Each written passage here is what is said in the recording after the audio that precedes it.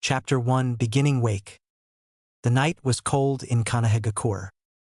But for the ninja that called the village hidden in the leaves their home, it was business as usual. The streets were empty, save for the occasional drunk and beggar. Lights were sparse, and far in between as most homes were sound asleep at 3 in the morning. The shifting shadows of the Umbu patrol disturbed no one as they made their rounds, keeping watch over the peaceful village. Well, in ideals at least.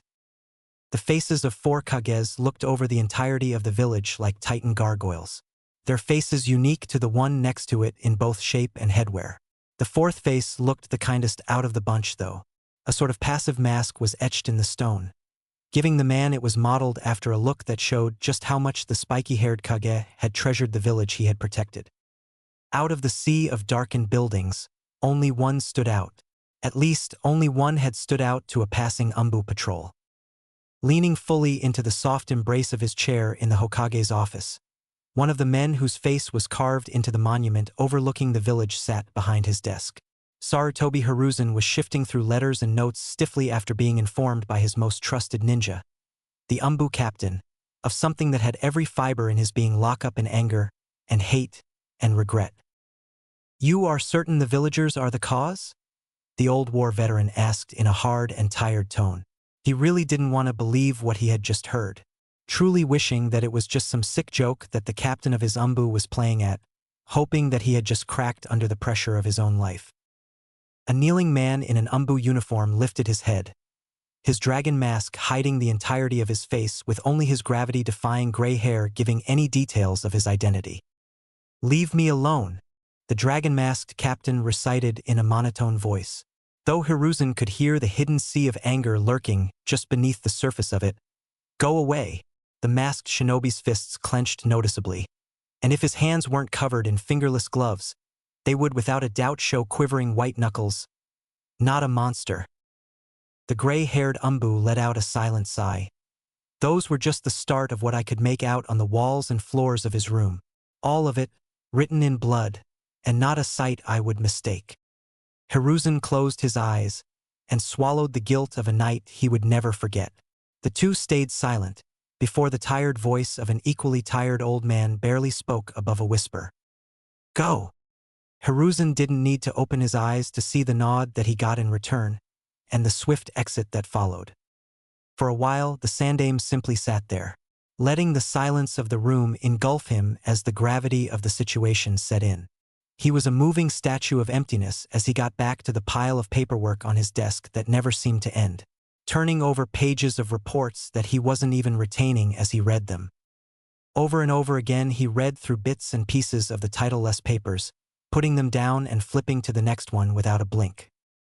Each paper he read through, he skimmed each line but registered none of it in his head.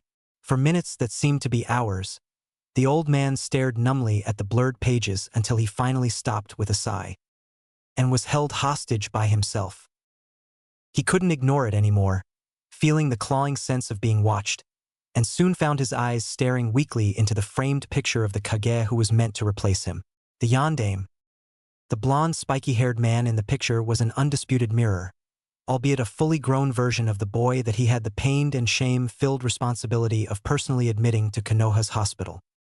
In a near-robotic fashion, he had the son of one of his most treasured friends placed in his personal medical room to make sure, most regrettably so, that no further harm would come to the boy that had worked his way into the deepest crevices of his long-since battered heart. Hiruzen's face grimaced as he drank in the photo of the young Kage, smiling in the picture, as he hugged his pregnant red-haired wife from behind. "This isn't what you wanted," sighed the now aching leader, "and I've allowed it to come this far." The former mentor of Konoha's revered Yellow Flash forced out with a weighted whisper, the likes of which were only allowed and meant for himself.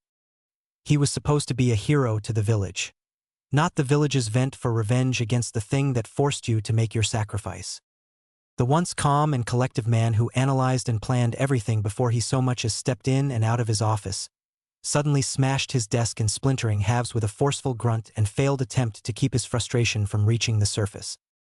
The reality of failing one of the closest friends he ever had and would have was made obvious on his brow, and placed a weight on his shoulders that should have been there from the start. He had allowed his closest friend's child to be tormented to lengths that should never have even been possible. So disgusted with himself was he, that the old veteran couldn't so much as feel the burn of the sake he was now gulping down. A bottle of fine product that he hadn't laid hands on since the day he had bought it. The bottle he was supposed to share with Minato after he and Kushina settled in their home as a family, with their child resting in the nursery they had built in preparation for becoming parents. Furious, he brought a leg up past his shoulders and whipped it down, obliterating one of the newly formed halves of his desk.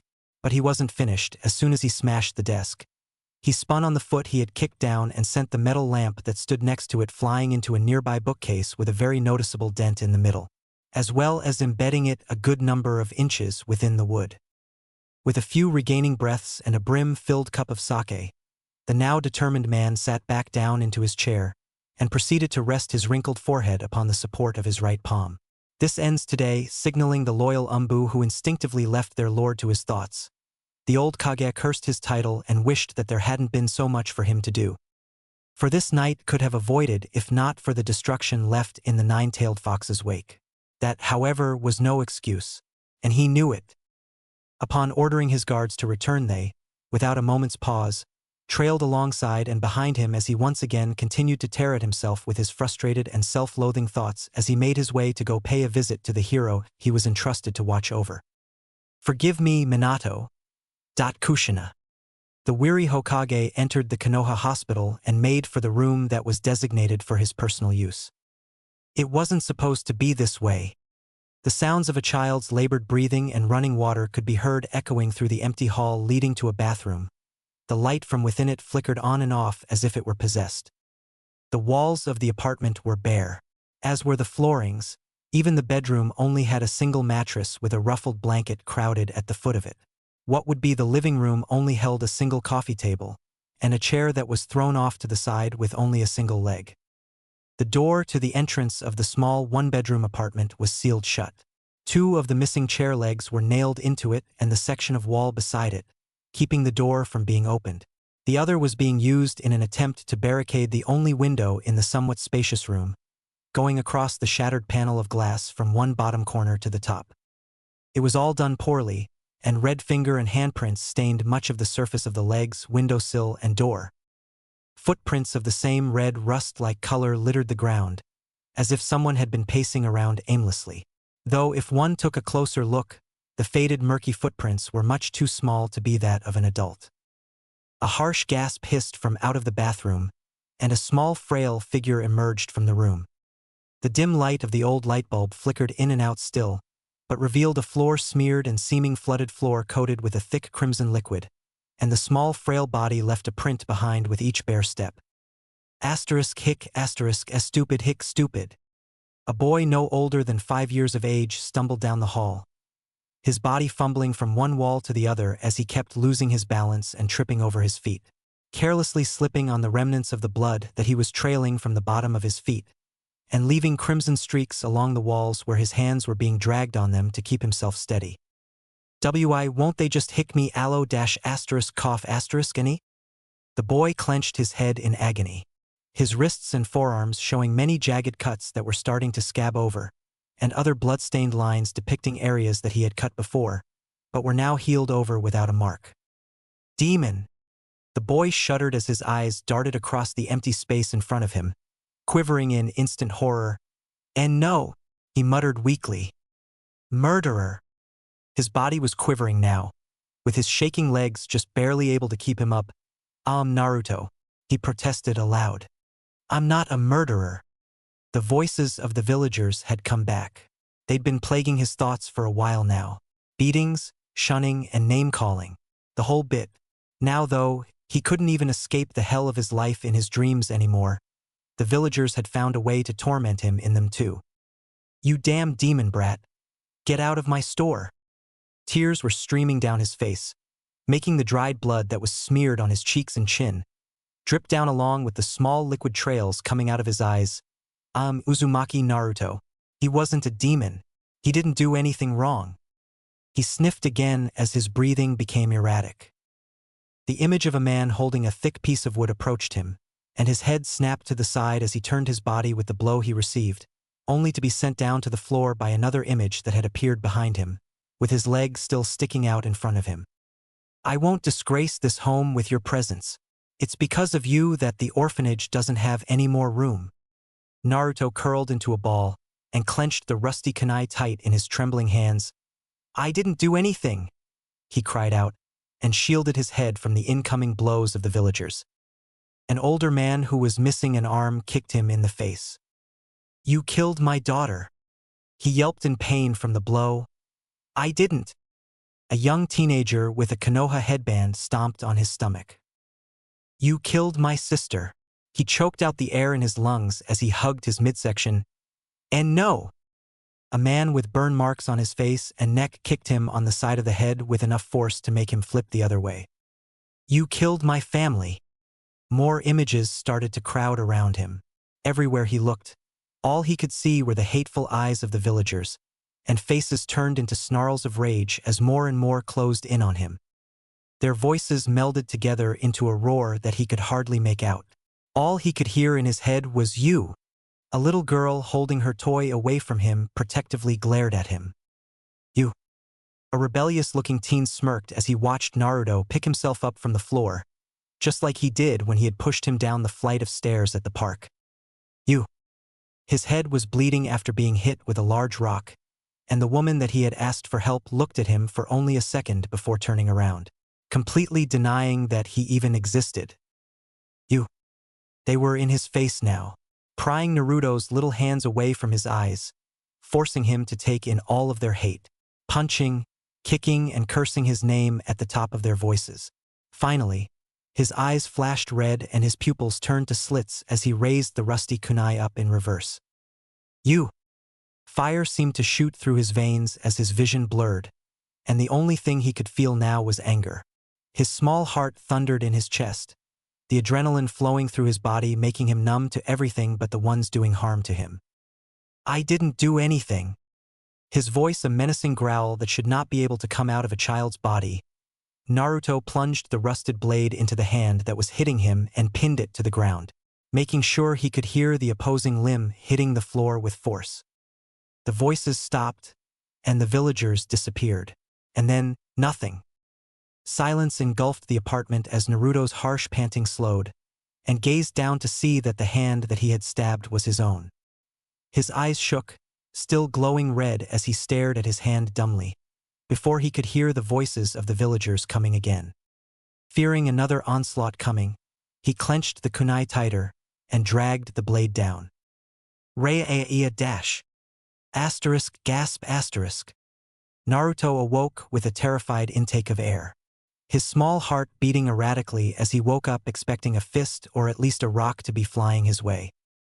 His body felt tired, exhausted, and his head felt like it had a hot nail going through the middle as he gripped the sides of his skull in pain. The echoing sound of dripping water filled his ears, and Naruto's young mind slowed to a standstill as he felt the moisture of warm liquid underneath him. He was there again, the part that lay within him that he had visited multiple times over the duration of his escape. This time, though, it was different. It wasn't like it had been before, where it was as if he were floating outside of his body and looking on into black nothingness. No, this time he was there.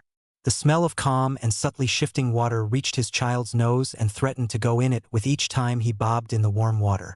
A sort of peace befell him, as if there were no way anything could hurt him so long as he lay still and let the water he was floating in hold him up, as would an equally calm lake or pond hold up a leaf. But something else was different about this place. He couldn't quite pin it down. Vibrations in the once still water alerted him to a presence, and the sound of shifting movement perked his ears.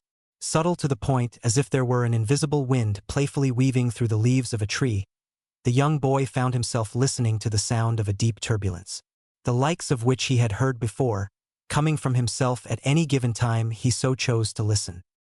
It was the drawing and release of breath, the simple and most unthought of action one could make. Except this one was different, for it was not his own. The breathing he was hearing didn't seem too far away, but the length of time it took for a single breath to be drawn made whatever it was that was breathing seem limitless in size.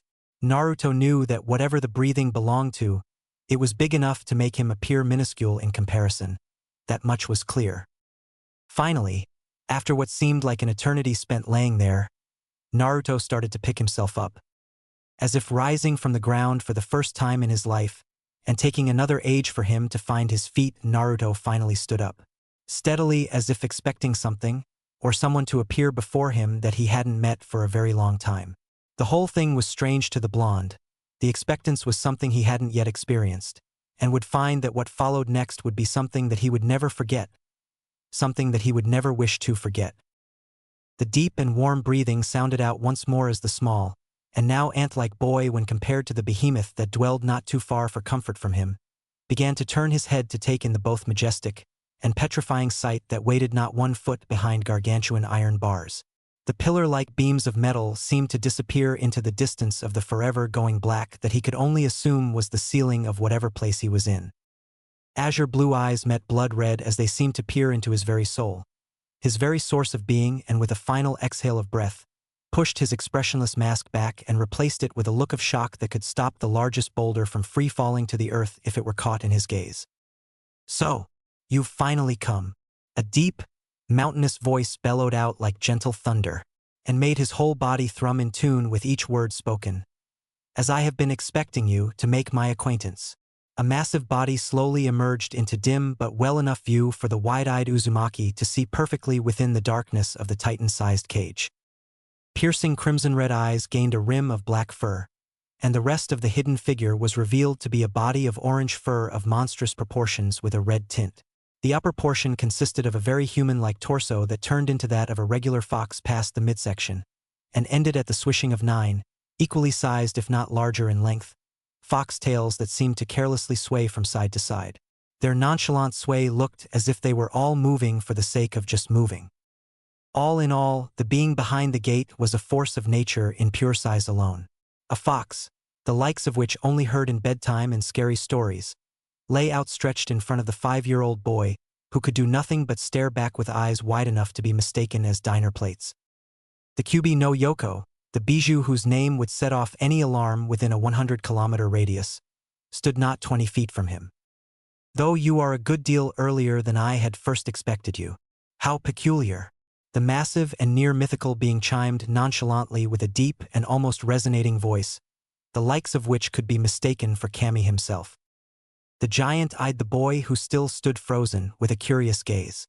Whether out of fear, shock, plain awe, or even a combination of the three, it didn't matter to the kitsune. As if reading the boy's blank mind and an attempt to reset it, the being spoke again. "What? Nothing to say or scream?" The great fox mused with a slight twitch of an ear, and a sly foxy smirk of mischief. "I'm hurt." The body of pure and immense power lazily spoke as the blonde shifted from shock to confusion.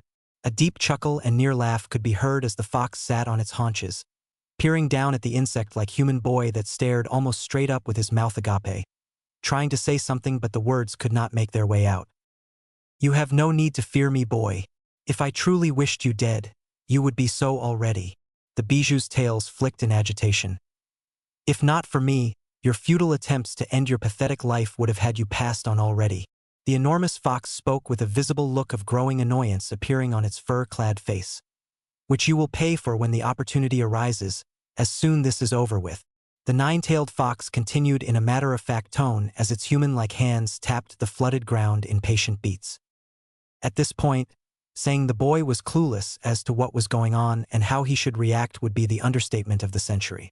Naruto had absolutely no clue where he was, why the Kyubi who had been thought to be dead was there in front of him in what looked like a prison, and to top it off, he had no idea of how to carry on a conversation with the godly fox. As if it could read his thoughts, the giant kitsune nodded with a smirk. "All excellent questions, Kit. Might I say that I must commend you for not replying with anything stupid." The way he said it was as if he had expected him to reply with something cliché like "Whwa what are you?" or "Are you the Kyubi?" which made Naruto grow a quick flash of balls for a moment. "Oi, furball. Just because I'm barely old enough to enter school doesn't mean I'm stupid." The tempered Uzumaki retaliated with somewhat of a lethal glare, for a 5-year-old that is. The furball, as he called it, shot him his glare, and what little fight he had was again surprisingly reluctant to leave him. Impressive for a brat." One giant ear twitched. "You pass for now," the fox stated as he retracted his glare and replaced it with a look of minor, and an "I have no other option" sort of approving look. Pass what firm, QB? I can't make him mad, he'll squish me," answered the once more surprisingly intelligent boy who had enough common sense to not piss off the tailed beast whose nostrils were more than 3 times the size of his body. Speaking of nostrils, the bijou smirked a foxy fong revealing smirk and snorted at the small boy's remark. "It's going to be rather interesting with this one," thought the fox in its head. "You pass as possibly being worthy to be my potential container," replied the kitsune with a puzzled-looking Naruto gazing up into his eyes with a look that caught his attention. It appeared as if Naruto was also hearing whatever was happening outside of his mind. The QB had noticed the whispers that had started up a few minutes ago and were slowly growing in volume and frequency. Both took the time to tune each other out and see if they could get a clearer input of what was happening around them. Outside Naruto's mindscape, "Hokage-sama," began a male blonde shinobi whose appearance seemed to be worrisome for a certain senior citizen, who needed no cane to beat some sense into anyone who dared try to cause a hair to go out of place on Naruto's head. Though it would take the eyes of a Hyuga to detect a change in the spiky forest that made up the top of his head. The shinobi seemed to be distressed because of the small boy currently slumbering in the bed not 3 feet away from where he was sitting in Hiruzen's private hospital room. "If what you're telling me is true, how do you plan on dealing with his aim of becoming a shinobi? With his mental state being in this condition, there's no telling what could happen should he be allowed into the academy," the teal-eyed man reasoned. This really wasn't what Hiruzen wanted to hear. Sure, Naruto was in a fragile state, but with this shinobi's help, perhaps that could be changed. "Inoichi, please just do this for me. Not as a shinobi under my command, but as one of the few who have my absolute trust and can call me friend." The old Kage pleaded tiredly. He hadn't slept since he admitted Naruto into the hospital the night before. It was well into the morning now. Inoichi, the head of a clan of ninja who specialize in ninjutsu of the mind and capable of altering, destroying, and in some cases even implanting memories within other shinobi if they so choose to. Some of the more experienced within the clan could also invade the mind of other people, giving them access to their memories and psyche. A skill that have them the ability to make friend turn on friend, a useful and intimidating tool in battle. Inoichi found his current situation particularly difficult, however, as a shinobi of the interrogation unit. His professional opinion would be to deny Naruto any chance at becoming a ninja, simply because of the danger he would pose to his comrades since he was now clearly suicidal, and at such a young age as well. With that being said, the seasoned ninja was torn because of another factor. The Sandaime, his leader, trusted friend, and not to mention the one who bore the name the Professor because of his extensive knowledge and ability to see things through. He had just asked him to basically erase the events of the previous night and allow this 5-year-old suicidal boy a chance at becoming a ninja. A profession where life depended on other ninja to have your back without question, and the same in return. A mentally damaged ninja would get you killed in no time if given the opportunity, and the Sandaime was asking him to do just that. Thinking hard on it, Inoichi came to the conclusion that not once has the Hokage ever lead him or the village astray. Even when the opportunity presented itself for him to rule with an iron fist came along during the wars, the Sandaime proved true his loyalty to his village. His decision was made. He had never doubted his leader's intentions or reasoning, and he would not start now. In Naruto's mindscape, "It seems we will have to save this for later, Kit. It's time for you to go back and make sure nothing will happen to your body. Lesson number 1. Even in sleep your senses must be alert as if you are not." And with that, the fox slowly faded away into darkness from which Naruto had originally gotten into the landscape of his mind, which he took to calling his mindscape as he exited out. The feeling of floating was upon him once again, though this time it felt as if he were on a cloud, if he could imagine what a cloud felt like. Slowly opening his eyes, Naruto found that the dim light in the room was enough to sting and irritate his eyes, as if the amount of light he needed to see was much less than what was being allowed into his twilight-veiled room. The next thing that he took notice to was the fact that what should have been whispers before, he could now hear as if they were normal spoken words. If that wasn't odd enough, he could also distinguish the slap-like sound that resonated when someone smacks their hand into water. His irritated eyes looked up to see an IV, the source of the annoying crack every time the liquid dripping from the bag dropped into the section where the tubing went up his arm. Well, that's new, thought the little blonde, as usually a drip would be the sound that he would hear coming from something like that, not a amped-up clap. Though what fully woke him next was the stench that threatened to blow his brains out of his head from the headache it was giving him. Gigi really needs to brush his teeth. Very well, Hokage-sama. I'll get started. Inoichi bowed and turned around to get to work, but was immediately shocked still. Sitting up on his bed, and who should be completely out for well over a week after what had taken place not 10 hours ago, was the very boy Inoichi had been asked to give a mental tune-up while he was unconscious. Not knowing what to do, the interrogator ninja immediately turned to his leader for instructions. Hiruzen couldn't believe his eyes. What was once a little boy on the verge of death and damn near the same color as the bed he was laying in, now was propped up and fully awake, looking around as would a little kid surveying unfamiliar surroundings, just as he should, for he was, in fact, supposed to be just that, a little kid. Then, it hit him just like the smell of his surrogate grandson's blood had the night before. The QB, taking everything within him, not jump up and rush in to embrace the boy in a hold that could quite possibly put him right back to sleep. The old veteran rose an eyebrow and voiced the only words he could form at the moment. Naruto-kun. How are you feeling this afternoon? Hoping not to startle the boy in any way after such an experience, though he was only there to see the aftermath of it, Naruto stood in his propped-up position for a few moments before turning his little head towards his grandfather figure, and the sight that Hiruzen bore witness to broke his heart more ways than he could count. What came into view was a face not belonging to your average, bounding with energy toddler. What looked into the old man's eyes was an expression that could make even a dead man look away, for the sight was not normal to see on one so young. The deadpan face that was once one full of radiant laughter and joy that could cheer up a fellow toddler who had lost his favorite toy, now stood lifeless, as if the candle that lit up his face and eyes had suddenly been blown out, and it was almost instantly followed by an imitation of that former face. Like a clear mask had been put, Naruto's face turned from still and without a spark of life to a hollow imitation of his once usual smile. The sight was truly tearing the old Kage apart, with every fake emotion displayed and sound aloud as the boy began to speak and forced the war veteran to struggle to keep the frown from appearing on his wrinkled brow. Hey Gigi. The obnoxiously loud boy sounded out with a now empty replica of his famous ear-to-ear grin. Upon continuing his sentence, Naruto proceeded to change his expression to that of a confused look and arched his eyebrows. Where am I? At this point, Hiruzen didn't have the slightest idea of how to answer his surrogate grandson's question, fearful of how his reply may cause the small boy who, if he hadn't have carried him out of his personal hell, appeared to be perfectly healthy with not a scratch on him. You are in the hospital, Naruto-kun. Not 1 second after his words were allowed to escape him did the boy's face undergo a rapid storm of emotions. A face that should only appear on one who has witnessed true terror and agony, such as the old survivor himself. Do you remember how you got here, Naruto-kun? The Sandaime dared ask. Inoichi was now once again stuck in between decisions, not knowing if his request to alter the tortured boy's memory was still valid, though something told him to stay put and see how it panned out.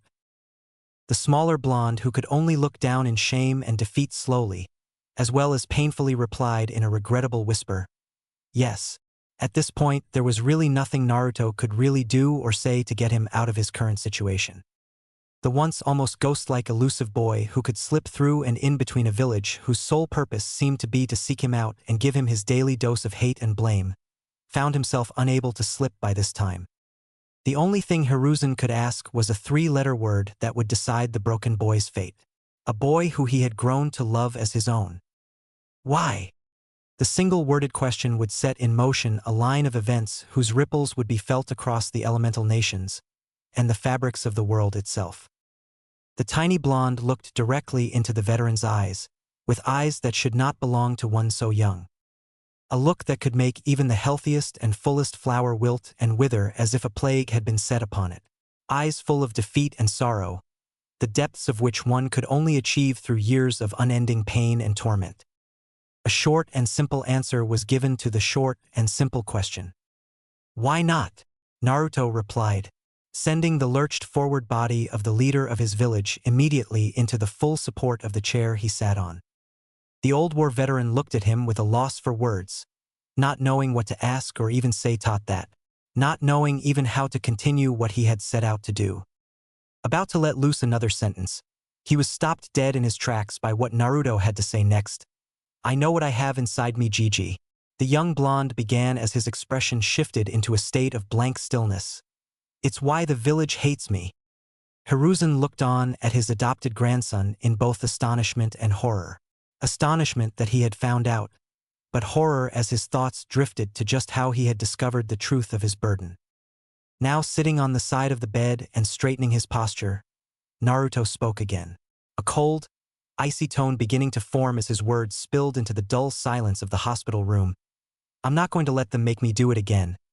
The boy's face was etched with determination, and his eyes held scorn with a hint of underlining hate in them, serving to both reinforce his statement and effectively scare the old man with the almost coin-flip change of emotion and body language.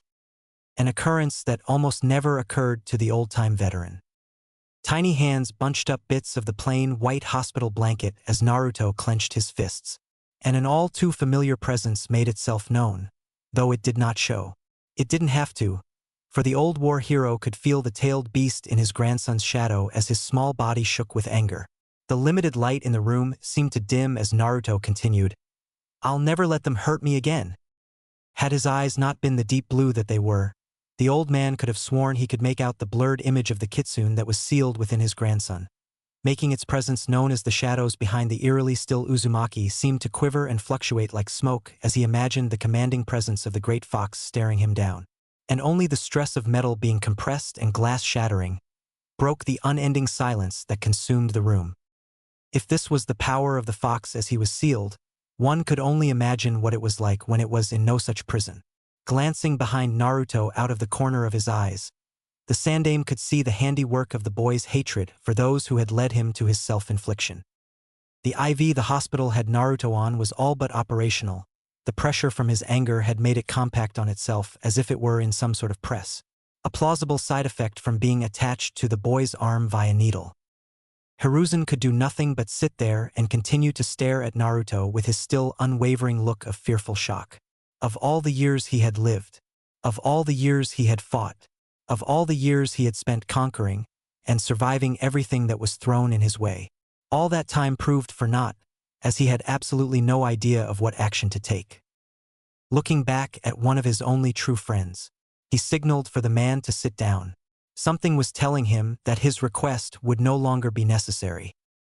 The next couple of weeks would hold supervision and constant observation of his behavior.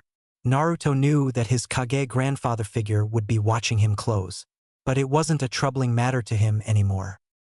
It wasn't like he ever had trouble staying under the noses of ninja before. Alright, made a few slight changes to the AU to let people know the story is no longer under overhaul, but the same rules apply from before. Am I repeating my mistakes? To the veteran readers who restarted the story. Some people do that, including me, which is why I'm putting this. Are the scene changes so far a little jumpy or workable? How is my current style of write? Is it okay? Or do I still need to do some adjusting?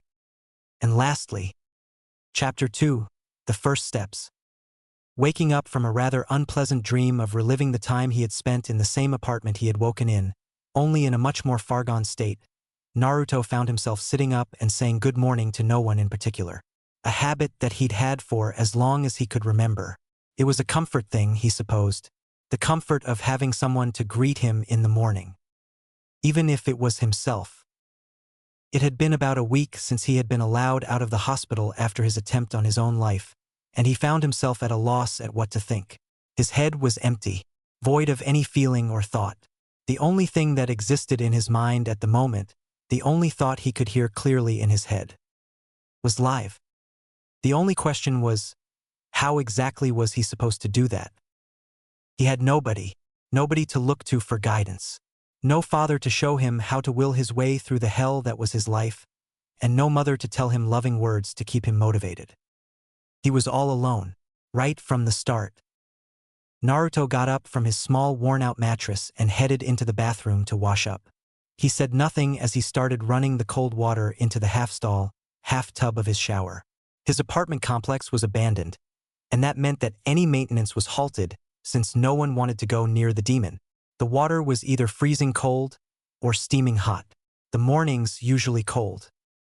The light was working properly now, and he went on to wash the drowsiness of waking up from his body. Well, that's what he would have been doing anyway. The small blonde was wide awake and clear-headed even at 6 in the morning. The last time he had glanced at the clock in his room, the hour had been 4, and that was before he finally decided to lay down to try and sleep. Had he been daydreaming? There's no blood, and the kunai that I got from the training grounds is missing. Naruto looked around, noticing the distinct lack of any and all traces of the would-be kind Samaritans that had cleaned his blood-stained walls and floors. He nearly missed the absence of the thick, slick sap of coagulated blood going around in trails. The smell of iron and spice was gone as well. Gigi must have had some of his umbu clean up. The small boy spoke out loud to himself. It wasn't like anyone was around to judge him or do anything to him. It made him feel like somebody was with him, and he didn't care what people thought of him anymore anyway. Not when he was somewhere that was his domain, his place to control. With his morning shower done, Naruto put on some clothes to head out for the day. A simple black t-shirt with a red spiral on the back and dark orange shorts to go along with his navy blue sandals. Hiruzen and Inoichi had explained to him that if he had any chance of still becoming a shinobi for Konoha, he would need to be mentally stable and evaluated to make sure that he would be fit for duty. The entry age of the academy was 6. That meant that he only had 6 months to prove to the 2 veteran ninja that he was mentally healthy. Or at least pretend to be. And so, with nothing better to do, the Uzumaki headed out to have a stroll through the village that hated him.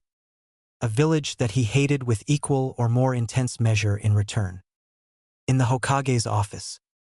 It was a relatively peaceful and non-eventful start of the day for the Sandaime, as he had created a few shadow clones that reluctantly burdened themselves with completing all the paperwork on his desk while he caught up on lost sleep and contemplated on what actions to take regarding a certain Namikaze and Uzumaki heir. His dreams were plagued with visions of what he had seen in that cursed apartment of his surrogate grandson. Several different versions even ended with Naruto's death. The war hero had many demons haunting his conscience, and even more his dreams.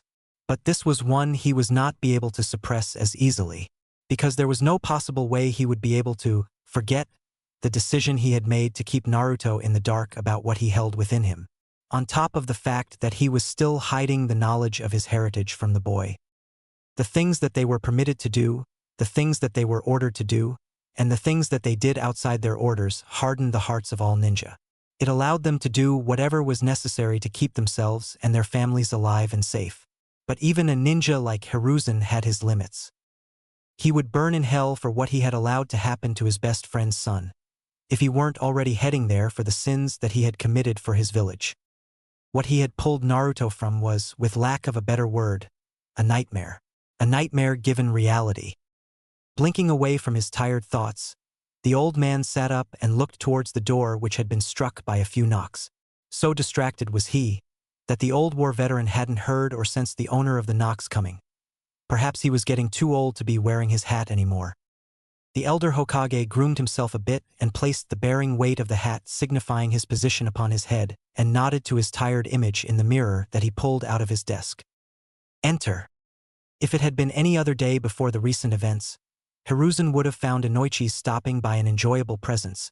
They had always gotten along rather well. The two were like friends who caught up with each other every time they met, even if it were only a few hours or a day since the last time they had met. This time, however, was a very grave meeting. For the mutually shared experience that the two shinobi had taken part in, they would also both give much for it to have never happened. Stepping into his leader and friend's office, Inoichi wore a smile of reassurance, signaling that the news he brought with him was good. The sight was already cheering the worried man up as he bowed in respect before speaking. Hokage-sama, I have news that I think you'll find very relieving, and you're going to laugh when I tell you who is at the center of it. The blonde jonin spoke with an underlining of humor, as if saying, "Why am I not surprised?" with the little shake of his head that he gave. Seeing the relief in his face along with the obvious glee that went along with it, The Hokage smiled along and nodded his head. So, who does this good news revolve around, Inoichi? A soft but solid smile extended itself proudly upon the blonde nin's face as he continued. Well, it seems as if Naruto-kun has made himself a friend. Inoichi reassured with a nod as the Hokage's brow shot up in a questioning manner. And that number will be raising this afternoon if I know that girl. The Hokage couldn't be happier. And who might his saviors be, Inoichi? Asked the Hokage with a reference to Naruto's hard, but shattered state a week prior in the hospital bed. Inoichi looked down a little at the subtle, but obvious reference to what had transpired with the little boy who was more a wreck than a POW stuck in an enemy's interrogation headquarters. But, thinking back to how his daughter had unknowingly pulled the tortured boy out of his pit, even if by just a bit, was enough to leave him without a doubt that he would be okay. Well, it seems Ino has seen something in him. They barely met the other day and aren't separable when they're together. Ino was truly humbled, realizing how much impact having people acknowledge and befriend you can have on somebody. The Hokage could do nothing but smile at hearing the words of his friend, assuring him that his grandson was indeed getting better, and so soon after the horror of his demise at that. It seems she takes after your wife when it comes to healing people's spirits? Any Inoichi? The old man spoke with a knowing and sincere tone. Said blonde shinobi blushed a tiny bit and smiled harder at the statement, bringing him back to the time when he and his wife had been courting before their marriage. Or rather his wife courting him as he was very shy and at the time in a difficult place after the Third War. Asterisk chuckles asterisk yes. She's just like her mother. The teal-eyed man blushed in even more embarrassment as he ran his hand through his hair and clenched his little ponytail as he wondered just how much she'd resemble her in time. I haven't known Naruto personally for long, but I'm very happy that they've become friends, and I hope that they'll stay friends. He continued as his joyous smile returned in confirmation that he may have gained a new party member at dinner, as Ino often invited Shikaku and Chose's boys Shikamaru and Choji when they weren't being trained by their respected clansmen. Hiruzen did what Inoichi had never thought he'd do, seeing as how he was the leader of the village and expected to be an object of strength, nearly making him take a stumbling step back. The hero of the three great ninja wars, the god of shinobi, and the professor all rolled into one wise and powerful shinobi. Embraced Inoichi in an almost suffocating hug as he could only choke a single word out in gratitude for the blonde father not trying to distance himself or his daughter from his surrogate grandson, quite possibly saving his life in the process.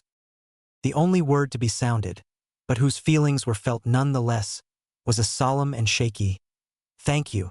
The words were all but whispered out, but every ounce of gratitude and honor was conveyed. And though Hiruzen had already expressed his attitude, he still felt the need to shake the Jonin's hand before he saw himself out. Sitting back into the comforting embrace of his chair, the old and a little less worried man found himself taking up the picture of the yondaime again, and smiled as the smiling figure in the picture seemed to know what he was going to tell it already. With a waist-level bow to the framed picture, the sandaime retired to his bed, and went on to dream of nothing in particular. Just the sun-filled grounds of the Konoha Grand Stadium. A picture-perfect day, with a cool breeze lazing its way throughout the empty bleachers and benches below his balcony. A strange, but beautiful display of silky feathers dancing about the cool air of the large structure. In the streets of Konoha, the civilian-littered streets in the shopping district were full of chatter, and the occasional grunt of someone in a bad mood. Though some of those snorts and various sounds of disgust were the cause of one Naruto Uzumaki, minding his own business as he walked through the streets. Look at them all, he thought to himself. Each and every one of them would stick a kunai in me if they didn't know that Umbu keep a close watch on me. Naruto looked a few of the villagers he passed in the eye. Each one of them held looks full of hate that were as easy to pick apart from the ones who simply ignored him, as it was easy enough to tell a Hyuga with their bloodline activated, or at rest. It was all in how they looked at him, and they wore their distrust of him like a badge of honor as they turned their heads to follow his receding form. You are most certainly right about that, Kit. You should know that each and every person around you has the capability to act on their hatred. You are a monster in child's form to their eyes, and all it would take for them to attempt to slay the beast that they see is the right push. The Kyuubi spoke in Naruto's mind on such suddenness that he almost fell out of step. He noticed that a few of the villagers shot him a look when he stumbled slightly. Like a pack of rabid animals, they locked onto him and just waited for him to do something that would warrant them a chance to cause him harm. Parasites. He growled inwardly, not really knowing where he had actually gotten that word from.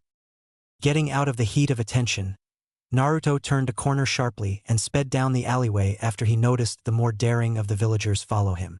He had always been a nimble body, and for reasons he now knew the cause to, he could move however fast his body would allow for much longer than anyone his age. He simply didn't tire from running and jumping around. So hightailing it out of the alley, the small blonde sprinted and leapt from dumpster to wall, and finally over the section of fence that surrounded the part of the shopping district that he was at. He had a good ways to go to the park that nobody usually occupied. A perfect place for him to get away from it all. Speaking of which, what do you mean everyone can act on their hatred? If the bijou was talking about their usual rounds of throwing hard objects and their attempts to beat him, he already knew that. A slight warm haze filled his head as the feared voice of the kitsune within him boomed in his mind again. I mean just that. To truly display their emotion, in this case, the hatred towards you for simply housing me within your body. Not the petty public humiliation that they subject you to day in and day out, but to actually seek to claim your life. It is human nature to attempt to destroy what is out of their control, and if they cannot, then they destroy themselves instead. Naruto lowered head a bit, to where his hair shadowed his eyes. He had always assumed the mob beating that he had to face at times was the extent of the village's cruelty. To learn that there was even more that they would be able to do was just more weight on his already scarred young mind. So, you're saying they would kill me if they got the chance. It wasn't a question, but a statement. A menacing growl was the agreement that he got in return. Though Naruto had an idea that the display of anger wasn't directed towards him. If they so much as breathe in your direction the wrong way again, the spineless worms will find themselves missing the hand that they tried to harm you with. Hearing footsteps approaching from some was behind him, Naruto felt the urge to conceal himself, to decide if whoever the person tracing his tracks was no threat or an enemy. A young troublemaker-looking genin boy walked by shortly after the young Uzumaki dove into some nearby bushes. His orange shorts would probably get him noticed, but laying down, his black shirt would keep him concealed. Now, if only my hair wasn't so bright, he mumbled under his breath. Naruto watched as the unsuspecting genin walked right by him while muttering tasteless insults about the demon brat and how he thought he had spotted him. After all, you are not as helpless as you once were. The bijou added after Naruto's comment on his hair, because now you have me. Furrowing his brow, Naruto crept out from the bushes and took off at a jog for the empty park after he felt it was safe enough to venture out in the open. You did that. Usually he just ran like hell whenever someone started trouble. Half the time, the people going after him were ninja, and the only training he had was self-taught toilet training. Hiding wasn't exactly in his list of things to do when being pursued by a mob of angry villagers. He figured if he did hide, the shinobi in the crowd would just get an easy picking at him, genin or no genin. I can influence you, use my power and presence to point you in the direction I wish, but I cannot control you. The seal that imprisons me keeps me from doing so. Sighing, Naruto sped by a group of villagers in his way, slowing down and moving through the abundant foliage in the village to keep from being spotted. He had never thought about traveling like this before. It would seem that the bijou knew what he was talking about. So you would control me if it weren't for the seal. The small blonde was feeling more alone with each passing moment. The demon fox snorted in amusement and mild annoyance. Would you believe me if I told you that I am not as cruel as you mortals portray me to be? The Uzumaki smiled a little after successfully sneaking past the group of villagers. Now it was a straight shot to the park where he could have a rare slice of peace. More than I would believe someone who told me that the villagers were good people. All but seeing the boulder-sized eyes roll after another snort, Naruto made short work of the distance that was left until reaching the park. Then that is at least a start, which is much more than I can say for any other of your kind, Kit. The Uzumaki smiled a little as he picked up the pace and dashed in and between the various trees and bushes that lined the park. Well, all but one. It was a rather beautiful sunny midday in Konoha. The sun was drenched the leaves of the trees and filled the thick blades of grass in the park to the brim with light. There was a slight breeze gliding throughout the area, and the whole place seemed to be alive with the way everything danced along with the wind. The only thing that was still was the trio of little kids waiting impatiently for a certain blonde who was running late. A small girl whose platinum blonde hair was multiple shades paler than a certain sun-kissed-haired whiskered boy was waiting anxiously for her newest friend.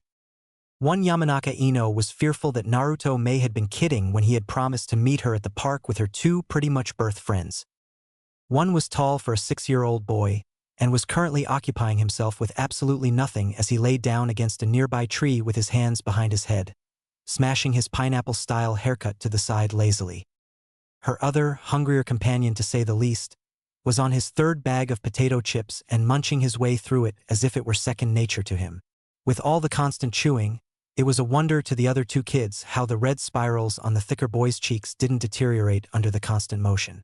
His light brown hair was spiked as well, but that wasn't as important as his ability to eat his own body weight in chips. Minutes went by and not so much as a sliver of a sight of the wayward blonde nervous wreck was to be seen, and the little purple-clad platinum-haired girl awaiting him was just as nervous as her new friend was when they had first met. "Come on, Naruto, where are you? I'm gonna beat you up when you get here." The little sky-blue-eyed girl began to tap her foot on the ground with a pout as she began to get the feeling that the source of her anxiety was near. Flashback. Settling home after her fun-filled day of playing with her friends with the addition of a golden blonde boy that she had just met, Ino was happy. Plain and simple. She now had 3 very good friends and was making herself nearly bounce out of her shoes when she started thinking that in only 6 months, she and her trio of best friends would hopefully be entering the Ninja Academy together. The possibility of them all ending up on a team together, or at least with one out of the group if they were to be split apart, was very comforting. Ino knew they had at least some kind of edge on everybody else because, as she would put it, they were totally pro at playing ninja and were very good at hiding. Well, all except for Choji, but he would find something he's really good at besides eating soon enough. Ino was sure of it. Leaving her room and making her way down the stairs leading to the living room, Ino was starved from the day of play and was ready for dinner. Upon entering the dining room, she noticed a few things that were off, and they were out of place enough for her to actually pause after walking in. She looked to see the table had already been set, which puzzled her. It was usually her job to set the table. The next thing she noticed were her parents already sitting at the table, waiting for her. Ino knew she wasn't in trouble because they greeted her with a smile, so figuring that the whole deal was just because, she smiled back and sat down to go on having a nice dinner with her parents. A nice, normal family dinner. After eating their food in peace and taking a few minutes to talk about how each other's day was and what not, Inoichi turned to his daughter. "So Ino, I heard you've made a new friend. Uzumaki Naruto, if I'm not mistaken," he said with a calm but strong voice. The young Yamanaka was wondering when this would be brought up. Ino wasn't stupid, even if she was barely going to be academy age. Having a ninja as a parent made her brighter than the average civilian. She didn't think her parents would bring it up the same day that she met Naruto. However, Ino was prepared. She had known from the moment he had run into her who he was, seeing as how you were considered special, for not knowing who the demon brat was. Why she gave him a chance to play with her and her friends was simply because she did not judge anyone without knowing them first, as she would hope that people would do the same for her. What she saw was a peaceful, caring, and gentleman of a little boy. He was no different than anyone else, and if anyone said differently in front of her, she'd give them a good kick in the shin. There was a reason why a certain clumsy Nara clan head was always weary of her when she was in new clothes, in his presence, while he had a cup of any form of liquid in hand. Ino took a deep breath and stared down her father as best she could. "Yes, father. And he's not who people say he is. He's my friend, and anyone who says different will have to answer to me," the little blonde fury exclaimed as she flexed her little arm, showing what pain awaited those who would challenge her view of her newest best friend. Ino expected a fight from her parents, a glare at the very least, but all she got was laughter. Inoichi couldn't be prouder of his daughter, for being as sociable as she was.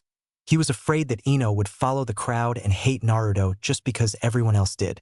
Seeing as how this wasn't the case, he smiled widely as did his wife and both nodded in approval. "I'm glad to hear it, Ino." He chuckled with noticeable glee on his face.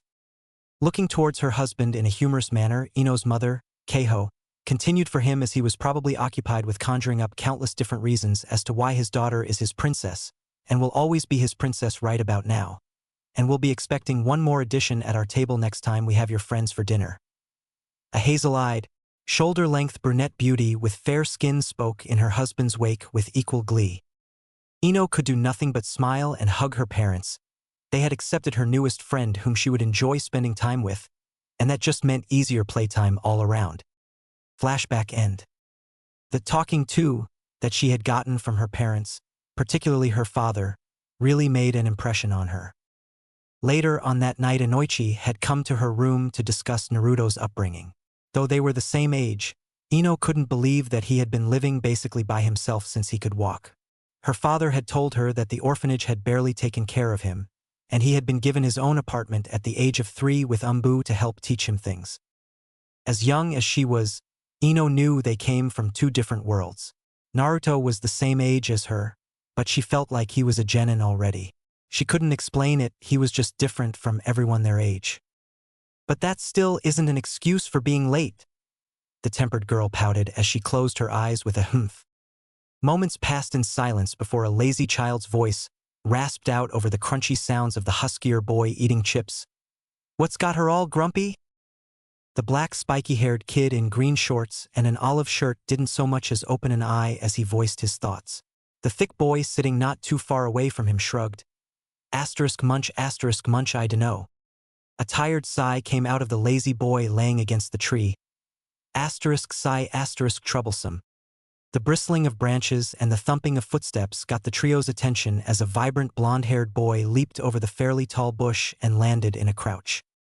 Landing on his feet with one hand on the ground to balance his landing, Naruto found his azure-blue eyes staring into the sky-blue orbs of the girl he had met the day before, who also had an awful temper building up as her foot was now tapping at an intimidating pace. You know, I just remembered that I made a friend yesterday, and that I was supposed to meet her here. A sweat drop began to form on the side of his head. Half an hour ago. Dark chuckling erupted in his mind. Kakik. You'll remember next time. Naruto started to get nervous. And why is that? You will see.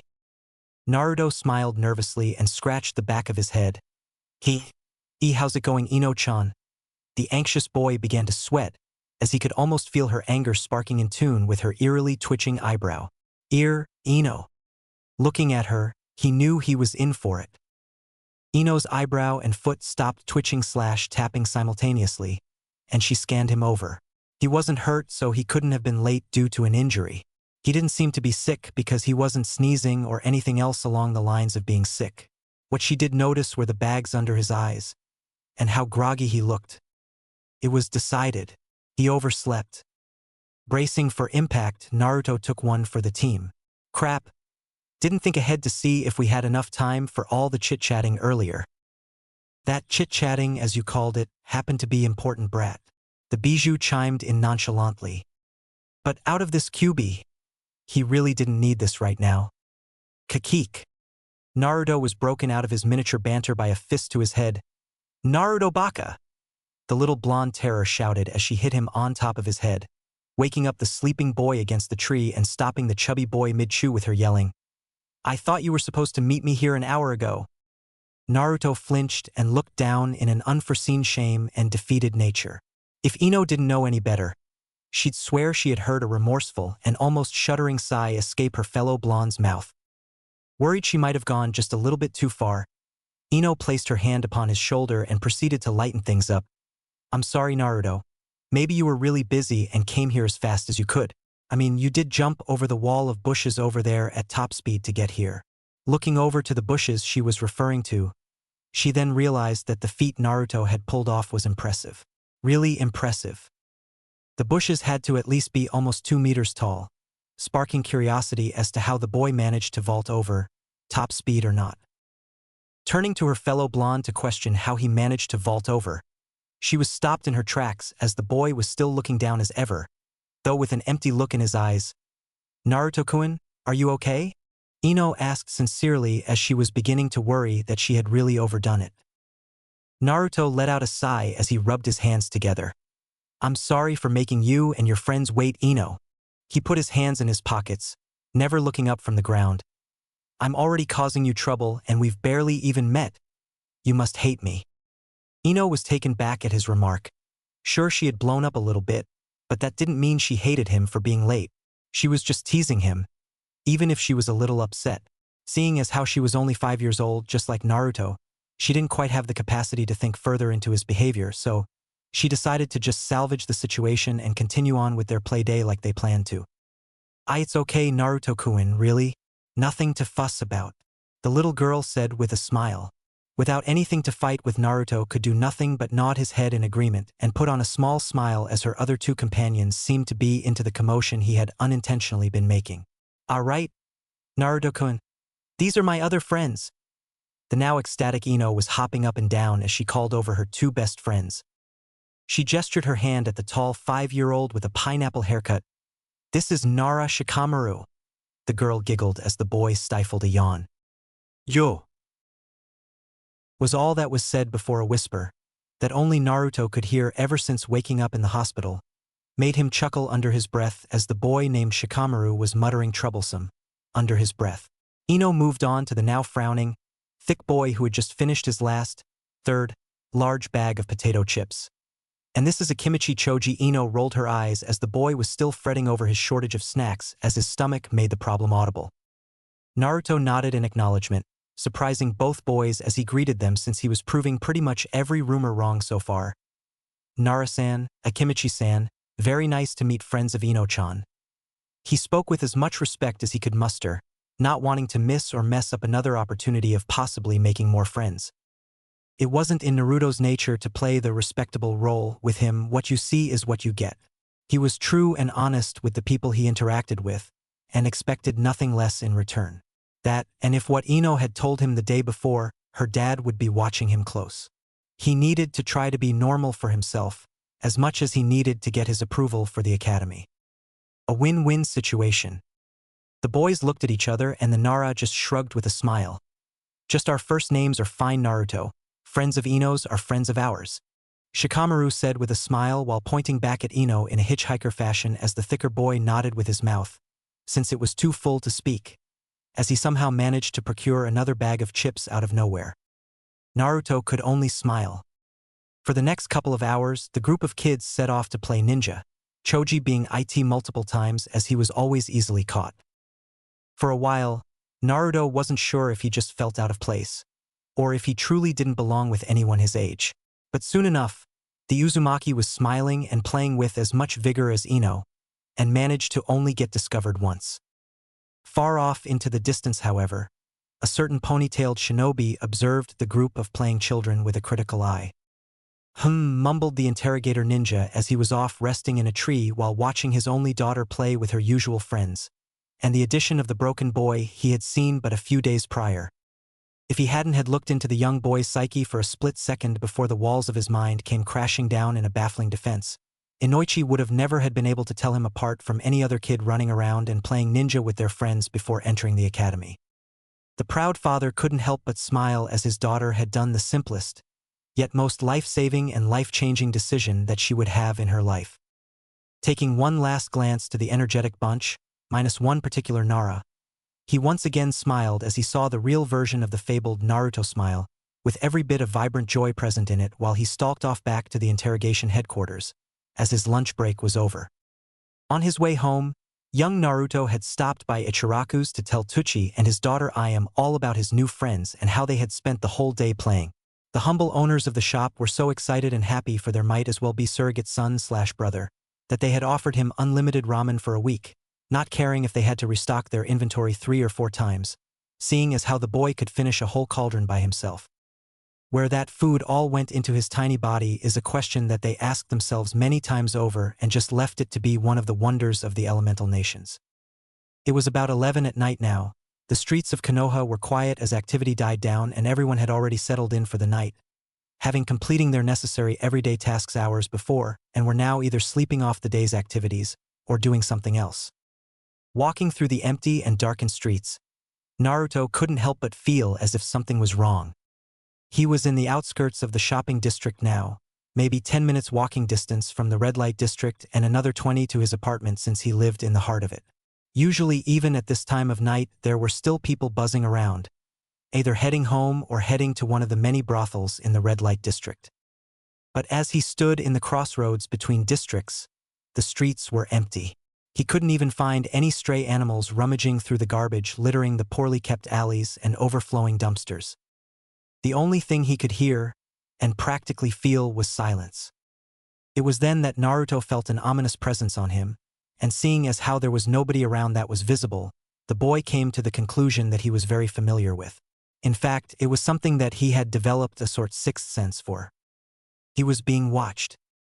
The crescent moon shone like a warped star as Naruto gazed up into the dark, clouded sky. Here we go again. Growing up under the eyes of a shinobi village's guard, being watched and having to sneak your way around just to get to a quiet place to rest or even go out to get his essentials to live, Naruto had developed a sense of stealth that shouldn't be present until he was already a trained ninja. Though the village had saw to it that he were primed and ready to enter the academy well before he ever reached it. Sensing his body was in danger, and clearly hearing a thrown object sailing through the air heading straight for him, Naruto instinctively dove forward and circled behind a dumpster in a nearby alleyway.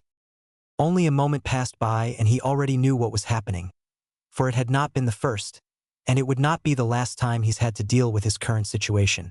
Albeit this time he truly was fearful for his life. Looking through the crack in between the dumpster and the alley's wall, he could vividly make out the gleam of a shuriken, embedded halfway into a wooden post that was next to him just a second ago. His little heart racing, and knowing that hiding wouldn't probably do him any good, Naruto ran for his life after catching a glimpse of a figure in the dark. It was relatively small in size, but the figure with a masculine build was wearing a headband on his forehead that bore the symbol of Konoha on it, signifying that he was, indeed, a ninja. That's new. Judging from his size, Naruto would say he's a genin. But however green he may be, it still made him deadly to Naruto, and he knew it. The small blonde's pace just increased even faster, far exceeding one of his age at the rate he was going. He had never been pursued by a ninja before. They had only ever gotten a few hits on him before having to leave before the arrival of Umbu. But now he had to face his sudden enrollment into Crash Course Flee from Ninja 101. Head-on. Not stopping, the blur that was Naruto raced straight through the middle of the village, not bothering to call for help, for he already knew that would only see to it that others joined the one that was already chasing him and intent on taking his life.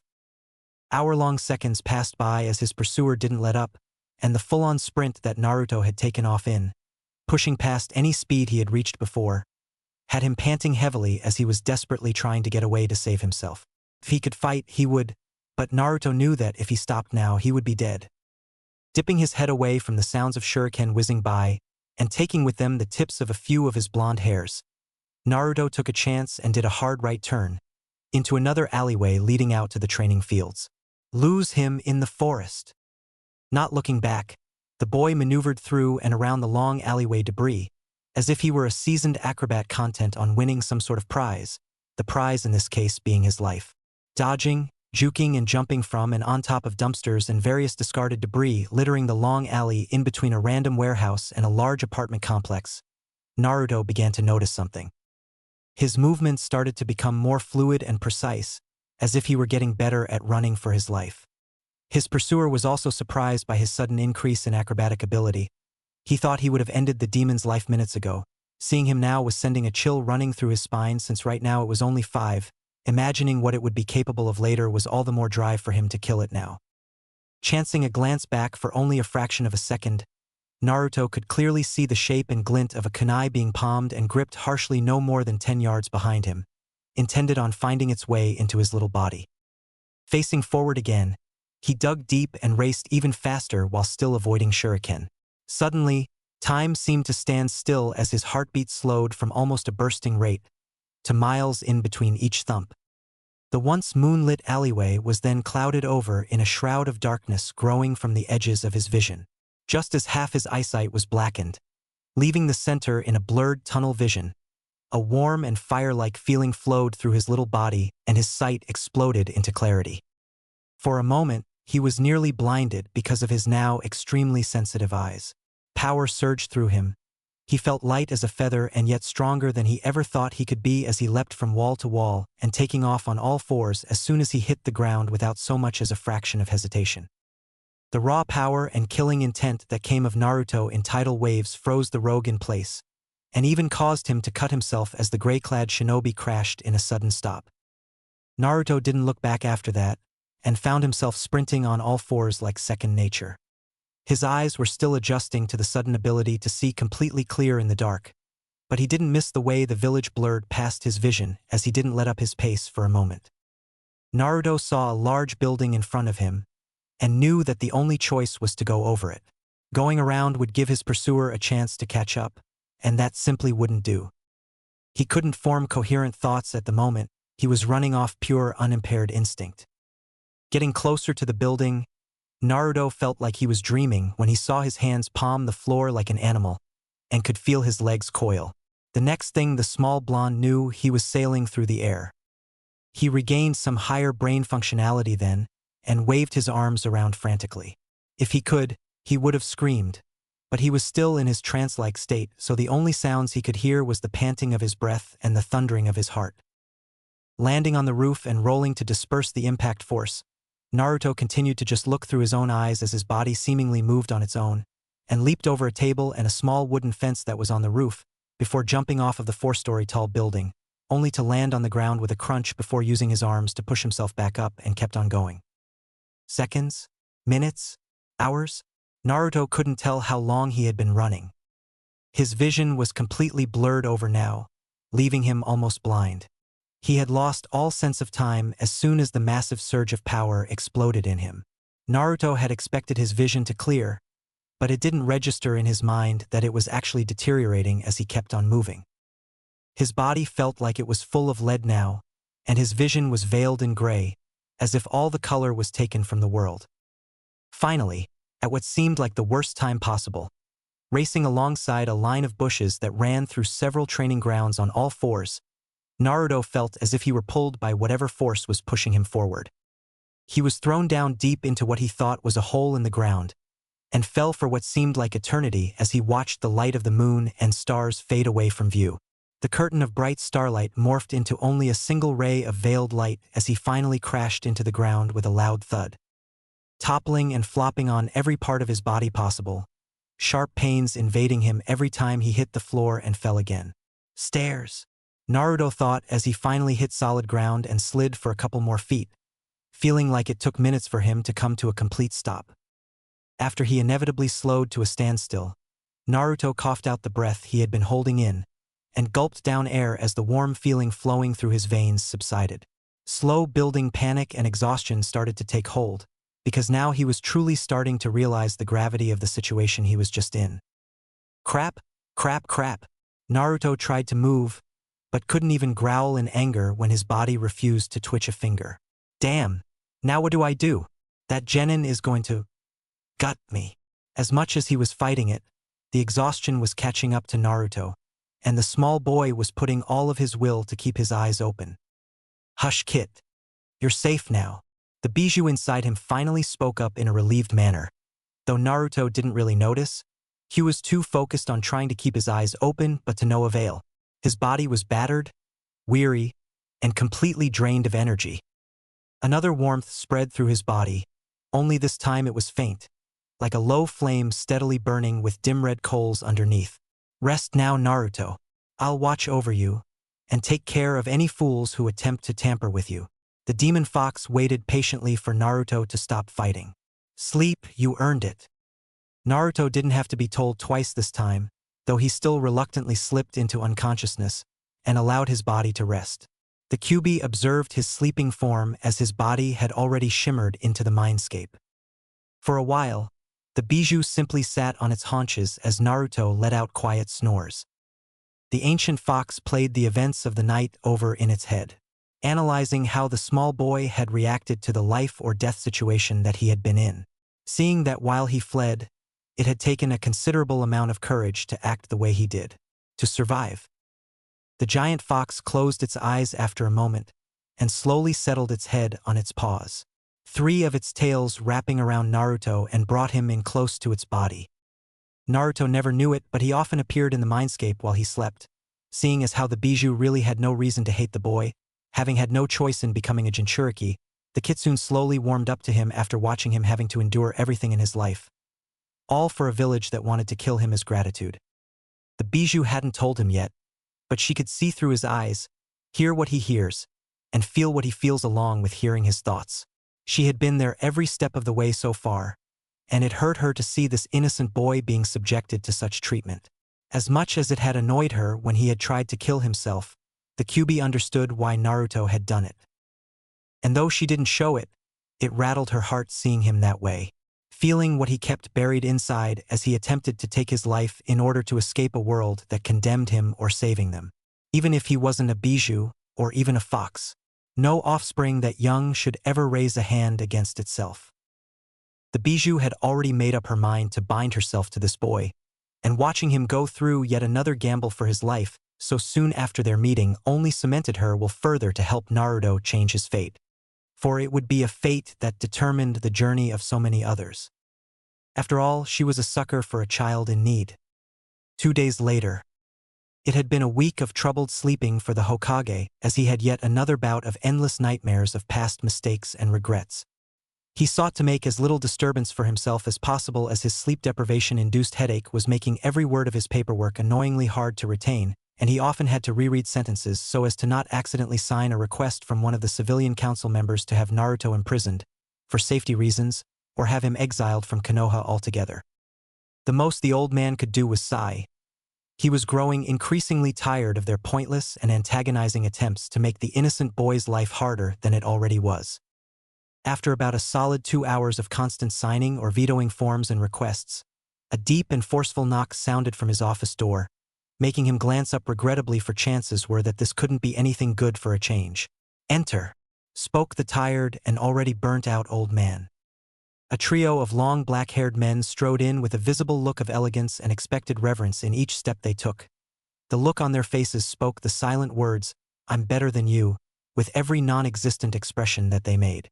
The Sandaime looked to the clock on the wall beside him and raised a brow at the sight of the three nobles.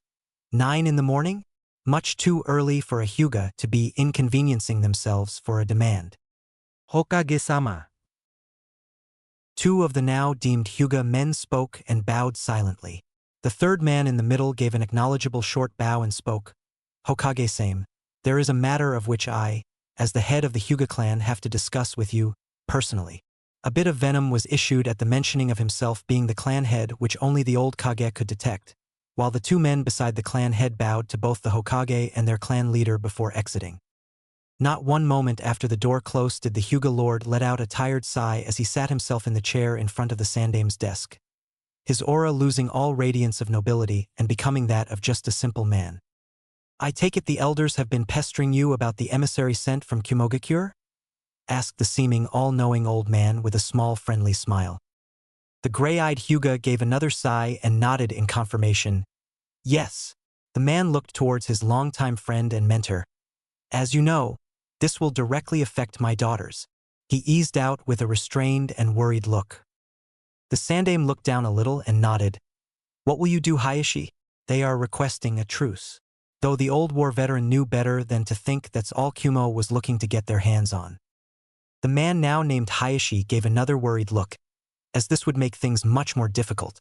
"You and I both know that they will be sending a capable emissary to not only try for a treaty, but to see if there is a Byakugan that is unsealed and available to obtain." Hayashi's hands balled into fists at the thought of Kumo trying to steal a member of his family, let alone one of his daughters. They had always been greedy for bloodline limits, but not as ravenous in their attempts to gain more than they had been with his clan. Seeing as how all of the branch family is sealed, that leaves only the main branch vulnerable to abduction. Elders, genin and younger, the next generation is most at risk while they are still being raised as ninja. The Sandaime rubbed his temples as he thought the situation over and saw only disaster. He knew what Kumo was up to. You don't go from mortal and near lifelong enemies to suddenly wanting peace in the blink of an eye without suspicion. Needless to say, the Hokage knew for certain that the Raikage had no intention of peace, but rather an easy opportunity to get his hands on Kekii Genkai, as he was still overly obsessed in making his village powerful after its defeat by the Yondaime himself during the Third Great Ninja War. Both men took on a grieving look, both thinking the same thing.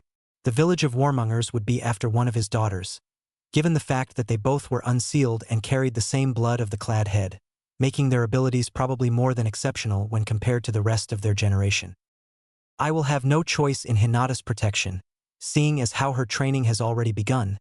She is expected to rely more on herself than her bodyguards. The tradition of the Hyuga deem the young ones to be strong from an early age, and there are no exceptions. Hayashi caressed his forehead. He had gone through the same thing at her age and was even separated from his twin to make him more self-sufficient. Hanabi, however, will not leave my side. She is not under any such restriction. Hayashi did not like this at all. Rather, he loathed and resented it. Being the head of a clan was more of a shackle than a freedom when it came to family and clan affairs. Having to make his decisions for the majority, ignoring the individual's side as a cost. Being a true father to his daughters was extremely difficult, mostly because he was politically forced to raise them not only as his daughters, but as future clan heirs. Though he was hard on them, he wished he could spend his time with them doing what normal fathers would do. He longed to read their children books, teaching them simple necessities instead of having a servant do it for him. How he longed to just embrace his daughters wholeheartedly without care and full of love. They reminded him so much of his wife, Hinata and Hanabi, more so with Hinata. She was a near reincarnation of her mother. This made his pain of restraining his love for his daughters all the more torturous. He just wished that they could go about their lives as normal people, normal shinobi. But alas, this was not the case. They were Hyuga, famed for their jujitsu, the Byakugan. Their all-seeing eyes whose vision could see as far as 10 kilometers when a skilled user focused on long range and see through solid objects with X-ray-like sight. All Byakugan users could see both chakra and the chakra network in a person's body, but skilled users could also see the tenketsu within the body. The small pressure points in the chakra network that act like checkpoints that allow chakra to flow through the body. Nothing noticeable could be done, though the Hokage would not let any in his village fall prey to their enemies, and would see to it that a squad of ANBU would tail Hinata in case of a probable abduction attempt. ANBU will see to it that your daughters are safe, Hayashi. Family is a precious thing, and a father will do anything in their means to protect it. The old man lowered his head a bit as his eyes closed. Behind them, images of a certain blonde smiling at him flashed in his head and was quickly followed by that fateful night and the bloodied boy he had taken to the hospital. Hayashi saw this and knew what the old man was thinking about. Being one of the few people Hiruzen could truly call friend, the old man had confided in Hayashi whether or not it was wise to let Naruto into the ninja corps.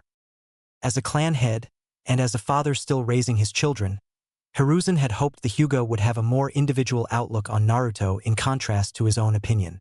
Hayashi saw what others would think as a weapon in Naruto's hands, to be a shield for the boy. Being a ninja would not make Naruto any more dangerous than he already was, but instead, give him the tools he needs to pick himself up and protect. He knew the boy would not harm anyone outside of being an enemy or for self-defense purposes. Hayashi's eyes allowed him to see many things in the village, and he saw something much more than just a living prison for the demon that had once plagued his village. "When are they expected to arrive?" asked Hayashi, breaking his thoughts away from one of the many regrets that he held on his conscience. Hiruzen sighed as he took out his pipe and gave it a puff. "Hard to say. I received the letter of their departing just this morning. I would prepare any plans that you have for your daughter's sake soon. They won't be more than a few days at best." The Hyuga nodded, soothing his headache with a rub of his brow. A small smile formed on both men, and the smile only grew as Hayashi slowly brought out a bottle of fine sake that he had kept in his robes. "Until then, would you like to drink your worries away?" Hiruzen chuckled and fished out 2 shot glasses from his desk. "I'd love to." Hayashi cracked open the jar with a nod. His headache wasn't going anywhere, so might as well numb it down while he was there. Ugh, damn, that hurt. That was all Naruto could muster in his mind without having a shocking pain bolt through his little body.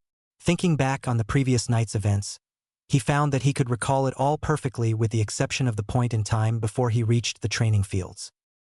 Only fractions of what he had experienced was left intact in his memory after that surge of unknown power surged through him like a stream of hot, but freezing fire. "Lay still, Kit. Your body is still recuperating," spoke Naruto's demonic tenant. The small blonde scrunched his face in confusion, and regretted it instantly when his whole face felt like it was being run through an electrified grinder. "Recuperating from what? I feel like I was put through a blender and had needles go into the mix too." Even breathing sent Naruto into a twitches of sharp pains that seemed to swim all around and within his body. The Bijou muled over how exactly she was supposed to explain the current situation to the 5-year-old. "Listen to me carefully, and do not interrupt. During your escape yesterday, you were using everything you had, and were running on empty while that coward was hailing shuriken at you. You were essentially slowing down into death, seeing as how you were matched with an assassin bent on taking your life." Naruto mentally nodded in content since doing it physically would just cause him pain. Taking his silence as her cue to continue, the great fox did so.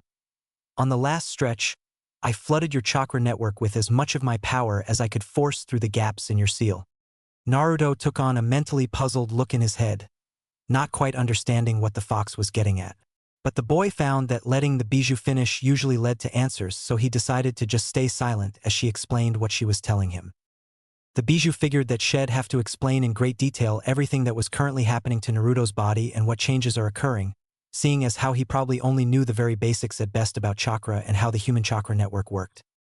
Sighing, she dedicated herself to a comfortable position in her prison and went on to break it to her container just what was happening to him, because there was definitely no turning back for him now. "Kit," the great fox began. "Dive into your mind so you can focus on what I'm saying and give yourself a break from your body's changes for a while."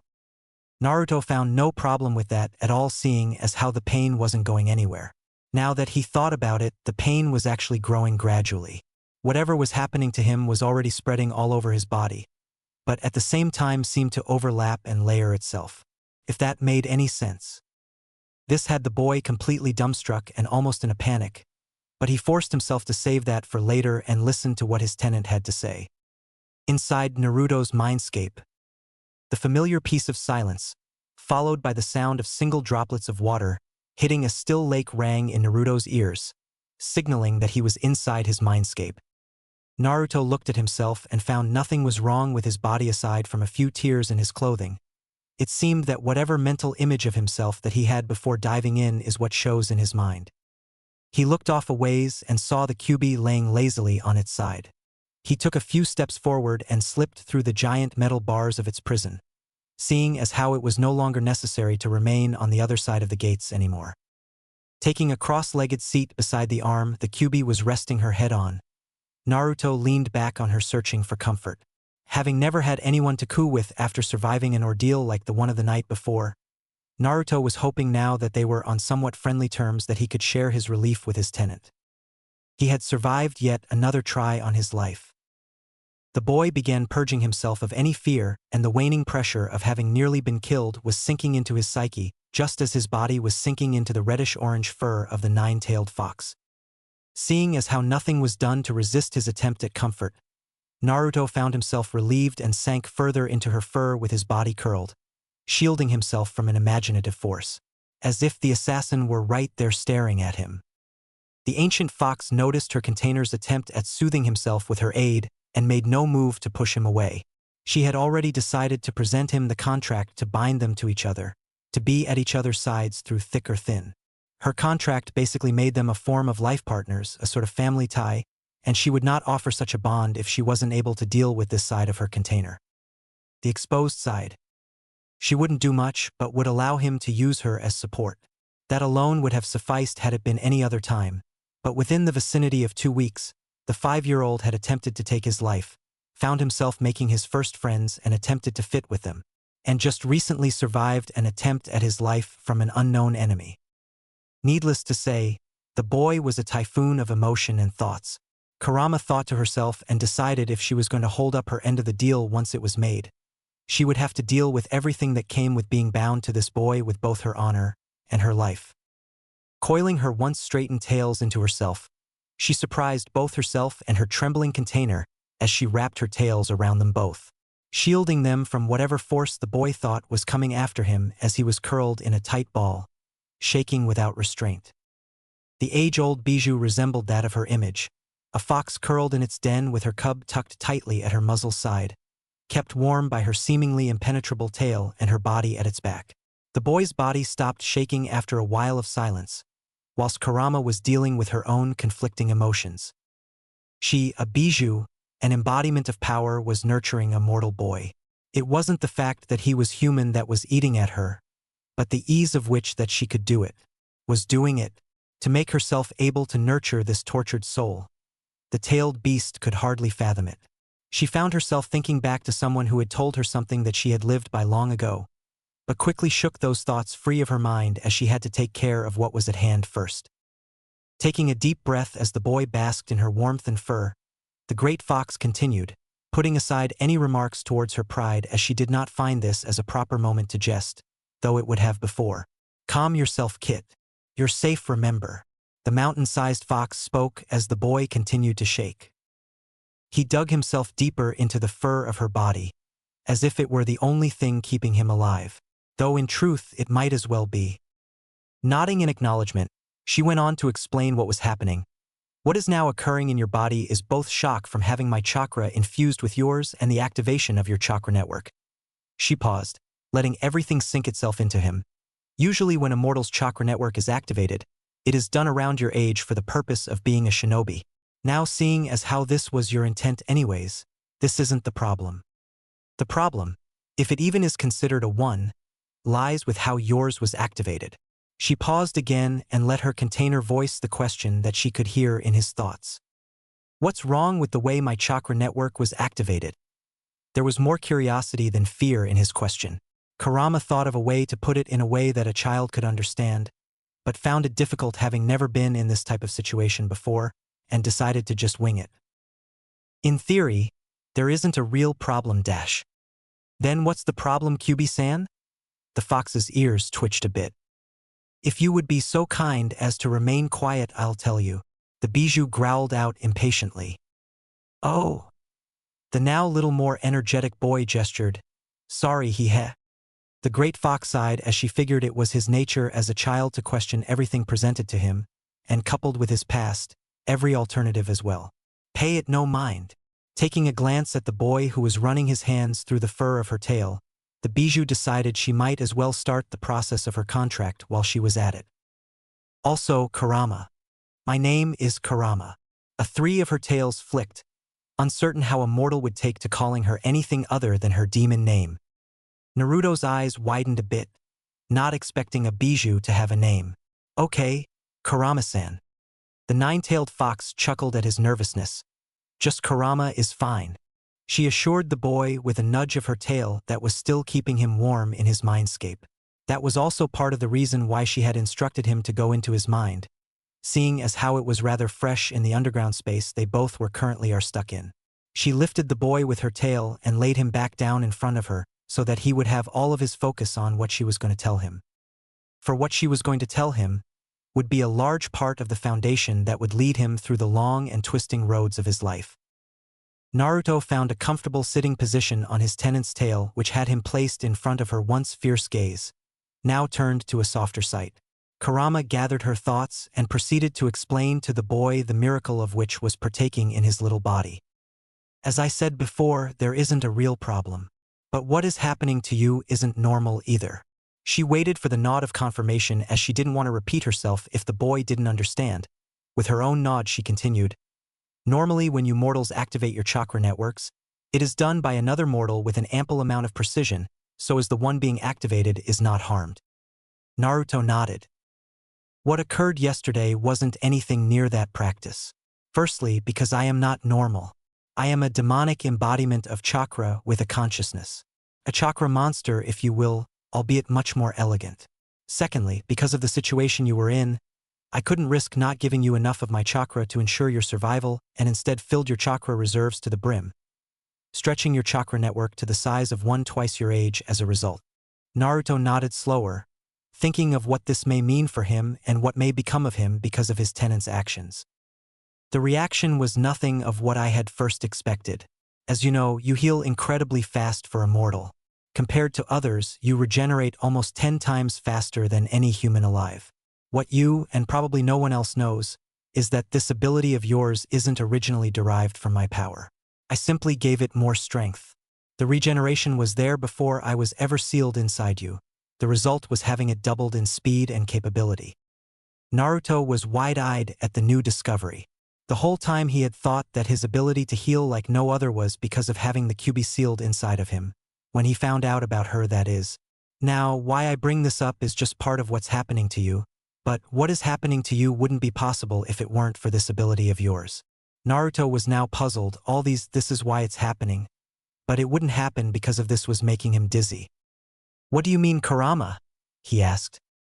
Well, with the amount of strain that I put on your chakra network and body with the sudden surge of my chakra, your body should have burst with the amount of power trapped in you by all rights. An increase in breathing started up as the fox held up a human hand-like paw. I would not have put that much if I wasn't sure your body couldn't handle it. I was depending on your enhanced healing to keep you together. Literally, they both thought. The duo looked at each other and the boy laughed while the bijou let out a rumbling chuckle. Now, that's just it. Naruto looked at his tenant with a nervous face as his laughter died. Your body underwent an unbelievable change. The boy looked with more curiosity. He figured if he was still able to do the things like walk, talk, think normally and whatnot, it couldn't be that bad, right? Kurama smiled. It's not bad at all, Kit. Naruto let loose a sigh of relief and vowed himself to be silent until his partner completed her debrief. With another smile, she continued. Your body did struggle to keep itself together, but your healing pulled through and actually did something that I would not think possible until I saw it happening. Do you think you can do something for me? The Naruto nodded. Can you imagine a large piece of grass about the size of one of my claws? He was puzzled a bit, then shrugged. Sure, why not? As he pictured it in his head, he found that the act drained him a bit and made him tired. Looking up, he saw a large 12-foot strand of thick grass standing tall in front of him. Kurama picked it and held it up. Say this is a normal mortal's chakra network. What I did would normally fill this up too quickly for it to grow enough to hold the amount of chakra that I pumped into you. Make another that is twice as big as this strand if you would. Naruto slumped. Great, more work, but did so anyway and was now exhausted again. Kurama paid it no mind. It was much too amusing and resumed her explanation. A chakra coil, which is the center of the chakra network and is where it is distributed from, of this size. The bijou held up the shorter strand, would burst long before growing into a suiting size in the amount of time yours did. To showcase that, the bijou pumped chakra into the grass and both watched as it splintered apart, unable to contain her power. Holding up the other strand, she went on. Your coil and network along with it expanded more than double its size to hold the chakra that I pumped into you. Though there was a complication. Holding up a paw to ease her container as he began to protest, Kurama continued. Seeing as how there is only so much room in the body of a 5-year-old, your chakra network had to do something so that it could fit itself inside of your body. Taking the remaining and much larger leaf into both paws, Kurama then folded it in half. What your body did was essentially evolution, or to put it simply, adjusted itself to your body. The size of your network and coils were too large to fit inside your body, so instead, it compacted. She then twisted the grass to where it looked like a tightly spun rope, seeing as how it was about the same thickness as a rope that would be used on a shipping vessel. When it wound itself tightly like this, it also made itself stronger and more efficient. Like how string gets stronger the more you spin it into itself, just like I did with this grass. Naruto understood that much perfectly. He had used that kind of thing before so he could climb around all over the place. As of now, you have the chakra network and overall power of about a quarter of your Gigi, as you so call him, in comparison. Seeing as how you're currently barely able to be entered into your village's ninja academy. Having a fourth of the power of the strongest ninja in the village at the age of 5 isn't too shabby. To say Naruto was dumbstruck would be worthy of receiving the lifelong label of Captain Obvious stamped into the forehead of whoever pointed it out. With all that being said, and with the fact that you have a much more powerful and efficient chakra system, which is also what your healing ultimately derives from, your healing is also twice as powerful and efficient than before. In comparison to other mortals, you are a freak of nature. Naruto's jaw dropped along with his nearly exploding eyeballs. Welcome to the club, Kit. Kurama added with a laugh instead of a low chuckle. Gusts kicked up by her laughter made him nearly fall from her tail as she calmed down a bit. All of that made sense to him, but he still had one question left. Is my chakra network evolving the reason why my body is hurting so much? He asked, unsure of what to make of the pain he had been experiencing before. That is in fact why you were hurting so much. As you know or will learn soon enough, the chakra network is tied into every cell of your body. Every living thing has chakra, just as the earth does. Though as for the world's chakra, that is a subject for another time. It will serve you no purpose until you master your own. Naruto nodded. Anyways, because of your chakra network having to wind into itself so it could fit, this has caused your body to take up a few physical attributes that have never been seen before. One of them being your healing, that which you already know. Another is your body itself. It is much more durable and all around the closest thing to human perfection when observed medically. Naruto looked at his arms and legs curiously, not finding much that was different from before. To put it simply, you are faster, stronger, and more durable than most mortals. Your muscles have done the same as your chakra network, for example. Each fiber grew a new one and wound about each other to fit your body's current capacity. Naruto stared at her unblinkingly. He obviously didn't know the finer details but figured he could learn them later. So what do we do now, Kurama? Am I ready to go yet? The boy was rather energetic, and with the activation of his chakra and the abnormal amount within being increased nearly threefold, needless to say, Naruto had fuel to burn. Be it that your healing has drastically been increased, it still does not mean you are invincible, kid. At least not yet. Kurama spoke with conviction in her voice as she neared her sentence. She would hold up her end of the deal indeed and make Naruto worthy of being her container, evolved chakra system or not. Though this quick conversion back to her old mindset was short-lived as she felt similar thoughts reach her, whose origin was the very boy she was thinking about training near death, if that were possible. Sensing that the boy would do everything she instructed without question as long as it meant that he would have the strength to protect himself and what he held dear, she made her silent vow known. Kit. She gained Naruto's attention. I told you before that you held potential to be my container, and you've proven that so far. The fox then held out one hand-like paw and cut the palm with a claw. A crimson bubbling liquid leaked out from Kurama's palm, and it swirled down onto the water-top ground of the mindscape, collecting in a large cylinder-like shape. Us Bijou have a contract, one that binds us to any mortal we wish. It is what we all once did to keep the peace in this world long ago. The ancient fox's eyes wavered for a second, before she shook her giant head. But that time is gone. This is my pledge to you, partners, against all those who would aim to harm us. The glow of crimson red receded, and the glowing chakra shrunk into itself, absorbed into a large scroll that was within it. The giant scroll was laced in a thin veil of the chakra that it originated from. It stood around 10 feet in height and towered over Naruto. The blonde looked on to see the great kitsune motioning him over with one of its giant claws. The young blonde walked over to the giant seal, riddled with ancient kanji without hesitation. The Kurama nodded to herself mentally, positive about her choice, and sat on her haunches, observing the boy as he settled next to the towering scroll. Her tail swayed aimlessly to and fro as if a carefree breeze was guiding them. The small boy looked to the scroll and back to the being that called it forth with his own essence. He was intelligent enough to know that for Kurama to conjure the contract from its own body, for a human such as himself, was of great importance, and he would not disrespect the probably honor and delicacy of the act. Kurama chuckled. An honor indeed, Kit, and a great one at that. The proud fox showcased the mysterious scroll with a gesture of his claw-bearing paw, indicating to the blonde that it was indeed allowed for him to inspect it. He took it in, every withered line and crack in the parchment. It looked old, very old. And a sort of presence emanated from it, a vessel full of untouched and untold power. A looming feeling of fear took hold of the blonde as he looked it over and back towards the fabled fox that sat watching him not 15 meters from him. What I am offering you is something that I haven't offered any since I was first sealed over 200 years ago. This contract binds a tailed beast such as myself to whomever we choose to be our companion. It states that I, the nine-tailed fox, will be bound to you for as long as you shall live, as you will be bound to me. Kurama continued as she cut the tips of all 9 of her tails, and both of her palms as she marked her name at the end of the contract. All of my power will be bound to you as well. I won't be able to kill you, or any other you deem out of my reach. Any harm done to you will also be done to me. Any course you decide to take will determine my fate as well. Naruto was at a loss for words. Not only that, but was overwhelmed with the fact that he, the cursed boy to a fate of despair and hate, had the opportunity of being bound and receiving the full cooperation and loyalty of the most powerful being the elemental nations. When grouped into a whole, the idea of being friends with the most powerful being in existence was very tempting. But even Naruto knew that good things come at a cost. He had learned that lesson very well. It wasn't that he didn't trust the bijou. Well, not entirely.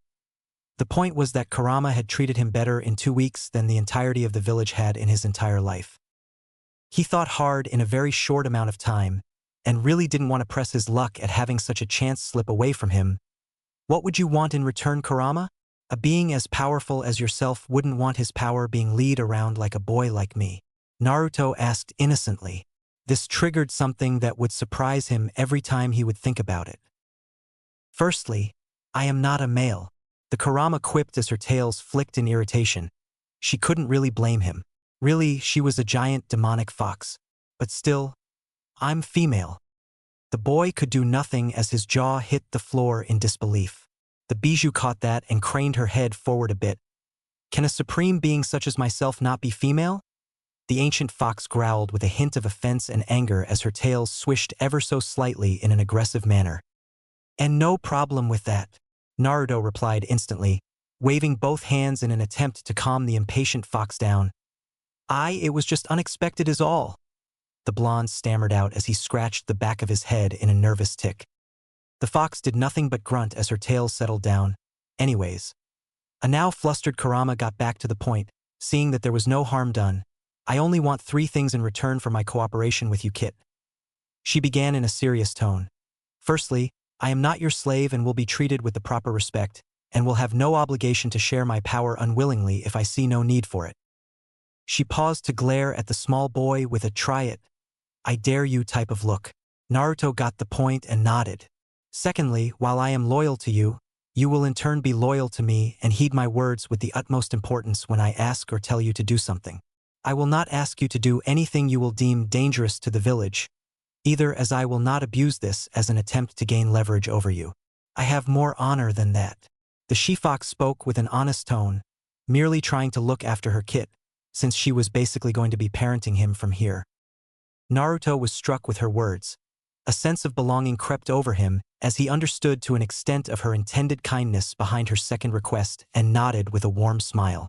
Lastly, and I will take back my contract if I am denied this. The fox went on laying out her terms and reverting back to her commanding presence. I will do everything in my power to ensure that you die a natural death of old age, but when you do I will reanimate shortly after. My final request is that my freedom is ensured and will not be damned to another Jinchuriki. I never intended to attack this village, and was imprisoned before I could so much as take a nap after being freed from my last container. My final term is freedom. Promise it, and we are life partners until the day you leave this earth. Kurama had spoken with an especially disgusted and hateful tone when she mentioned attacking the village, but Naruto had no reason to pay it any mind. Thinking of how he was going to break it to Gigi, Naruto bowed on his hands and knees, having made his choice.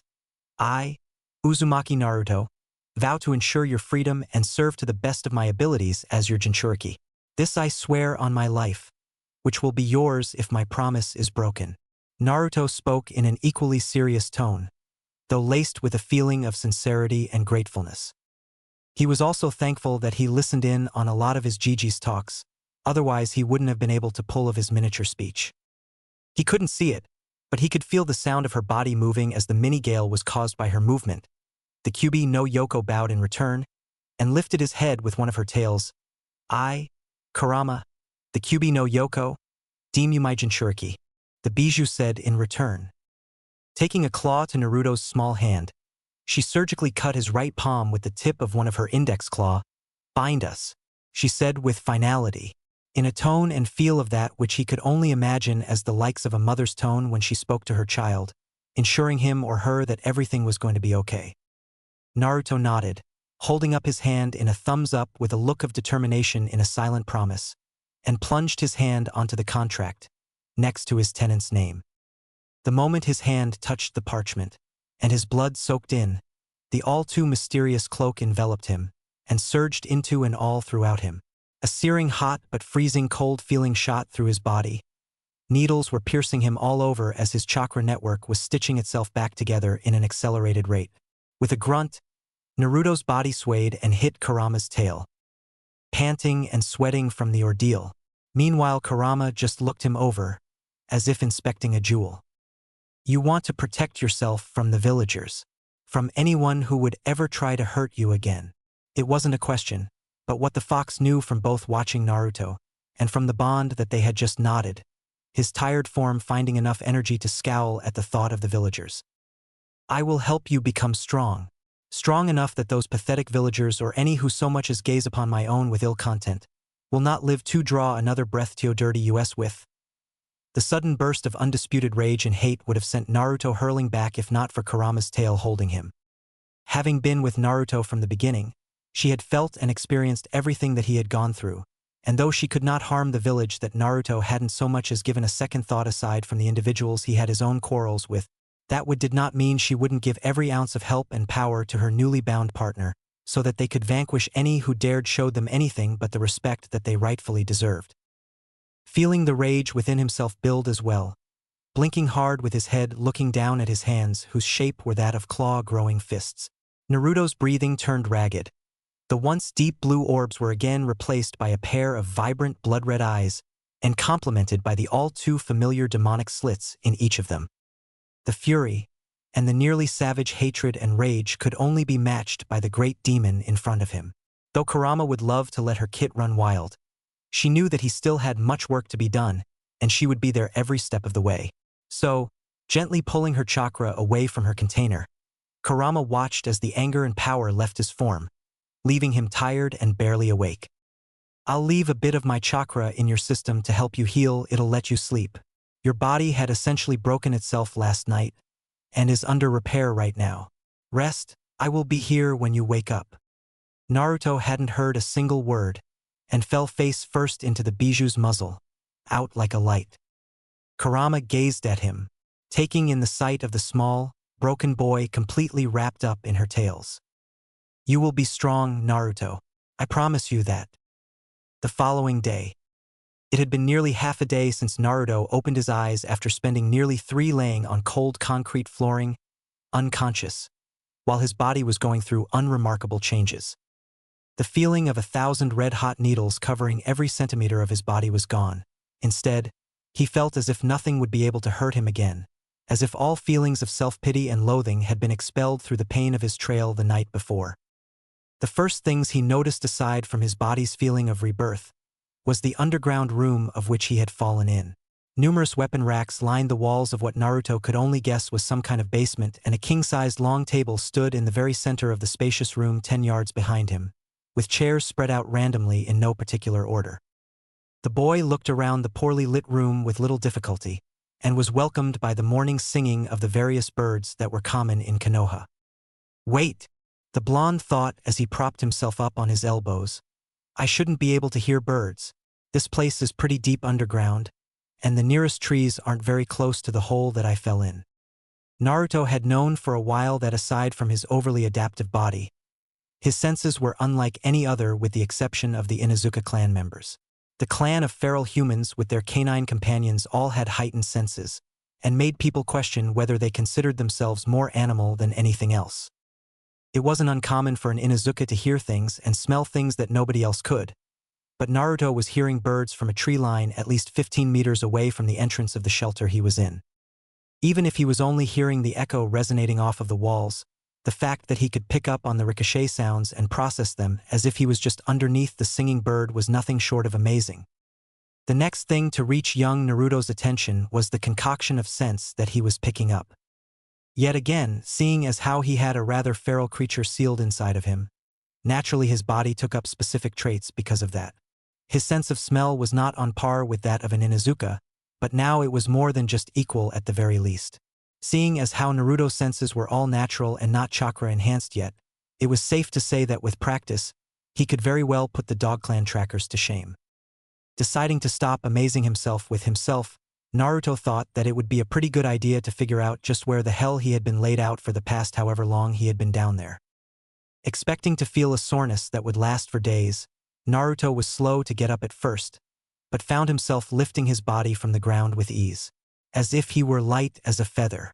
This is going to take some getting used to, thought the astonished blonde as he stood himself up and gazed around the dark room, the only light source being the streaks of the morning sun poking in through the small entrance at the top of the stairs. The surprises just kept coming as Naruto found himself having to shield his eyes, though part of his eyes' reluctance to accept too much light was because he had been in a pretty dark hole for a while. Anyone would be hard-pressed to just walk straight out into daylight without blinking a couple times first. It seems even my eyesight is improved, the boy murmured in his head while he walked around the underground room, observing the place he had taken shelter in for who knows how long. Much of you has improved since the last time you've been awake. Kurama chimed in with a softer tone than what she had originally started off with. I take it this has to deal with my chakra network evolving? Asked Naruto. Correct, the bijou confirmed. As you already know, the chakra network is entwined with every cell in your body. As your chakra system evolved, so too did your body adapt and improve with it. She added on in a lazy tone, her 9 tails swaying from here to there as carefree as the wind while her enormous body was laying down in the prison of the seal. Naruto thought it over, before a question formed in his head. How are my senses so high if I'm not even using chakra? Unless I am right now. I have no idea how to use chakra though. Everything was just confusing him now. Kurama breathed in slowly, roping in all her patience. It is as I have told you, Kit. Your body adapted to conform to your chakra network, and underwent extreme changes as well. The ancient fox paused to nonchalantly buff her claws. Chakra is not needed for you to reach the level of senses you have right now, because that is their natural state. Naruto nodded with a nervous gulp, not really sure just how much more his body had changed. Though I will teach you how to mold chakra very, very soon. We have much work to be done. Naruto thought it over and figured that there really wasn't any need for worrying. His body had changed to fit his chakra as his chakra had changed to fit his body. It made perfectly good sense to him. You even think much more clear and process information very well. This is definitely going to take some getting used to. The time must have passed pretty quickly while the kitsune was explaining all that had happened to him while he was asleep, because more sunlight was beginning to pour through the hole that led to the outside, and revealed the expanse of the basement that he had taken refuge in. The symbol of Konoha hung proudly over on the far side wall, on the opposite side of the entrance. Looking from here to there, Naruto's eyes fell on everything from canned food, jugs of water, kunai, shuriken, and a whole assortment of weapons and medical supplies. Naruto pressed a hand to the seal on his stomach in a self-soothing gesture. He had fallen into an old war shelter. He had been inside this cave-like underground fort, changing, his body molding itself into something he didn't quite know what it was yet. We'll have some work to do before we can come and stay here. We wouldn't want people waiting for us in here when we drop in at some random time. Naruto started coming up with ideas of routes he would take to get to the underground bunker, thinking of how he would keep safe and secure his newly found safe haven. Everything will be set as soon as your training begins, Kit.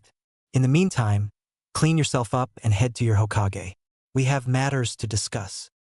Naruto looked around the room once more and nodded, making his way up the stairs and through the opening after grabbing a metal object that had piqued his interest before leaving.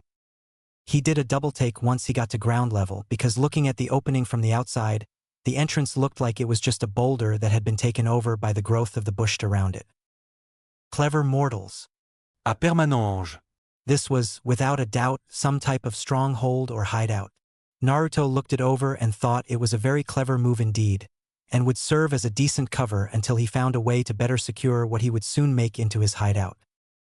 Setting out at what seemed to be a normal pace to him, Naruto dodged many disgusted looks after he left the training fields behind and took to the rooftops.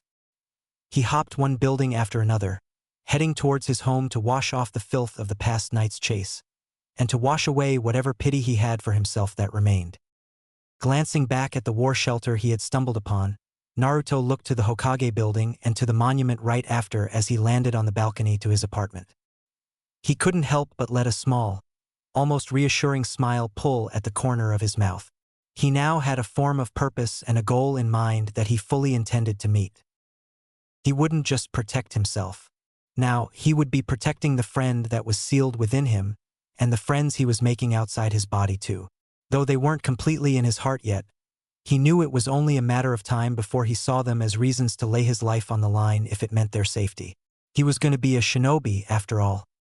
Stepping inside his rundown apartment, he put down the ebony-hilted ninjato with silver wrappings onto the center table of his living room. It had stood out from all the other weapons in the old war room, so he snatched it before he had left, figuring it would serve much more purpose with him rather than stay on the long table he had found it on collecting dust. The ebony hilt of the ninjato was complemented with a simple, pitch-black sheath with a silver metal tip. The tip of both the sheath and hilt had a strange symbol comprising of 3 tomo that looked to be spinning in a circle. Pulling the blade out, he could see the tiniest scratches on the spine of the blade, signifying that it had been used before. Looking it over, he saw that the blade was still sharp enough to cut a strand of string, which he had plucked from his shirt, in half just by falling on it. Whoever had been using the weapon had taken very good care of it if the mirror-like blade was anything to go by. The weapon was simple, but seemed demanding in both respect and practice in order mastering it even as his tenant informed him of the rigorous, not to mention tedious, practice of swordsmanship. Committing himself to putting the beautiful blade down and taking a shower, Naruto removed his clothing and took a moment to look himself over before entering the steaming bath. Looking at form in the cracked mirror of his bathroom, despite the dirt, he found himself staring at his little body, taking in the sight of his well-growing body even though he hadn't had a decent meal apart from the occasional bowls of ramen at Ichiraku's. Breathing in and exhaling a deep breath, he stepped into the shower and stood in the steam, content with just listening to the hot water run for a while and the sound of the droplets hitting the floor. The steam, enveloping his body and the air around him soothing, like a warm embrace. His favorite part about showers was the simple sound of the water hitting the floor. He rather enjoyed the rain. Chapter 3: Burden of the Kill. The sunrise of the morning after leaving the war room that had served as his temporary home was rather beautiful as its golden rays crept up over the mountains and pierced through the thick canopy of leaves overhead. Seeing the village slowly light up, awakened by the warm-lit glow of the sun as if the whole thing was in a deep sleep, was a breathtaking sight. Some might even call a sunrise like that majestic in a sense, though no one appreciated a sunrise as much as Naruto. Having spent all night in the mindscape, the small blonde had saw fit to sit atop the Hokage monument to just watch the shifts in the sky. He was in need of more inspiration of what else to put into their personal world. He had altered it into something more of Kurama's liking. It was the least he could do after all. She had given him so much. On more than one occasion, his very life. And while he had been giving his tenant a proper home, the better part of his time spent in his mind was spent beginning his training. Though he hadn't gotten the Hokage's permission to train under the fox's eye, she figured he could get a head start. Literally. The regime the Bijou had started him off with was brutal. He expected nothing less. Time, to his amazement, went at a fraction of normal speed in his mindscape. Needless to say, he and his furry tenant had plenty of time to start off his training. After spending what would equate to an entire day outside of his mind, Kurama determined that he was making progress at speeds far beyond the norm. It would seem that after his most recent brush with death, something within Naruto just switched on. He had a level of focus and natural talent that was very rarely ever shown in one his age. Naruto quickly found himself able to mold his chakra to his will. His control was nowhere near what Kurama wanted it to be, but for a first-time user, he had a natural niche for controlling his chakra. It almost seemed like using a limb for the first time, rather than trying to manipulate an actual force. With enough practice and dedication, which he was all for, molding chakra would be second nature to him if it wasn't already. Off of one training session, one of his main problems that became apparent was the tendency he had of exerting too much chakra for what he was using it for, a problem easily fixed by training on finer methods of control since he didn't need to learn how to release his power. His first step in her training was already leaps ahead of anyone his age. While she was tempted, Kurama didn't see a reason to start off his taijutsu training just yet. The boy had a sense for battle, having had to fight for his life on several occasions already. The bijou furrowed her brow from within the mindscape. From her observations, Naruto actually learned and responded in the heat of battle, with his life on the line, far quicker and far clearer than he did when he was training with her. The way he moved during his chase was as if his instincts were aimed, given purpose. As if the threat on his life brought out movements and reactions that seemed to come from someone else entirely. As far as she knew, she was the only other entity to be living inside the boy, where this phenomenon originated from she did not know. But as it was of no concern to her at the moment, she would let it be. It had not failed him yet. As intrigued as she was with her host's behavior at times, she would observe more and intervene only when the time was right. While his tenant was going through a checklist on his body and state of mind, Naruto was stretching out on top of the fourth head of the Hokage monument. His body was a little tired, but that surprised him more than anything else, seeing as how Kurama tested his chakra coils by playing a game of tug-of-war with their chakras the night before? Or was it morning? He didn't know. Either way, the point of the prior night's exercises was to see how strong his chakra was. When two chakras attach to one another and pull from the coils themselves, if too much force is exerted, it's possible to effectively pull out another's chakra as a whole, taking it and adding it into your own coils. Seeing as how this would kill her host, the bijou merely tested his strength. Though minuscule in comparison, he gave a surprisingly spirited fight and never gave up, even at the point of exhaustion until she ended the game. With all the strain put on his coils, exhaustion was the expectation for this morning, so the effect with his already accelerated regeneration, recuperation as a side effect, being doubled from his body's evolution was really showing how much it had changed. It was almost scary. For the next few minutes he just sat on the top of the Hokage monument, on top of the Yandame's head to be exact, sitting there and just taking everything in. As if it weren't enough for him to undergo such extraordinary changes, he was still adjusting to the amplification of his senses as well.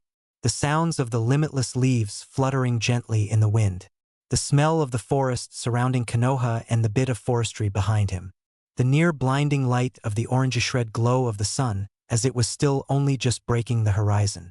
He felt alive, more so than he ever did before. Taking in the world around him, he regrettably decided it was time to go and made his way down the stairway leading towards the village he called home. As hateful as it was, the few who knew him and accepted him for who he really was made it all worth it.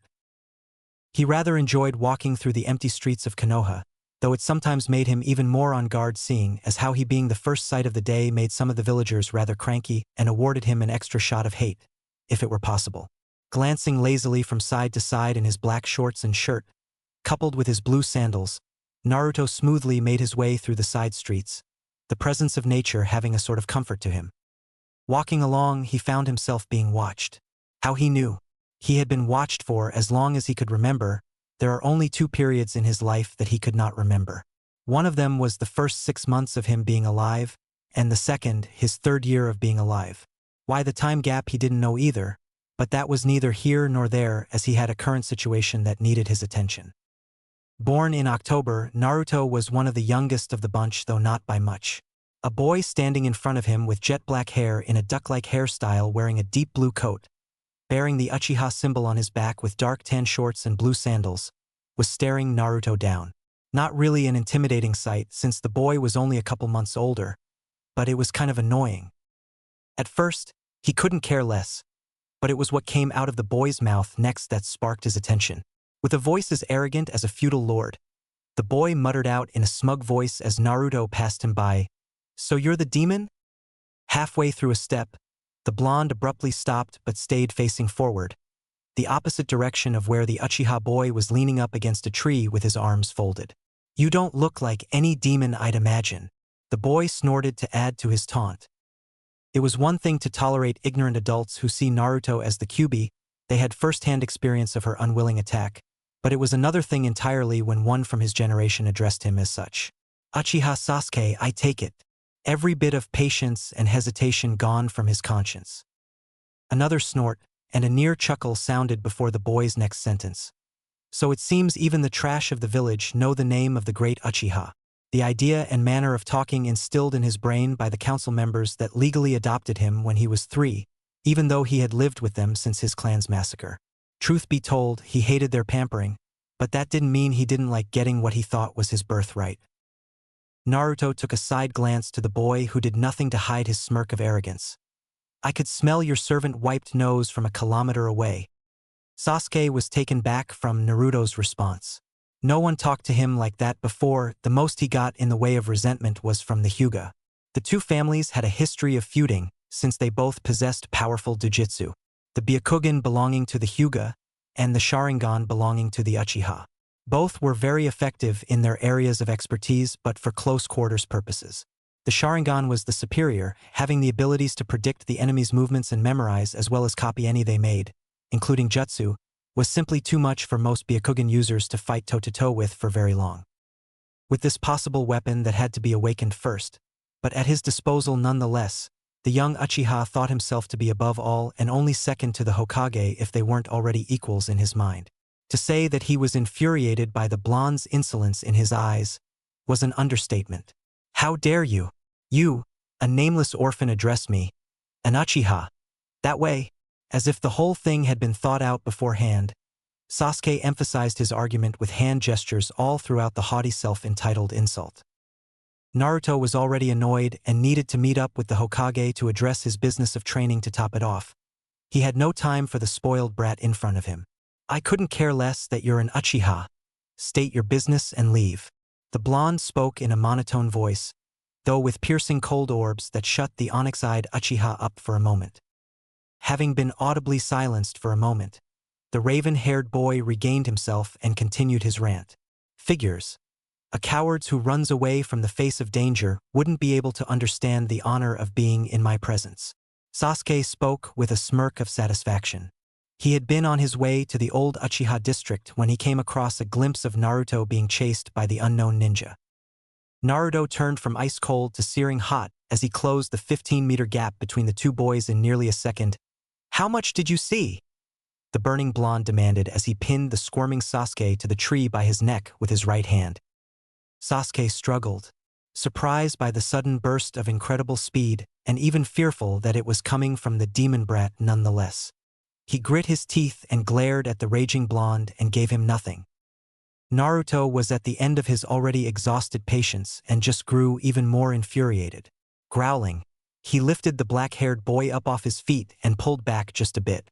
The growl never leaving the blonde's throat, he slammed him against the tree, sending a few splinters off here and there while making the Uchiha gasp and tear up as he asked again in a near-savage tone, "What did you see?"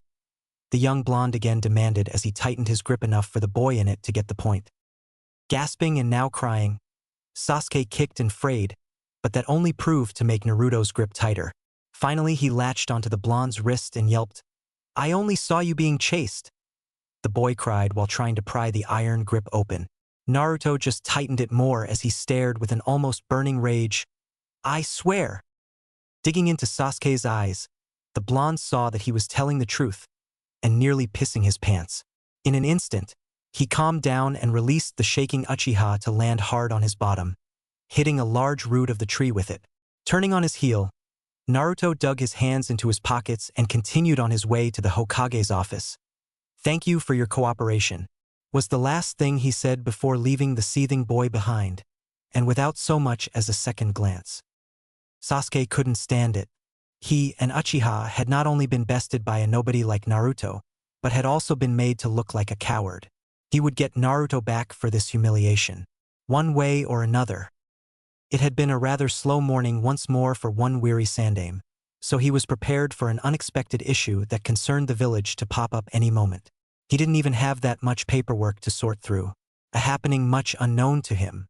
As expected, his village issue arrived at about noon this time, but it came from his surrogate grandson, of all people, who he had not seen since his proclamation to become an unbreakable will after his darkest night. The Hokage and young Naruto were currently in his office, playing a game of who can stare at each other longer while being in the awkward silence of the century. The clock, hanging high in the corner over a bookshelf on the wall that was adjacent from the door to come in, seemed to count the seconds that were spent in this awkward silence as the two didn't let up, one staring into the other's eyes, the blue pair saying, "That's the gist of it," while the older, brown pair of eyes were staring in disbelief. "You're joking." More seconds of awkward silence went between the two, and neither were showing signs of giving way on their stares until the silence was broken by the older of the two. "So let me get this straight." The old Hokage started while lighting up his pipe. "The Kyubi no Yoko." He pointed at the visible seal on Naruto's bare stomach. He had taken off his shirt to show that he knew where the seal was, and that he had already activated his chakra network. "Made you her official companion." He continued as he raised his pointed finger to the boy's eye level while putting extra emphasis on the her. "That bit of information was as shocking as the rest he had heard, and she wishes to help you in your training as soon as humanly possible." He finished with a puff of smoke as he lowered his hand. "Not help, she wants to train me. Only her, at least until another teacher is needed for whatever I may need to learn." The boy corrected, successful in making the Sandame's eyebrow rise and nod in an I see type fashion. "And you would both like permission to use Training Ground 23, specifically for the hidden war room underneath it that had been sealed," the old man added, while taking another puff of his pipe. "Correct," answered the boy, who was growing a tad bit nervous in this current setting, as if he were awaiting a trial. Naruto watched as his grandfather figure flipped through some papers that were on his desk, mulling over the situation and swashing it around. The old man took on a strange, carefree look, taking a few puffs from his pipe before nodding to himself and sighing out the smoke. "Done," was all that was said as the Sandame nodded a little with a small smile playing on his lips and started putting away his pipe. The blonde was waiting for something to follow the answer: conditions, limitations, mention of favors. "Nothing. That's it?" Naruto asked with an unsure tone to his voice. "That's it? You're kidding." "No, I'm not." "You're serious?" "Dead serious." All throughout the exchange, the old man didn't so much as lift his eyes from the pipe he was cleaning and putting away along with the tobacco and whatnot. Naruto's eyes never left the Sandame's while they were occupied with his pipe. "May I ask why so easily?" The boy was genuinely curious. This wasn't exactly your everyday training regime request. He was literally asking to be allowed permission to be trained by a force of nature in a shinobi village that was attacked by the very same demon he was asking on behalf to train him just 5 years prior. The Sandame took a second to stop what he was doing and looked Naruto in the eye, and looked as if it were just like any other day during any other conversation. "Simply put, I trust you." A moment passed, and I found out about what happened the other night. He continued as he finally put the elegant box containing the simple pipe he used and folded his hands with a pleasant half-smile. "You didn't think I wouldn't find out about a rogue ninja in my own shinobi village now, would you?" he asked as his smile grew to an anime-style grin with a perfect circle blush on his cheeks completed with U-shape, smiling eyes. "I guess it isn't all that surprising then, huh?" Naruto responded while still remaining cautious of his words. He couldn't tell his Gigi everything that had happened. "Not yet." The old man shook his head, reverting back to the pleasant smile. "Let me just ask one thing of you, Naruto-kun."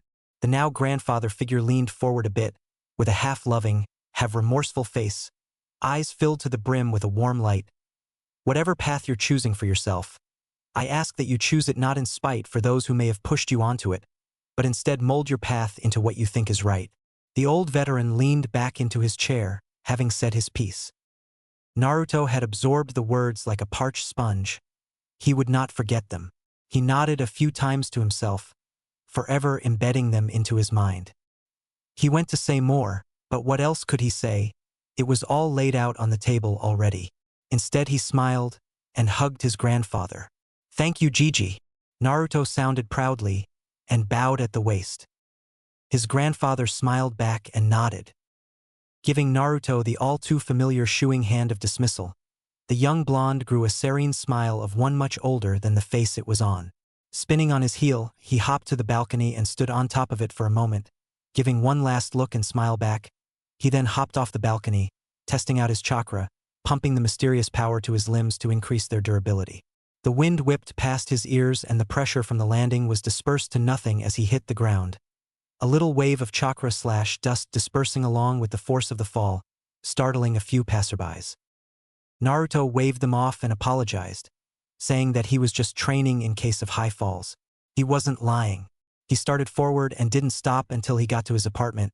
He was going to get his equipment and head straight to Training Ground 23. Today was the official start of his training, and he wouldn't start off poorly. I entrusted her in your care, Ko, the tall, proud, and respected clan head of the Hyuga stated in a stern voice. He was not happy. As a wielder of the Byakugan, and a Chunin no less, how is it that you have lost track of my daughter? Today he was meeting with the emissary from Kumogakure, and setting the limitations and regulations of his stay in Konoha. The last thing he wanted today was for one of his daughters to be alone and without protection. I take great heed to your rules of privacy, Hayashi-sama. An average-height teenage-looking Hyuga replied as he bowed. I give Hinata credit, however, for a child who has only just begun her training. She is very good at being elusive when she wants to be. A headband over his caged bird seal, the young man was a part of the branch family, though he was given special attention and respect for his humble and caring nature. He also had nothing but respect for Hayashi's and his daughters, the foremost of it being reserved for his eldest, Hinata. She was a diamond amongst rocks in terms of being a good person within the main branch family, just like her father and his twin brother. Not to say that the Hyuga were bad people, but arrogance never has the tendency to breed compassion. It won't happen again. I'll find her immediately. Hayashi's escorts arrived just as the young man finished, and the clan head had to suppress a frown. See to it that you do, Ko. Now go, you are Hinata's protection for a reason. Do not make me regret making you so. Ko got up from his bowing position and nodded with forced stoicism. Clan head and servant shared a concealed look of understanding as the clan elder's escorts walked past him without so much as a greeting between clansmen. The teen bowed his head again and addressed Hayashi before taking his leave. It will be done, Hayashi-sama. The gray-eyed man suppressed a scowl as his hate towards his clan's traditions only grew.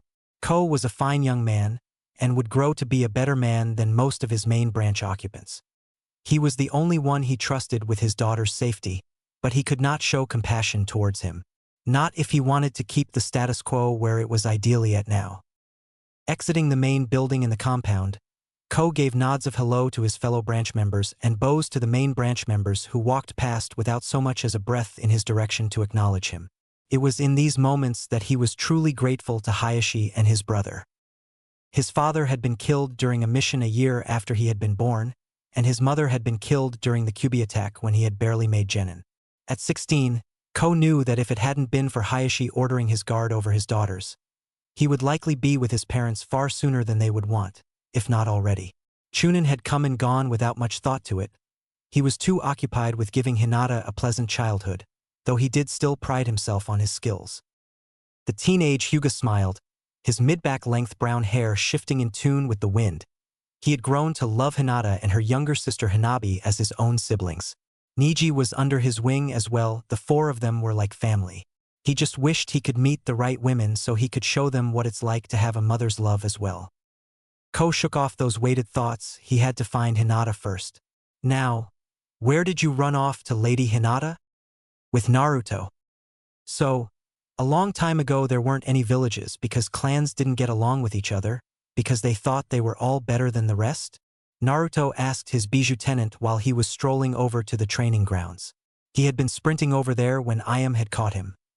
Somehow, apparently she saw him being chased by the rogue ninja too, and had spent the last hour trying to calm her down and showing her that he was all right. Damn worrisome Nichins and their obsession for smothering you to death.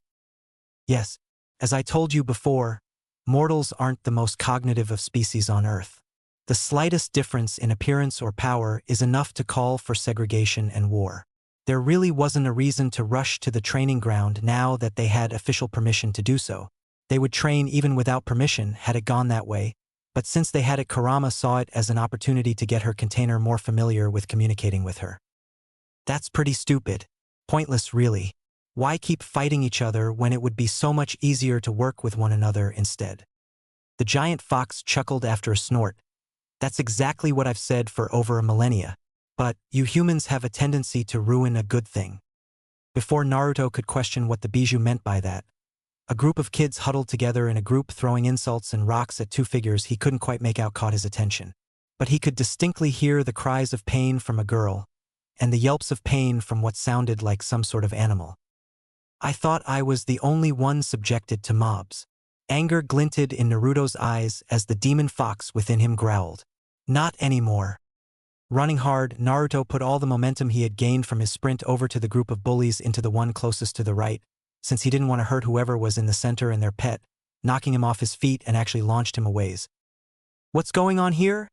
the blonde yelled as he stepped in front of a small girl with indigo-colored hair that was relatively short aside from the two bangs that went down the sides of her face, framing her rosy cheeks that were stained with tears. He didn't get a look at her eyes, they were clenched shut, and seeing the place scratches and bumps on her bare arms, which were wrapped protectively around a little reddish-orange furball that was quivering in what he made out as fear, the blonde thought it was about time for the people mobbing on others to know what it felt like to be beaten. Naruto's knuckles cracked as he clenched his hands into fists and swiveled his head around slowly, counting the number of kids around him and sizing them up. "You know, it's not very nice to be picking on girls and their pets." Unbeknown to him, the small girl in a purple kimono with lavender petal designs opened her bleary eyes and stared up to Naruto with her lavender Hyuga eyes wide open in W. "Who is this boy?" The kids ranging from maybe 4 to the eldest being 7 sneered at him. There were 5 in total, and each one started assaulting Naruto with the usual insults and curses to his name. "What are you doing here, demon? No surprise you'd come to rescue one of your kind, monster. You shouldn't even be allowed in the village, murderer. Come on guys, get him."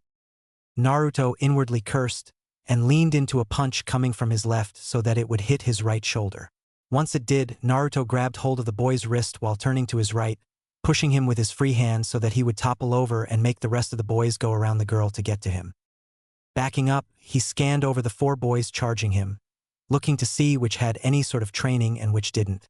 The oldest boy moved too fluidly for a civilian kid, so Naruto bolted towards the youngest boy who, by some luck, happened to be on the left.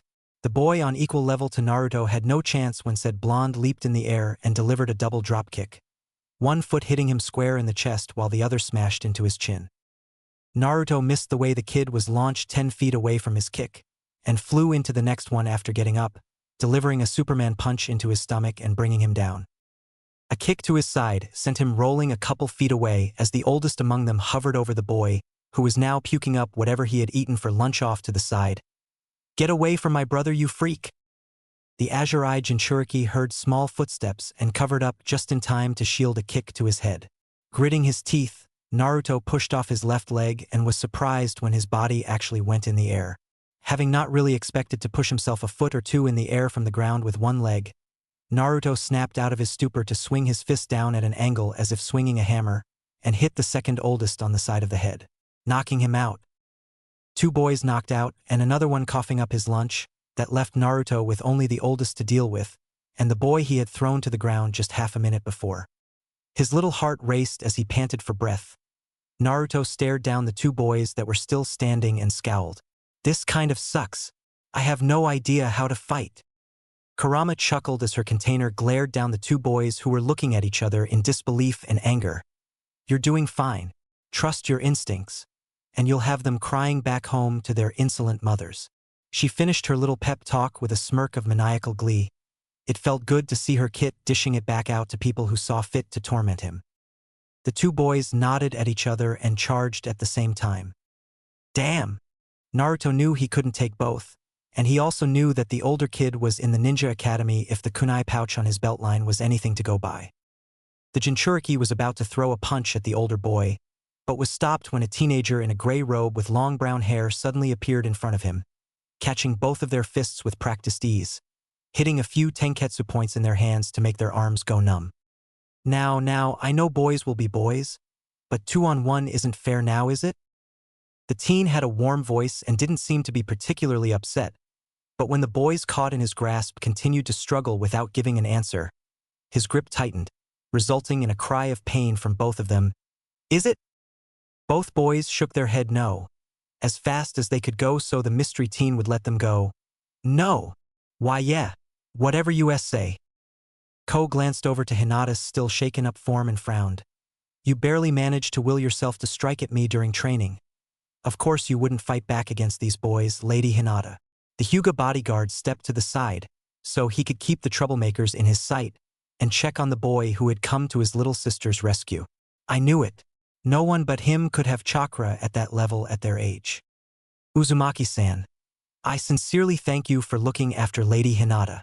The humble Hyuga bowed from where he was facing, so the kids who had ganged up on him didn't get any bright ideas. Forgive my irresponsibility. The young Uzumaki didn't quite know how to react to that, so he just nodded back hesitantly. Ko gave him a sad smile before dragging the two incapacitated boys along with him over to where his entrusted sister was still staring wide-eyed at everything that had happened. Lady Hinata, are you okay? His eyes full of worry. The bodyguard pulled out a small bag after pressing points in the kids' legs so they wouldn't run. One stayed still and just sniffled, having been caught, while the other had tried to thrash around at first but was now face down in his brother's puke puddle with no way to get up since all four of his limbs were completely numb. It was just them two now. The other three boys had taken off. One had woken up and woke up the other, while the one who got his lunch punched out of him ran off after his brother gave him a look. The young heiress was hesitant of loosening her grip on the animal who was now in her lap, but did so when Ko gave her a calming smile and went to patch up the scratches and bumps she had gotten from the rocks that the kids had kept doing in their attempt to torture the jumble of orange fur still trembling ever so slightly in her lap. Why yes, Ko-san. Thank you. Naruto's ears perked at the angelic voice that drifted out from the girl's mouth. Hesitantly, he took a few steps forward and to the side so he could get a good look at the girl he had come to help. He blinked when she came into full view. Even with dried-up tears and scuff marks on her arms and hands, she was nothing less than an angel in his eyes. Just wait until you two get older.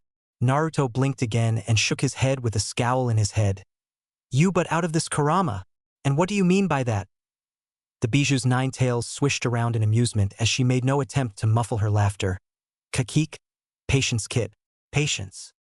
Ko spoke up as he dressed Hinata's small injuries, his voice calm and relaxed. I know you children have grown up during hard times. The Kyuubi destroyed much more than just buildings on that fateful night. But what you boys were doing here is no different than what the Biju did then. The Hyuga stroked the alert, black-furred ears of a small fox no more than a couple months old. There is a fine line between being a man and becoming a monster, even for boys your age. The small kit yipped at KO's hand before diving back into Hinata's lap, trying to conceal itself as much as possible as she wrapped her arms around it again. Ko looked back at the two boys with disappointment clear in his eyes, and held them with his gaze alone after he reactivated their tenketsu. Which are you?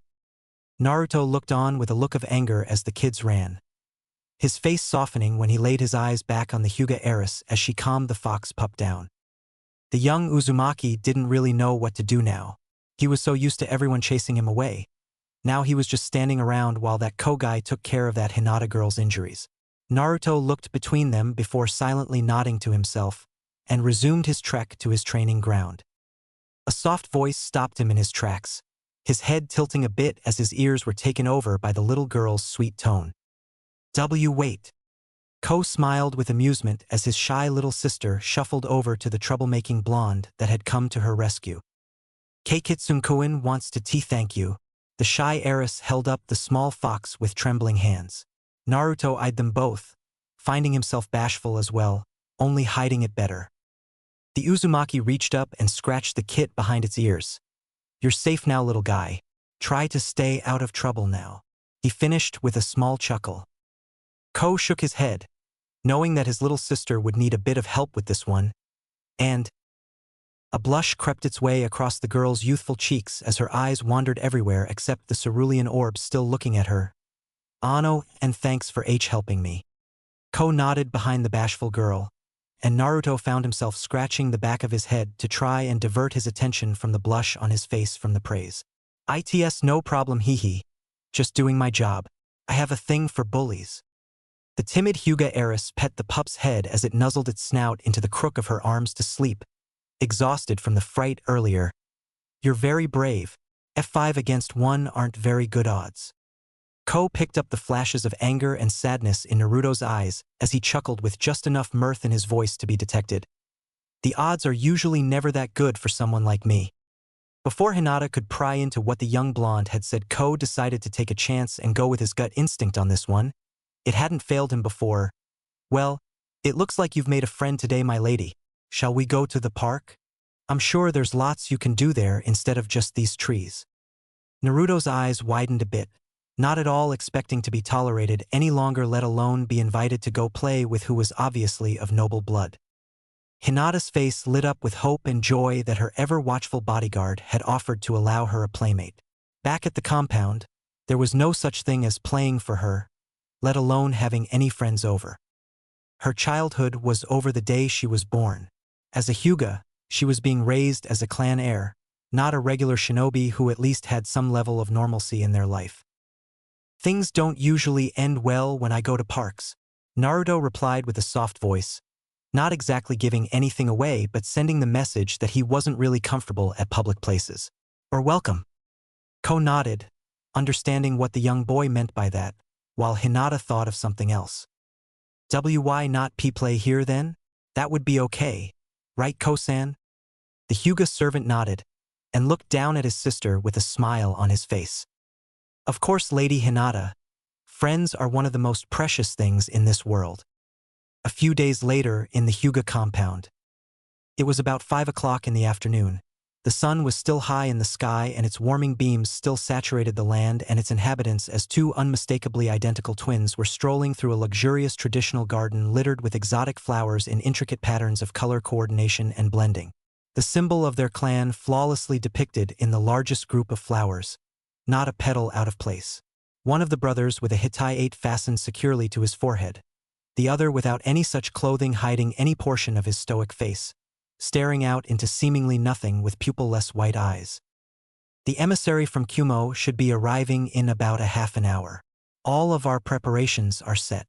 The brother with the Hittite spoke with audible worry in his voice. The other, though stoic, gave off just as much worry in his aura. He was expecting the worst to happen. Do you think we are ready? They passed over a traditional wooden bridge that went over a small pool of water that stretched across the estate, nearly dividing it. The clan head of the Hyuga held a stern look in his face. Ko watches over Hinata, and Hanabi is with Yuka. When the Kumo ambassador arrives, they'll both remain either by my side or your own. One can never be over-prepared, but I have confidence that no harm shall fall upon them. It was true. The Hyuga were not known as the magnum force of Konoha for nothing. Who better to protect the future clan heiress and her younger sister than the clan head himself and his twin, equal to him in almost every way aside from the minutes separating their births. Ko is a disciplined boy. Even if he lacks the Hyuga mindset, he will guard your daughter with his life. Hayashi. The younger twin spoke with confidence. The elder brother nodded. You mean even though he lacks the stick posted firmly in his posterior like the rest of us? He asked his younger brother as they abruptly stopped a little ways away from both sections of houses. The two chuckled a bit, safe from open ears and allowed to be themselves for only a moment before continuing their patrol. Hee, yes brother, that's exactly what I meant. And Yuka is frightfully deadly with her senbon. She's a fine guard for your younger daughter as well. The now more relaxed twin replied with the slightest smile. His older brother stopping once again to gaze up into the clouds with his eyes that matched their color, and let a frown make its way to his face. They were far enough away, but quite honestly Hayashi couldn't care less if anyone saw. A father has every right to worry for his daughters. His younger brother stopping with him and standing at his side, they both folded their arms in their robes, pondering what may happen over the next few days. Hizashi, the older of the two started, earning a glance from the younger. I have a bad feeling about this. It's the same as the day before Minato gave his life to save this village, to save all of us, and condemning his only newborn son to do it. The sadness and regret completely filling his face and shuddering his voice. So much hurt happens at once sometimes, and it's always the best of people that it happens to, was his only thought. It wasn't until Hayashi became the clan head, when he and his younger brother were brought back together once more. All throughout the ninja academy and years after, they were kept relatively separate as the elders groomed him, and branded and trained his younger brother with the caged bird seal, instilling in him to serve the main family until the day he dies. In his place, but another brother all the same, Minato Namikaze, who would later become the fourth Hokage of Konoha, had been his second brother all throughout the ninja academy and years after up until his untimely death. He had known both the yellow flash Minato Namikaze and the red-hot-blooded habanero Kushina Uzumaki before and after they were friends and later married. Hayashi had been there every step of the way until their end. He had the same cold barren landscape feeling in his heart that he did before that fateful day, and he was shaking in his core. Who would he loose next was his thought. Hizashi caught the look in his brother's eyes, and it reminded him of the years he had spent separated from his twin. He had watched over his older brother from afar, happy that at least one of them could live a somewhat normal life. He held no grudge against his brother for taking in another. In fact, he was thankful. For if it were not for the yondaime, he was sure his brother would have turned out to be just as bitter as the rest of the main family. Hayashi could only hope that their son, who had saved all of Konoha by taking on the burden of being the Kyuubi no Yoko's Jinchuriki, turned out to be okay. He would have sought out the boy long ago, but his position of clan head kept him from doing so. He needed a reason to associate with the likes of him, though not by choice, and any he might have sent for him would be persecuted for dishonoring the Hyuga name as well. As far as Hayashi was concerned, he could only ever watch over his best friend's child from a distance, pulling what strings he could to help. Hizashi knew all of this all too well, for it had been him in that position years ago that seemed only a day before when looking back on it. He knew his brother's pain as it was his own. "Do not worry yourself, brother. The trigram twins are together again. We'll be okay," Hizashi said with an earnest tone, trying to cheer his older brother up. Hayashi chuckled a bit and nodded in agreement. They were the most talented gentle fist users in the clan, both wielding the ability to hit all 361 tenketsu points in the body while executing the 8 trigram palm in the gentle fist's field of divination, the secret taijutsu techniques passed down to selected members of the clan. The only reason why Hizashi knew the techniques is through his own talent in gentle fist. Out of the two, he was the strongest. But being born minutes behind his brother Hayashi, he was condemned to the brand and shackles of the branch family. Shaking away those thoughts, he turned back to his brother and saw something he hadn't seen in a very long time. He was smiling. Well, his approximation of smiling anyway. And he couldn't help but smile with his brother. "You're right, Hizashi," the older Hyuga extending out a hand which the younger one gladly took and was brought into a half embrace. "You're always right. For moments or for minutes, neither could tell. But both pulled back and reassembled into their stoic stances with their arms folded in the sleeves of their robes. "Come, brother. Let us enjoy a cup of tea." And with that, the trigram duo headed into a large and luxurious traditional home, Hizashi's son Niji running out to greet his father with a hug. Elsewhere, the sound of 2 children playing in what could be called a section of woods giggled out in youthful glee. Indigo hair swayed and flipped as Hinata searched for her new and only friend through the trees. Golden blonde hair would appear in flashes as Naruto skillfully appeared from out of nowhere to give the Hyuga princess a poke on her shoulder or back, making her whip around and just miss the sight of him disappearing back into the bushes or crawl up a nearby tree like a feline prankster. Then, after several attempts, Hinata would turn around to see that her trickster blonde was standing right behind her with his finger ready to poke her shoulder. This process had been going on for a while Ko occupied his time making sure all of his ninja tools were sharp and in good condition with the occasional glance to his sister's smiling face with one of his own to match it. It was getting late in the afternoon. The moon began to peek through the orange and reddish glow of the evening sky as the sun was halfway set. The horizon, a gloriously deep orange glow, seemingly melting into the ground. Up in a tree, 2 kids who had been playing for hours were now resting, while the teen below was leaned up against the trunk of the tree with a delighted smile on his face. The day had been very good. Young Naruto and the shy Hyuga heiress Hinata were sitting side by side on a branch halfway up the tree. Even being shorter than he was, she could climb very well when she wanted to.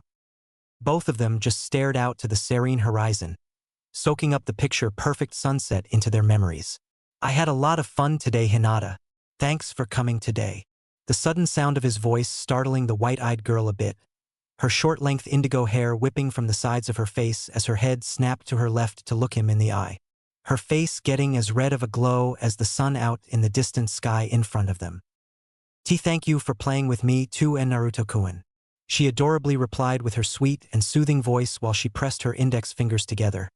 That habit had birthed a few hours before when she accidentally made Naruto trip over a root. He of course rolled into the fall, so he stood straight up without even a scratch, but still, it was the idea that counts. Naruto nodded with a solemn smile. Least she's not stuttering as bad as before. Maybe she's not as afraid of me now that she at least got to know me. He thought as he nodded. It was my pleasure. Resonating snickering could be heard in the back of his head. Or maybe she finds your mysteriousness attractive. Hey! Naruto almost choked on his saliva as he, for a moment, forgot that he wasn't the only one living in his head. I don't know. Do you think we could play again tomorrow? Her fidgeting picking up in intensity. What do you mean by attractive, Kurama? I'm pretty sure she thinks I'm fun to play with, if that's what you're asking. Naruto stated in honest confusion. Even with his highly intellectual mind for a child, he was still just that, a child. Innocent in the ways of mature activities and the like. Sure, Hinata-san, we're friends, right? The blonde chuckled. You don't need to ask. Yes, she'll think you are a lot more fun to play with when you two grow older, kid. She'll be a fine fit for you. Hinata's eyes shot up in disbelief. Her? He wanted to be friends with her? Were friends? She asked with honest and fearful disbelief in what he said. Why you want to be friends with me? She had to be sure it was true, and that he wasn't just toying with her like the other kids did at the compound. Sure, they had spent time together once before, but she had never had a friend before. Naruto was at first surprised at what she had said. His thoughts immediately raced, thinking that she had played with him out of mercy or maybe some sick joke. But when he looked into her eyes, he knew that wasn't the case.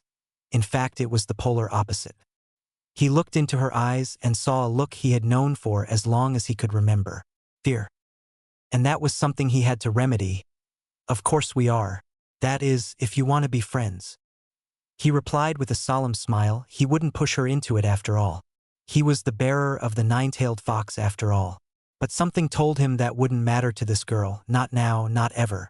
It was the other look in her eyes that overlapped the other that gave it away. It was the same look he had in his own eyes before they had turned cold but 2 weeks ago. It was the look of hope. As if empowered by his words, she straightened her "please don't see me" posture and held herself straighter. With a smile that rivaled his former signature grin, she nearly cried tears of joy as she hugged him. Of course I want to be friends. The sudden thrashing movement caused them to fall back and hit the ground below them, but they laughed instead of cried from it. Even when Ko jumped to his feet and rushed over to them, which only made them laugh more, they were both too happy to feel pain whatsoever. They mostly laughed at the fact that they had fallen back so easily after appearing to be masters of the climb when they first got up there. Ko had a good laugh too after settling down. He'd halfway expected that to happen at some point. They could barely hang their feet over the massive branch after all. With the day becoming night and the moon now shining bright, regrettably they had to say their goodbyes. When asked if he needed a walk home, he instead offered to walk with them home to see them off. It went smoothly enough up until they neared the giant estate. Naruto found an excuse before getting to close and left before he got them in trouble. Though he did give Ko a good handshake and the blushing Hinata a hug. It might have been the wrong move on his part, he thought, because as soon as he hugged her she went completely red and nearly fainted, which made him wonder what had been different in the tree. It was probably the fall from the tree. I hope she'll be okay. He concluded, the fall from the tree having an effect on her body. She was pretty small after all, even if she was well developed for a child. A strong body she had, but a big one she didn't. The fall must have done her in a bit, he thought as he walked away with a wave. Getting back to training ground 23, Naruto decided with consent from his tenant that he would turn in for the night and make camp in the abandoned warshack he had made into his home away from home after discovering it on his most recent run for his life. Lighting candles he had procured over the past few weeks and scattering them about, he took in the sight once more. It was lit more than well enough for him, but it was just how it was built that intrigued him. The walls were thick with old paint and the untouched weapon racks were scattered about the large underground hall like his candles. The center table, which he had missed the first time around, had an equally old map of Konoha towards one end of it. Looking it over, he could tell it had been a very long time since anyone had truly been in there. The parchment was weathered and the map itself was in poor condition. Only the faintest outlines could be seen of buildings and structures, strategic points and arrows pointing to what may had once been either objectives or points of defense. taking in the finer details of the bunker he had stumbled upon. He found that there were kanji littered all over the walls and ceiling, and wondered what they were for, reinforcing the infrastructure of this room. It was built to last the likes of me and my kind. Naruto nodded. Is this what Fuinjutsu can do? It's amazing if it can withstand even you. He thought in astonishment that such jutsu existed. The feat of successfully withstanding the wrath of a bijou, let alone Kurama, was not easily met in the least. This is but a taste of what Fuinjutsu is capable of. If mastered, the possibilities and application of Fuinjutsu is nearly limitless. What's keeping me sealed within you is a product of Fuinjutsu. Imagine what it can do when geared towards other things with the same effort and capability. Naruto lifted his shirt and made his seal appear with the help of chakra flowing to his stomach. Do you think I can learn Fuinjutsu? Kurama nearly choked on her laugh. Not only will you learn it, but I will personally make sure that you are a master of Fuinjutsu by the time, and maybe even before you reach adulthood. Naruto's eyes shot wide open, and he even took a few steps back from the shock. Can I really do it? He asked. He knew it couldn't be as easy as learning how to handle a sword or a knife. Hell, learning jutsu and how to control chakra was probably easier than Fuinjutsu if he could guess. I promise you, your body is built for combat, and while your mind is equal to your body's adaptability to the heat of battle, it is unparalleled in its build for picking apart and putting back together the jigsaw that is chakra. Naruto was confused. It was his understanding that Fuinjutsu revolved around kanji and the different uses and manipulation of it. How is Fuinjutsu like a puzzle, Kurama? I thought Fuinjutsu is all about kanji and how chakra runs through it. That in itself made sense to the boy. What his furry tenant said was a mystery to him. Chakra by itself is a purest of energy. Some call it spirit energy, others call it raw power. Life energy, if you will.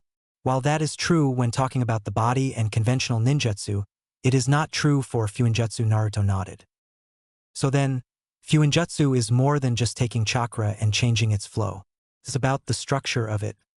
That's why kanji exist. They're all different pieces of a puzzle that change the nature of chakra. Kurama chuckled. You got it, Kit. But before the blonde could continue, the bijou thought it was best for Naruto to get some rest. He'd had many changes in a very short amount of time. That's something even a healing factor as strong as his couldn't help with. Now then, get some rest. You're going to need it for tomorrow's training. The Uzumaki smiled, wondering how he could have been so lucky to have Kurama on his side now. Yes, sensei. Line break. The next day. The morning had been a rather productive one, and training was really starting to get into full swing. It felt strange to have someone who was teaching him how to be a ninja instead of just teaching him basic rules of society, in Tucci and Iam's case, or treating him like the scum of the earth in everyone else's case. He had set out to training ground 20 as instructed by his furry sensei, and was moving from one training ground to the next, systematically, every hour, and changed his pace and focus of training depending on what was there. The bijou wanted to test her theory on how Naruto learned to do things. Of course, he could learn things just like anyone else could, but something about that night when he was being chased by that rogue ninja struck a chord with her, and she was going to see for herself just how Naruto adapted to whatever she threw at him. She had him start off with his sword. The thing was like an extension of his arm for the most part, but he's still rather clumsy with it. It was like teaching a toddler how to use a fork or spoon. He really didn't know what he was doing. But that's what having a millennia-old demon fox for a sensei was for. She had seen and memorized hundreds of swordplay styles alone, and that was just the tip of the iceberg of what she had to offer her container. Interestingly enough, it seemed to her that Naruto had no dominant hand. When brought to his attention, Naruto noticed himself that he could use both hands to do pretty much everything. He was just so accustomed to just doing whatever came natural to him that he never noticed the way he didn't have a dominant hand that was primarily used for even trivial tasks. It was an interesting thing he found out about himself. Kurama had told him that it was actually a rare thing, that some people could learn how to be ambidextrous while most could only ever be comfortable with one hand to do things. In the end, she just thought it funny, and chalked it up as one more anomaly to add to his scorecard. He simply shrugged and decided to make the best of it. It wasn't like it would hurt or change anything. About halfway through the day and 9 training grounds later, Naruto stopped dead in his tracks while bringing out food and the rice balls Ino had made earlier in the morning that he hadn't gotten to enjoy yet. He couldn't quite pin it down. All he knew was that there was something wrong, that something wasn't right. For minutes he was looking from tree to tree, training ground off one way and forestry out to the other, looking for the source of this odd feeling. Just before he decided to let it go and dig into his meal, he got his answer. A slight tremor in the ground that barely had enough force to make a person notice if they weren't walking. He didn't understand. A few moments after that, all Naruto could hear was the struggling and failing attempt of one giant fox trying to hide her bursting laughter. What? Was all Naruto could really ask. He had no idea what had happened just now. Finally, unable to hold in the laughter that was threatening to make her burst, the bijou let it loose. Bahahaha, oh God, that's rich, ahahaha. The sudden boom of roaring, cackling laughter had the boy's head vibrating back and forth. He clasped onto the sides of his head to keep himself steady. What? What the hell is so funny? His head was starting to hurt from his tenant's volume excessive laughter. Now down to a deep chuckle, Kurama gave him his answer. It seems your feral senses are more prominent than we originally thought. You just sensed an earthquake before it happened. Only animals can sense a change in the earth such as that. You Naruto are truly my kit now. He. Pouting, Naruto didn't know if he should take that as a compliment or an insult to his character. He didn't fancy being literally called an animal to his liking. But then how could he deny the claim? He could see clearly on a solely starlit night as if he were only in a dimly lit room, and even then his vision was so sharp it didn't matter too much. He could hear a single bird chirp from a good 30 meters away, and he had a knack for sensing when he was being watched. Then there was his stealthy habits. When everything was laid out before him, he really was a miniature fox, just a lot less hairy and missing tails. It wasn't even noon yet and things were already getting weird. So I'm an animal now, what's next? Am I going to start hunting now? Elsewhere. So, he thinks he's going to strut about as if he is untouchable. So long as he keeps away from my daughters, I will allow him to feel safe. One Hayashi Hyuga was currently restraining himself from having a field day with a certain emissary from Kumogakure. Kumo and Konoha had been at feuding odds with each other ever since the Third Raikage had come into power. His thirst for making his village stronger made him enemies with Konoha after their many attempts at recruiting Kekkai Genkai wielders at every chance that presented itself. He saw people with Kekkai Genkai as weapons, and that he and his village had the right to both kidnap and exploit them by any means necessary. The current situation of having a retired infamous ninja from Kumo being sent to negotiate a treaty with Konoha, under the guise of staying under the all-seeing eyes of the Hyuga as a sign of good faith, had both Hayashi and his clan on edge. As I'm sure your Hokage has informed you, I will be staying under your clan's watchful eyes during my stay here in Konoha until an agreement is reached between our two great villages.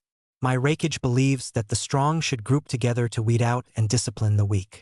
A dark-haired man with a hardened body upholding an equally hardened face spoke in a tone very befitting for that of a politician, with every bit of arrogance and self-appointed hierarchy in his voice.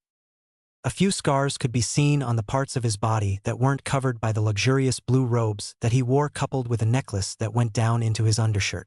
Though this did not mean he wasn't a lethal ninja when he was in service, in fact, it meant quite the opposite. Bearing the title of the Slasher of Kumo, Hiroto Miura was an ex-head ninja of Kumo.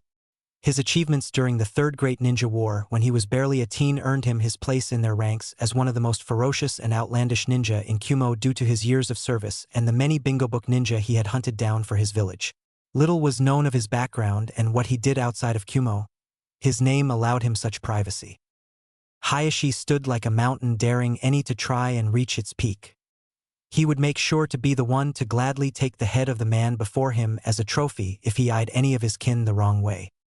Yes, I have been informed of your arrival, and might I add that you and your escorts will be staying in the guests' quarters under surveillance of no less than 5 guards at any given time, to ensure your safety and comfort during your stay in our village.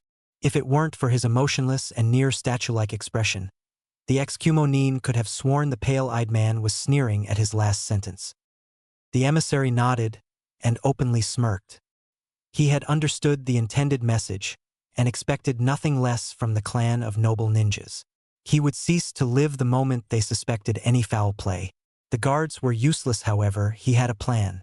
He was there for a meeting regarding the peace of two warring villages, and had the upper hand because of that. He couldn't be touched or kept under watch at all times, even with the Hyuga and their eyes. There was one place he literally couldn't be watched by the law of their village: the Hokage Tower. He was there on official business and under the guise of an ambassador from a foreign village. Aside from the Hokage himself, none could be near their meeting because of the nature of sensitive information being shared between the representatives of each village. It was during his waiting period where he would make his strike. For when he attends the meetings, every guard ordered to watch him would be right where he wanted them to be. Close. Of course, Hyuga-sama, I thank you for the concern. Henceforth, I hope the next week will be a beneficial one to both of our villages. Now, if you'll excuse me, I am weary from my trek here, and must retire. The smile never left Hiroto as he talked the lingo of men in robes. It was hard to talk in a sophisticated manner. He was much more acclimated to the usual language of ninja in the field. He had been ordered to read books on proper etiquette and speech for this mission, and it was a pain with every minute he spent learning the ways of the people pulling the strings. It was far too difficult for him to deal with, and was actually missing his life of just being the slasher. Politics wasn't his gig. When it was all said and done, he would do this without question if it meant he could get back to his master. He needed the information that he had been waiting for the opportunity to get in order to go back to base without being made into a mince of meat. Failure was not an option, and this treaty business was the perfect way to get into Konoha. Hayashi didn't like how he was trying to get rid of him so soon, but then that could just be his caution of the Kumanin setting foot inside his compound, not 50 meters between him and his daughters or any other unsealed members within its walls for that matter. He would have him watched like a missing ninja for sure. I understand. It must have been a long journey. Motioning the guards that he had chosen to be the Kumanin's watchdogs, Hayashi sent him away from his sight before he did something he would regret. They will show you to your quarters, good day. And I don't believe I caught your name, he said just as Hiroto had taken a step. Without a pause, he nodded and chuckled a bit. Yes, I must be more tired than I had first thought. Forgive me, Hyuga-sama. I am Kaito Hizuna, humble councilman of Kumogakure. He bowed. I bid thee farewell. Kaito spoke in a playful tone, though he had meant the old-fashioned speech as a regard of disrespect for the man before him as well as his stature. Taking his leave and the 3 men that made up his escort along with him, the ninja from Kumogakure made their way to the guest home they would be staying at for the week while they negotiated the terms of a treaty with Konoha. Watching the filth of Kumo strut away from his presence, Hayashi sighed. It was going to be a very difficult week. What do you think, brother? Do you think they will try something? The seal-bearing twin asked in a halfway joking manner. It would surely be suicide if they tried anything, but then again the ninja from Kumo were just as crazy as their Kage was. The seal-less twin sighed. It is hard to say, Hizashi. They are daring enough to come this far. It is not hard to fathom that they would take that extra step. Both brothers looked to the clouds. So few were in the sky, and yet the ones that were there were so calm. Perhaps they just needed to be the same. We will see how things turn out. All the preparations have been put in place. Let us go about things as we normally would, and return to our children. Hizashi nodded with his brother. Niji still had much to learn, and he needed to be mentally prepared for the branding of the caged bird seal that he would receive when he turned 7. He was still 6, but nonetheless, he needed to know what was going to happen to him. Both brothers folded their arms in the sleeves of their robes and proceeded to go with their children. 3 days had passed, and Naruto was progressing under the stress of the survival training just as Kurama had predicted. Fast. His body was still a little underdeveloped for one his age, but the training she was having him do along with the new diet was quickly remedying that. The changes to his body were restoring his body to what it should have been and progressing it at a remarkable rate.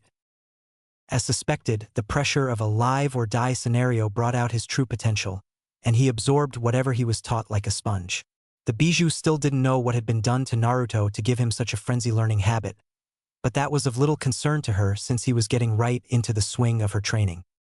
The last conscious thought she gave to the strange occurrence was that maybe this strange training habit was centered around one of his baser instincts that he just so happened to be more in tune with than other humans.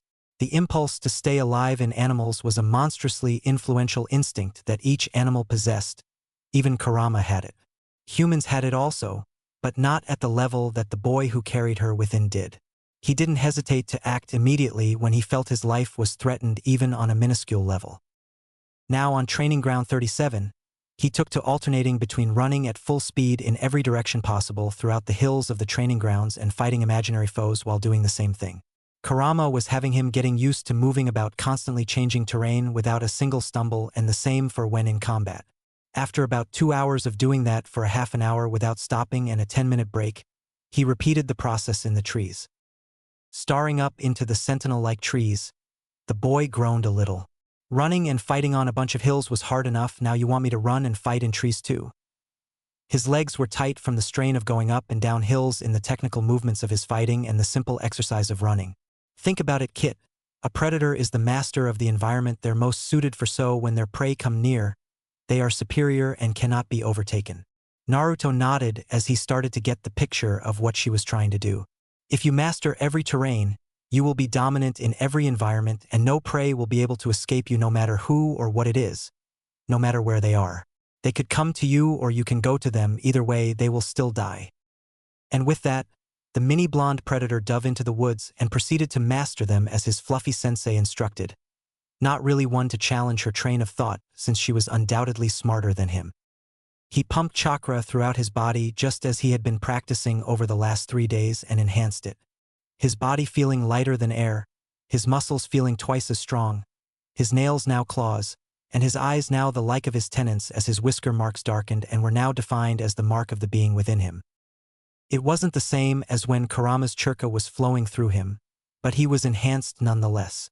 When he was operating off of her chakra, however, he felt invincible, as if nothing could withstand the power of his fury. But, seeing as how he didn't need that power for training, he reserved himself to using just his own chakra. Naruto was never satisfied with himself, and had every right not to be. He was just barely getting back to his approximation of normal after his attempt at his own life. As difficult as it was, he was learning how to multitask with a hurricane of emotions at the same time quite well. Then again, he had always done this. Even at his early age, he had to fight back the urge to pummel the villagers that tormented him, so last week was just a fluke. Shaking off the thoughts of the villagers, he would take great pleasure in digging his claws into. Naruto plunged himself into the thick foliage, immersing himself in nature. From the time that Naruto had spent in the woods surrounding Konoha, he found that animals were much more sensitive to the slightest vibrations and faintest of smells and sounds. No ninja could match them. So, he figured if he could master the art of stealth on animals, humans would be like stalking a toy doll just waiting to be tossed around. Taking his place amongst the shadows after about an hour of tracking, Naruto zeroed in on a deer. It was a magnificent buck with antlers to point. Scars could be seen from its many battles with other males, and a few were too straight to be from an antler's point. He had been hunted before. Keeping his body close to the ground, he stalked towards the unsuspecting deer as would a wolf. Body tight to the ground, paws caressing the earth as if it were a baby's cheek. He was silent. A few times he had critically avoided sticks and twigs that would have given him away otherwise, but he had moved about them like the agile fox that he was. Silent. The only things that could be heard in the dark thick of the forest were the rustling of the tips of the trees far above his head and the buck grazing just underneath one. The air was thick with the scent of the vegetation around, and the odor emitting from the deer in his sights. His scent was nowhere to be found, unable to be detected. His pores sealed with the chakra he kept flowing throughout his body, sealing off the scent, giving sweat glands on every inch of him. His heart was racing, but he could not feel its thundering pumps. He could not even hear the pulses in his ears. No, all he heard was the quiet of the forest, and the steady breaths of the deer in front of him. Adrenaline was coursing through every inch of his little body, the thrill of his first hunt making its realizing hit on his conscience. He was a hunter. All his focus was on the prey before him and what he had to do to make it his first kill. He couldn't feel his heart beat anymore. He only knew it was racing to keep up with his thrill. He was a hunter. He had prowled his way to just a few meters away from his prey. A silent approach. His mouth was filling with the anticipation of the hunt. He was careful not to let any excessive emotion to escape his thoughts. Animals could sense when they were being hunted. No, he was a ghost. He was a shadow. He was a predator. and he was about to take his prey. He had settled in between two overlapping bushes with a little opening in the middle of them. He was cloaked in the shadow of the forest and was within its thick brush as if he had always belonged. He was surprising himself more and more with how much he seemed to be accustomed to what he was doing. He could chalk it up to be his demonic partner rubbing off on him, but then that wouldn't be true. He had always had this side to him since he was born, if he had to guess. If anything, he was growing into it even more. The deer was oblivious to the predator in its midst. It was still standing there, grazing like it had done thousands of times before. Little did it know that this would be the last time it would ever taste the noble grass that grows even in the darkest of places, and the bloodiest of battlefields. Naruto was anxious, his body shivering from the heat of the stalk. His claws were clenching the dirt like vices. He couldn't wait any longer, but he chained himself down, allowing his prey one last moment of grazing. Such a simple thing life seemed to be. So complicated and full of sorrows. Yet, in the presence of one with the will to make it his own, it can be taken in a second. 10 seconds. 10 seconds was what he allowed the deer before his pounce. Time seemed to slow to a still. How could it be so easy to take the life of something? Mortal or not, how could it be so easy to take something's life and make it your own? These were the questions that began to run across his very young mind. Then it dawned on him. It was easy because it was meant to be. How difficult would it have been had he been stalking one such as him? Maybe not the same, but a ninja or a common man. It depended on who you chose as prey that makes the taking of life easy or difficult. Either way, it was done the same. Perhaps the journey to the ending moment would be hard for some, but the end altogether was the same. It was too easy for Naruto to take a life, and the thrill he was getting now was making it all the more enticing. Would he feel different if it were another person? Perhaps. But the fact was that his current prey was exactly that. Prey. One without voice and without name. One who had just run out of time. The 10 seconds he had given the honorable deer before him were now over. It was as much for the deer as it was for Naruto. He had never taken his eyes off of its side as its head dipped down and lifted occasionally, chewing the small grass that gave it life. He only saw this because it was in his sight. The impulse of the hunt was still ever present in him. He couldn't even hear himself breathe, hadn't been able to for a while. His breaths were slow, deep, full of patience. A stalker's breathe. His posture hadn't shifted. He was down low to the ground, arms and legs ready to pounce. Claws waiting to claim their first kill. He waited. He knew the slightest error would thwart all of his effort. As feral as he currently was, he couldn't think like a beast now, no. He had to think as a true animal, a true predator. He must be patient. Not all is as it seems, and he knew he had to wait for the right moment to strike. The deer's head was up chewing, paying no mind to its surroundings as it ate. Now it was back down to the ground, surveying its nutrition of choice. It was here where he didn't want to strike. Now its head was back up, and its gaze now relaxed as it enjoys its graze. He had surveyed his surroundings and found them safe for the moment.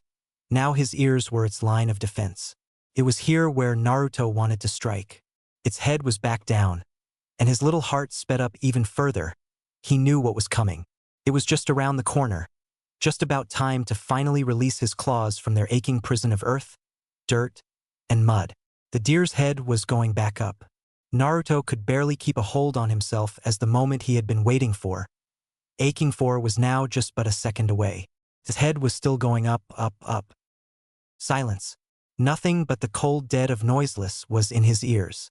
He had leaped just as the buck was about to finish its first chew. With his combination of chakra enhanced, adrenaline flooded, and instinctually uninhibited body dull of all other senses of pain, worry, sorrow, or doubt. The 8-meter distance closed in a flash when seen from another's eyes. But to Naruto it had taken eternity. He flew as if he were without weight, without worry, without any moral bindings holding him down and away from his prey. His claws were held just a little past his shoulders and spread, able to move about either which way if the deer made a momentous move. His body was completely level in the air, leaning a bit forward where his claws were awaiting their landing on the unsuspecting buck. He paid no mind as the buck's head began turning around as he let loose what he thought was a growl. He couldn't tell. Everything was so slow he thought it was the hum of a quake. He saw himself in the eyes of his prey. If it had been any other mortal, shock and fear would be all that he would find in those eyes. True to the heavy impulse that had taken his body into vice grip, he didn't appear normal off first glance. His teeth could no longer be classified as normal, their fang length extending far beyond the lengths of normal as his canines, and their seeming filed sharpness nearly touched his bottom lips while his mouth was wide open in his snarl. It was quick. The buck had turned its head all the way to the right to view its killer in full, its eyes going wide to the point of nearly popping out in the extreme of which they opened, completely stunned in fear of the predator about to take its life. Like clockwork, and with the ferocity not that of a normal human, the moment his claw-bearing left hand met the fur-coated exposed neck of the deer, his grip around it tightened like a vice and crushed the buck's windpipe as he swung around it. Reaching the opposite side of the buck with his iron grip in a simultaneous succession, he ripped out the buck's throat as his right hand clamped down on the back of its neck and muscled it down with the momentum of his swing, effectively pinning it down on its side as he agilely hopped over it once it hit the ground to avoid its kicking legs. It had happened so fast he had barely enough time to process what he was doing before he acted. He was running on instinct. Even now he was barely able to stop himself enough to where he could comprehend what he had done. Looking into the gasping face of the impressive buck beneath him, he could feel its life-blood soaking the patch of earth that they were both occupying. His thundering heart began to slow down as his sight widened from the narrow point they had sharpened themselves into. His breathing went from violent and fast breaths to calming and slowing. Everything was slowing and time came back into comprehension. He surveyed his surrounding. No one was around. Not even a squirrel. It was as if this lone deer was put here to test him. He looked back down to his prey and felt remorse. It wasn't his prey anymore. Its soundless screams of struggled strands of air had changed that label. It was in pain. Pain that only he knew. Without a second, though, he held up the claws of his left hand into a point, taking one last glance of himself from the eyes of the buck as they actually teared a bit, and plunged them into its chest, severing its heart and lungs from the rest of its internal works. His face was that of a statue, completely still and emotionless as the eyes of the buck glazed over and closed. Its body completely rested and still. It was no longer his prey. It was now his first kill. It was strange. He had felt guilt for a second, and in no less than a second it was gone, and he was now at peace with himself. The reason being, he had put the buck to rest. He felt neither joy nor sadness, but the calm like that of a still pond or lake. Even his head now felt cool, opposite of the flaming heat of the hunt that he had just experienced. He made sure the eyes of the buck were shut, so that it could sleep properly. He sat back against a nearby tree not 5 feet away from the deer, and looked at what just happened. He had killed, and he got the answer to the questions that were running through his head just before he had done the deed. He didn't know. He didn't know what he felt about the taking of life. The only thing he knew was that he did not enjoy it. He knew that he found no pleasure in killing. It could only be described by him as one thing: strange. You pass Naruto, his guardian, sounding off like his conscience. Pass what, Kurama? I killed it. I killed the deer. He replied just above a whisper, lifting his thick red glazed hands to where they could both see. Yes, you did. But let me ask you one thing. What? His body began to tremble ever so slightly, as if it were only the air that was vibrating. Did you enjoy it? Naruto paused. No, at least he didn't think so. It didn't feel like any kind of joy that he knew. It was sad. Sad in the sense where he had been the one to end something's life, taken away everything it had ever gained and damning anything it would ever get. No. No, I didn't. Kurama put a veil of her chakra over him, as if caressing him once more. It wasn't the flame that he was usually encased in. No, this was like the faintest of mists given color, as if the mist were made up of the tiniest embers and given a shape. The veil hugged Naruto and poured its caring warmth into his body, shielding him from the cold of the approaching night. Then you are a true hunter. Naruto was confused, though he didn't show it. The only thing he did was lift his hand to try and caress the brilliant yet dark aura surrounding him in return for its warmth. What does that mean? I still took a life. Even if it was an animal's, a life is a life. A tear began to roll down his small cheek before the ember-like illuminating aura turned it to steam. It means that you are not a killer. A killer takes a life for the sake of just taking it. A hunter takes a life because it has to, not because it wants to. You needed to know what it's like to take a life early so that you'll be able to protect the ones that will be on your team. You know, ninja get their first experience with death while on a mission. This was a mission given to you by me, and you have passed. You did not kill this deer for no reason. You killed it because this experience may just save you and those who will be on your team from a very probably danger of life or death situations on missions. Not only that, but you are out of food, and the week isn't complete. This deer will give you the life that its body once held to sustain yours. It is the circle of life, Naruto. As heartless as it may seem, it's just the way things go. The boy nodded very slowly, unable to tear his eyes away from the blood staining his hands that weren't his own. He understood everything that his guardian was telling him, and he knew it was true. He just needed time to let it sink in and process it. Though that time was cut short as the glittering of moonlight reflecting off of metal made quick work of his thoughts, with the shining of metal making its way straight towards his head. Naruto moved his head to the right, allowing the alien metal to hit the trunk of the tree with a clear DOK kunai. The blonde's mind kick started as he sprung up on all fours. Naruto hide. The blonde already knew the drill as he immersed himself once more into the thick of the forest, silent again. Already one with the wild growth of the forest, he couldn't be spotted even if he were wearing neon yellow. Like a shadow, he crept around the dense thick of the woods that was in his general location, searching for the one who had thrown that kunai. The scent he could get off of the handle of it was familiar, but he couldn't pin down who it was. He wasn't that good at tracking, yet. Stopping by the edge of the little clearing, he looked towards the almost non-existent sounds of feet treading on ground and the rustling of bushes. He could make out two figures, one in gray and one in tan, both hooded. What would be silent whispers was low talking in the dead of night for Naruto's enhanced hearing from both his already natural sensitive ears, and with the addition of chakra running through his body to keep him at peak performance. Damn! Lost that kid again. The hooded figure in gray spoke in a very hushed but annoyed whisper. The other replied with a glare that shot daggers. What do you mean again? You said you took care of it already. The one in gray shook his head frustrated. Not exactly. The fucking kid is impossible to catch. The ANBU of this village can barely keep track of him, let alone actually capture the little shit.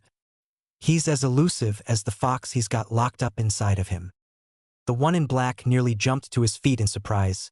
You mean we're here to kill that?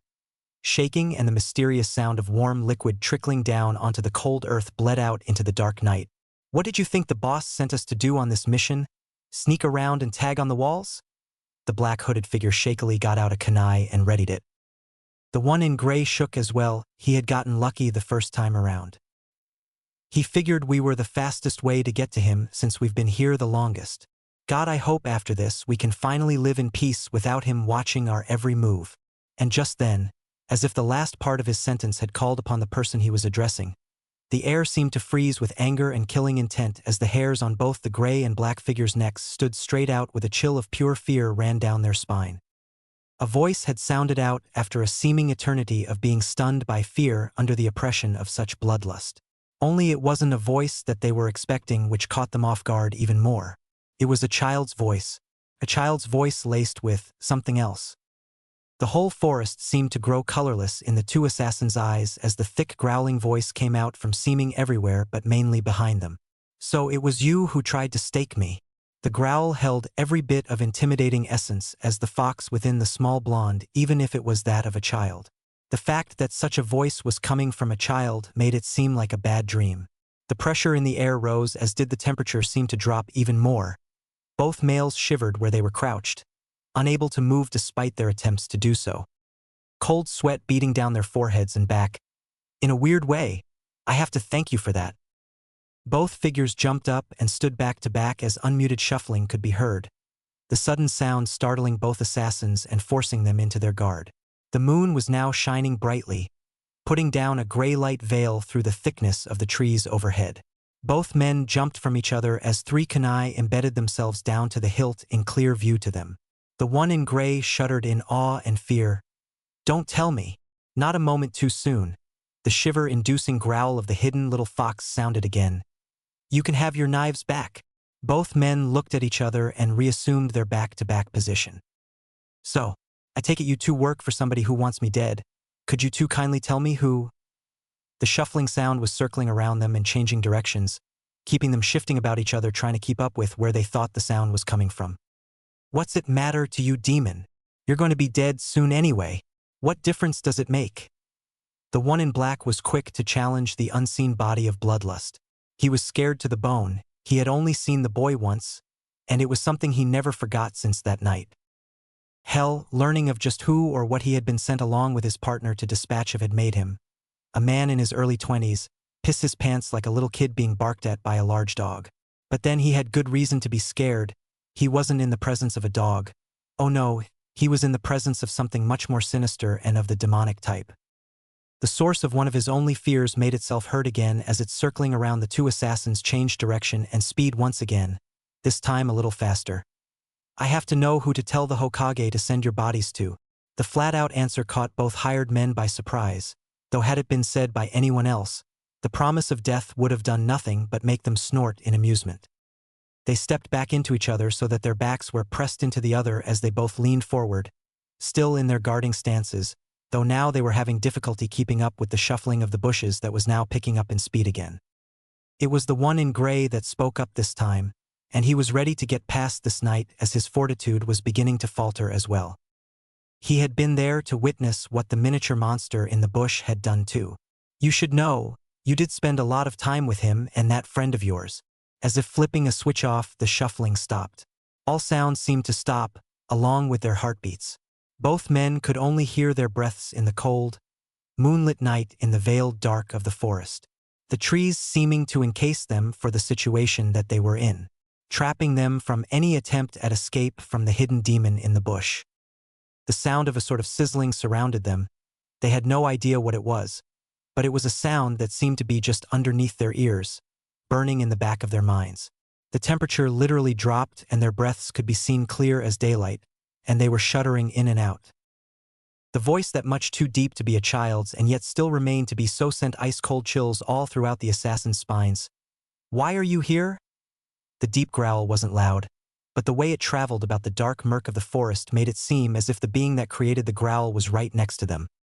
Having lost track of the shuffling, which they could only guess was the demonic blonde that they had been sent to kill long ago, they resulted to shifting clockwise every couple of seconds as the one in gray answered again, his partner in black too choked up to do anything but wheeze and shake. To finish what the boss started. Nothing but silence. The one in black continued to turn. A few seconds went by and he turned again. "Corey." Nothing. He looked right to left, and saw nothing but the dark and dimly gray light-lit surroundings of the forest. He began to panic, his eyes darting right and left rapidly. "Corey?" He shuffled to the left a bit. "Corey!" He shuffled to the right a bit, panic completely overtaking him. "Corey!" He spun to his right and tripped on something about the size of a hefty log on its side and fell back. The man in black fumbled to his feet and checked to see what he had tripped on. It was his partner lying face down in the stick-littered dirt. "Corey, fuck man. "You okay?" He checked his partner and shook his shoulder. "Corey!" He turned him over by the shoulders. However, after flipping his friend onto his back, the only thing to look him in the eye, the only thing that answered him was his own struggled croaks of attempted screams. His throat had shut at the amount of terror that was struck into his thundering heart. His partner's throat had been torn out along with his bottom jaw. He was dead before he hit the floor. If he even did hit the floor, the remaining assassin hadn't heard a thing which scarred him even more. "Oh God, Corey. Oh shit. Fuck me." He scrambled back away from his dead partner, who now sat on the ground lurching forward. What remained of the blood in his body poured out of the huge gorge in sloppy drips from where his bottom jaw used to be and ended a little past his now exposed and gashed Adam's lapel. Taking in the sight of his dead partner in crime, he couldn't help but practically lunge back almost instantly after seeing what had happened to Corey. Off a whim, and holding it as if it were a torch rather than a knife, the remaining assassin pulled out a kunai and was putting forth more effort to hold it without letting it fall from the shaking rather than making it look intimidating. It wasn't the fact that his partner had been killed that had him so frightened. It had happened a few times before in his line of business. It was the fact that a supposed child was the one who did it. Not only that, but it was a child that he had had a run-in with before. His mind was racing with different ways he could either escape or die trying to. His arms never stopped trembling, but froze when a snarl instead of a voice of the little blonde. They thought they were hunting completely shut down his bodily functions when he spoke. "Why are you here?" The low, resonating growling voice made the man in black quiver. A few moments were spent by the broken assassin trying to get the words to come out of his mouth, but his throat was clamped shut from fear. Again Naruto asked, but his patience were long gone. He didn't know why, but something about the ninja's presence infuriated him like no other. Something about the way he was trembling in what looked like past fear. Familiarity. Naruto was starting to think that the would-be assassin knew him for more than just the village pariah. "Why are you here?" Trying to make himself disappear into a nearby tree, but unable to move a single muscle aside from the ones that were convulsing uncontrollably from fear, finally, he mustered a choked reply. "We were sent to kill you as a distraction." A few seconds went by, or minutes, he couldn't honestly tell. But it registered instantly the moment he caught a glimpse of who and what had killed his partner, seemingly appearing out of the shadows in front of him. Surrounding the child's body was a blood-red chakra that seemed to have embers floating about inside of it. Every detail of the demonic child in front of him was burned into his memory. His slow approach wasn't any less intimidating than how the demonic chakra made him look already. If anything, his stalking-like approach made it all the more terrifying. As if he were just being allowed to see him stalk towards him. It was probably true.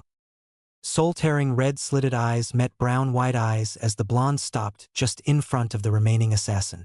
Naruto crouched down onto one knee, eye level with the stunned prey before him. "What's your name?" It was a statement rather than a question. But then the assassin wasn't about to complain. He was incapacitated by fear alone. Jijiro. He answered obediently.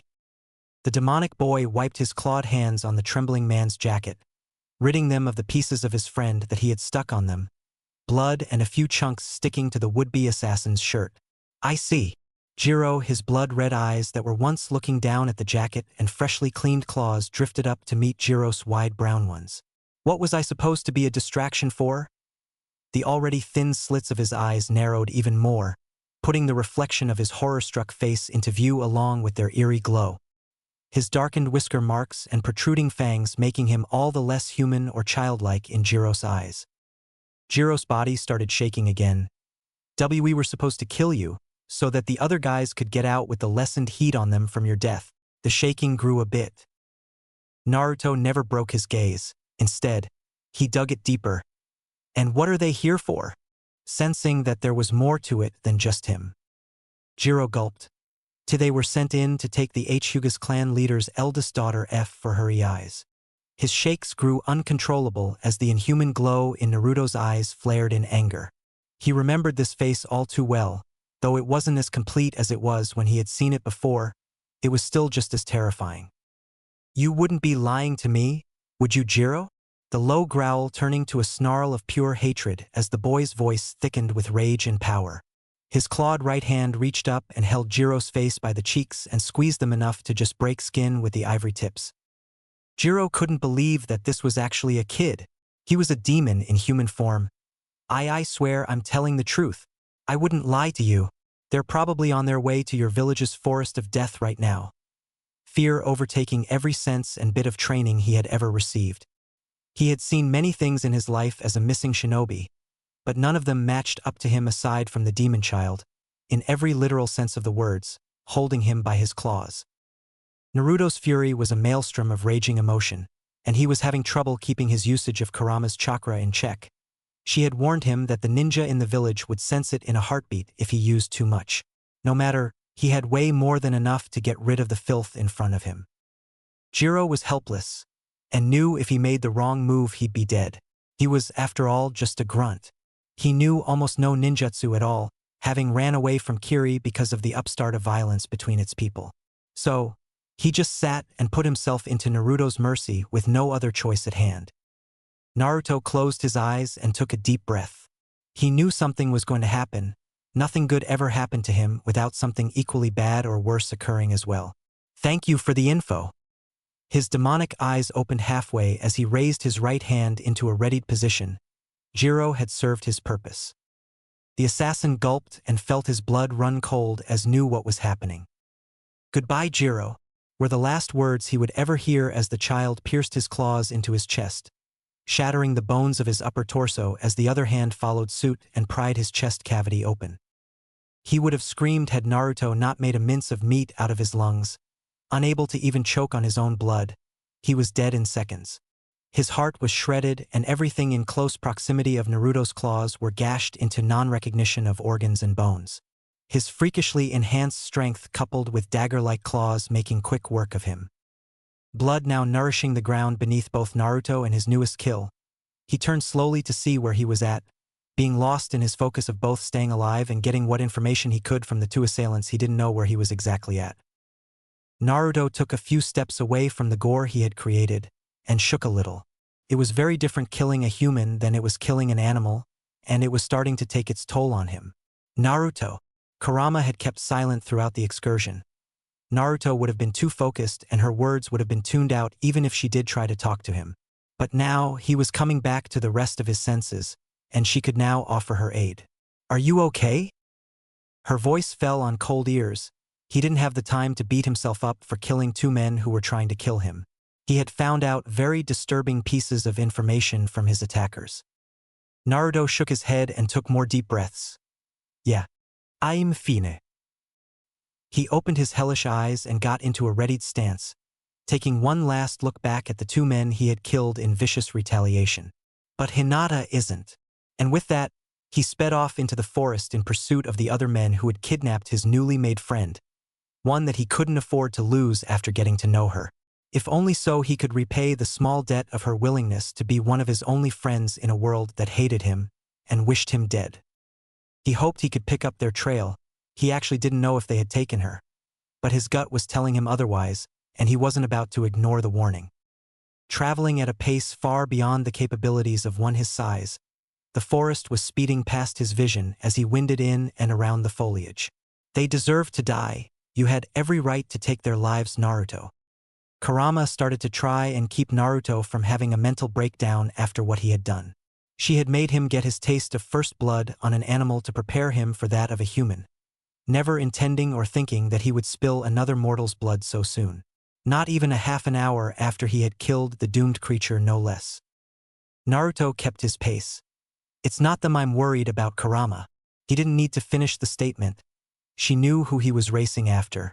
The moment they mentioned the possibility of the small Hyuga girl being in danger, she knew he wouldn't react any different than he was currently. All she could do was make sure he was mentally prepared to do what he could when he got close enough to help. Zipping through the trees like the forest was nothing but a field of grass, Naruto came upon the gates of the infamous Forest of Death, and stopped just shy of the massive gate surrounding the giant training ground and the overgrown and danger-filled forest within. Naruto was panting a little from the race there, and was taking steady breaths to prepare himself for whatever he would face inside the black sea of trees before him. The shadows are your home kit. Use them. Kurama wouldn't talk him out of it, nor did she want to. Saying it wasn't his affair wouldn't slow him down any more than the trials he had already passed to get to the fence line. She would, however, make sure he would make it out alive. Taking one last deep breath, the fiery chakra enveloping him receded back into his body and remained just under the sheath of his skin. He was concealed once more. With a huff, he hopped the fence and landed in a tree and began his chase into the dark of the forest. Death was a very suiting name for the training ground. There would be much of it on this night. The moon was shining like a lone star in a black sky as it cast its eerie light down through the dense leaves of the trees overhead. A small group of rogue ninja wearing all black and equipped with the standard ninja packs on their belts were bunched up in the dense of the trees a little ways away from a stream. Towards one edge of the group, a small figure was tied up and put off to the side as if it were another piece of equipment. There were 5 men in total, with one off getting water for the rest of them. Damn. This is too risky for my taste. One of them spoke. You're telling me we're going to have half the village on our asses if Kuri and Jiro don't take out that blonde brat the boss wanted out of the way. Another responded as the rest dug into rations while they could. The night was much too quiet and they all found it putting them on edge. Quiet! The one in the middle raised his voice, getting up, his necklace shifting about in his shirt. It was the ambassador sent from Kumo, Kaito. I got the girl. Now all we need to do is wait out the next 2 days and we're out of here. They won't think we're crazy enough to hide in their own village. So once the ninja they send out for us are well enough away, we'll be out of here. The ninjato strapped to his back clunked a bit as he got up. His open shirt revealing the top of a necklace. What was exposed couldn't be recognized right away as anything in particular. Yeah. No one would think we're stupid enough to hide in the village's training ground for the Chunin exams now, would they? Kaito ignored the man's antagonizing. He didn't really have anything to shut him up with anyway. They were in a very dangerous situation and they weren't very capable ninja. Hell, the best jutsu any of them knew were a few various fire jutsu that were only good for lighting fires to cook with. They were the bottom of the bottom ranks of the boss's forces. He probably sent them on this mission just to amuse himself with their struggle. The only one of them with any excessive skill was Kaito with his sword, and even that was highly exaggerated. His reputation had been falsified specifically for this assignment. Just shut up and keep your eyes open. We just have to get through these next 2 days without any fuck-ups and we're good to go. His words had no assurance to them. The group's entire aura was like that of a disheartened sports team who kept playing even though they knew they weren't going to win, just passing the time until the game was over. An hour passed by and their little captive was beginning to stir, but only because she was waking up. The moment she realized where she wasn't at anymore, she froze. Gagged and tied up, she couldn't speak outside of her mind. Not that she wanted to anyway. At this point, she wanted as little attention on herself as she could brush off. They took me. I am probably far away from Konoha by now. She closed her eyes as tears began to well in them. What could she do? She was still only a child. She had just barely started training with her father, but had no knowledge of what to do in this type of situation. It was hopeless. She couldn't move around because both her hands and feet were bound together. It was completely hopeless. I'm all alone now, she cried. Kaito noticed the whimpering of the little Hyuga heiress and walked over to her. Make a sound and he'll knock you out again. With that, she fell silent as a mouse. She was frozen in fear, not knowing the slightest thing to do but comply with whatever she was told. Kaito sighed and sat down against a nearby tree. He had pulled off the kidnapping perfectly. Now all he had to do was wait. When he had first gotten there, him and another one of his squad members had put on a high-level henge with the help of some seals their boss had given them. His teammate had posed as Kaito while he disguised himself one of the escorts. After a few days of doing that, when it was time for the big meeting, he stepped out of the guarding group outside of the Hokage Tower for a lunch break while his partner kept up the act with the Hokage. He had to knock a guard at that patrolled the perimeter of the Hyuga estate with a poison dart. He couldn't risk any casualties or the whole thing was off. He climbed a tree and hopped over the wall with just enough time to conceal himself from sight. He knew once he was inside the walls of the estate he was golden. His contact in the Konoha ANBU had told him that use of the Byakugan was forbidden in the estate for privacy reasons, as users could see through walls and such. He had trouble making it to the roof of the main house but got there in time for his target to be put to bed for the night. He waited on the roof sprawled out just above her bedroom window to avoid being detected, and when he felt the coast was clear, slipped and tied her up and bailed. He held up a kunai to her throat saying that if she screamed he'd kill her. Seeing as how she was an ordinary 5-year-old, she was too scared to even blink. He bound her and made sure she wouldn't be able to make much noise and headed straight for Training Ground 43, where he rendezvoused with the others and dove into the 44th grounds. Now that they were there, things seemed to have gone way too smoothly. They all couldn't help but to feel as if it should have been much more difficult to successfully kidnap a clan leader's daughter even if they were still hiding in the village. They all couldn't help but to feel as if something was coming. But they were all tired, and even though they should have been all on high alert, they allowed themselves sleep in intervals, taking turns of 2 men being awake and switching every hour. At least that's how it was supposed to have went. Naruto had picked up their scents easily enough, though it was difficult to make out the different smells, being rather inexperienced tracking by scent alone. There was one scent he couldn't mistake, however. It was Hinata's. She smelled of pleasant lavender, and his sensitive nose picked up on every trace of her scent. He focused on her floral trace to the point to where he didn't even need his nose close to the trail. He could tell which direction it was heading from a little ways away. He tried practicing the same with that of the other scent trails he was picking up, but was having trouble singling them out from each other. Deciding not to chance going off course with his friend at stake, he stuck to following the smell he knew. The smell of the kind girl who had spent a day with him out of her own accord. After about an hour of stealthing about the shadows while tracking his friend's kidnappers, Naruto was finally seeing signs of getting close. But it wasn't the kind of sign he was hoping for. The smell of blood filled his nostrils along with the lavender glaze that permeated the air. He hopped onto a large tree branch high off the ground and spotted the source of the familiar smell. It was a small, broken and jagged branch protruding from the trunk of the tree, on its tip, a torn strip of bloodied cloth that looked to have been acquired while moving. Damn, she's hurt! Unable to keep his anger under control, the embers of his chakra cloak began forming.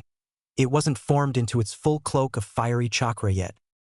The predatory side that he had tapped into before had taken hold again, and he wasn't going to let anything happen to someone he cared about.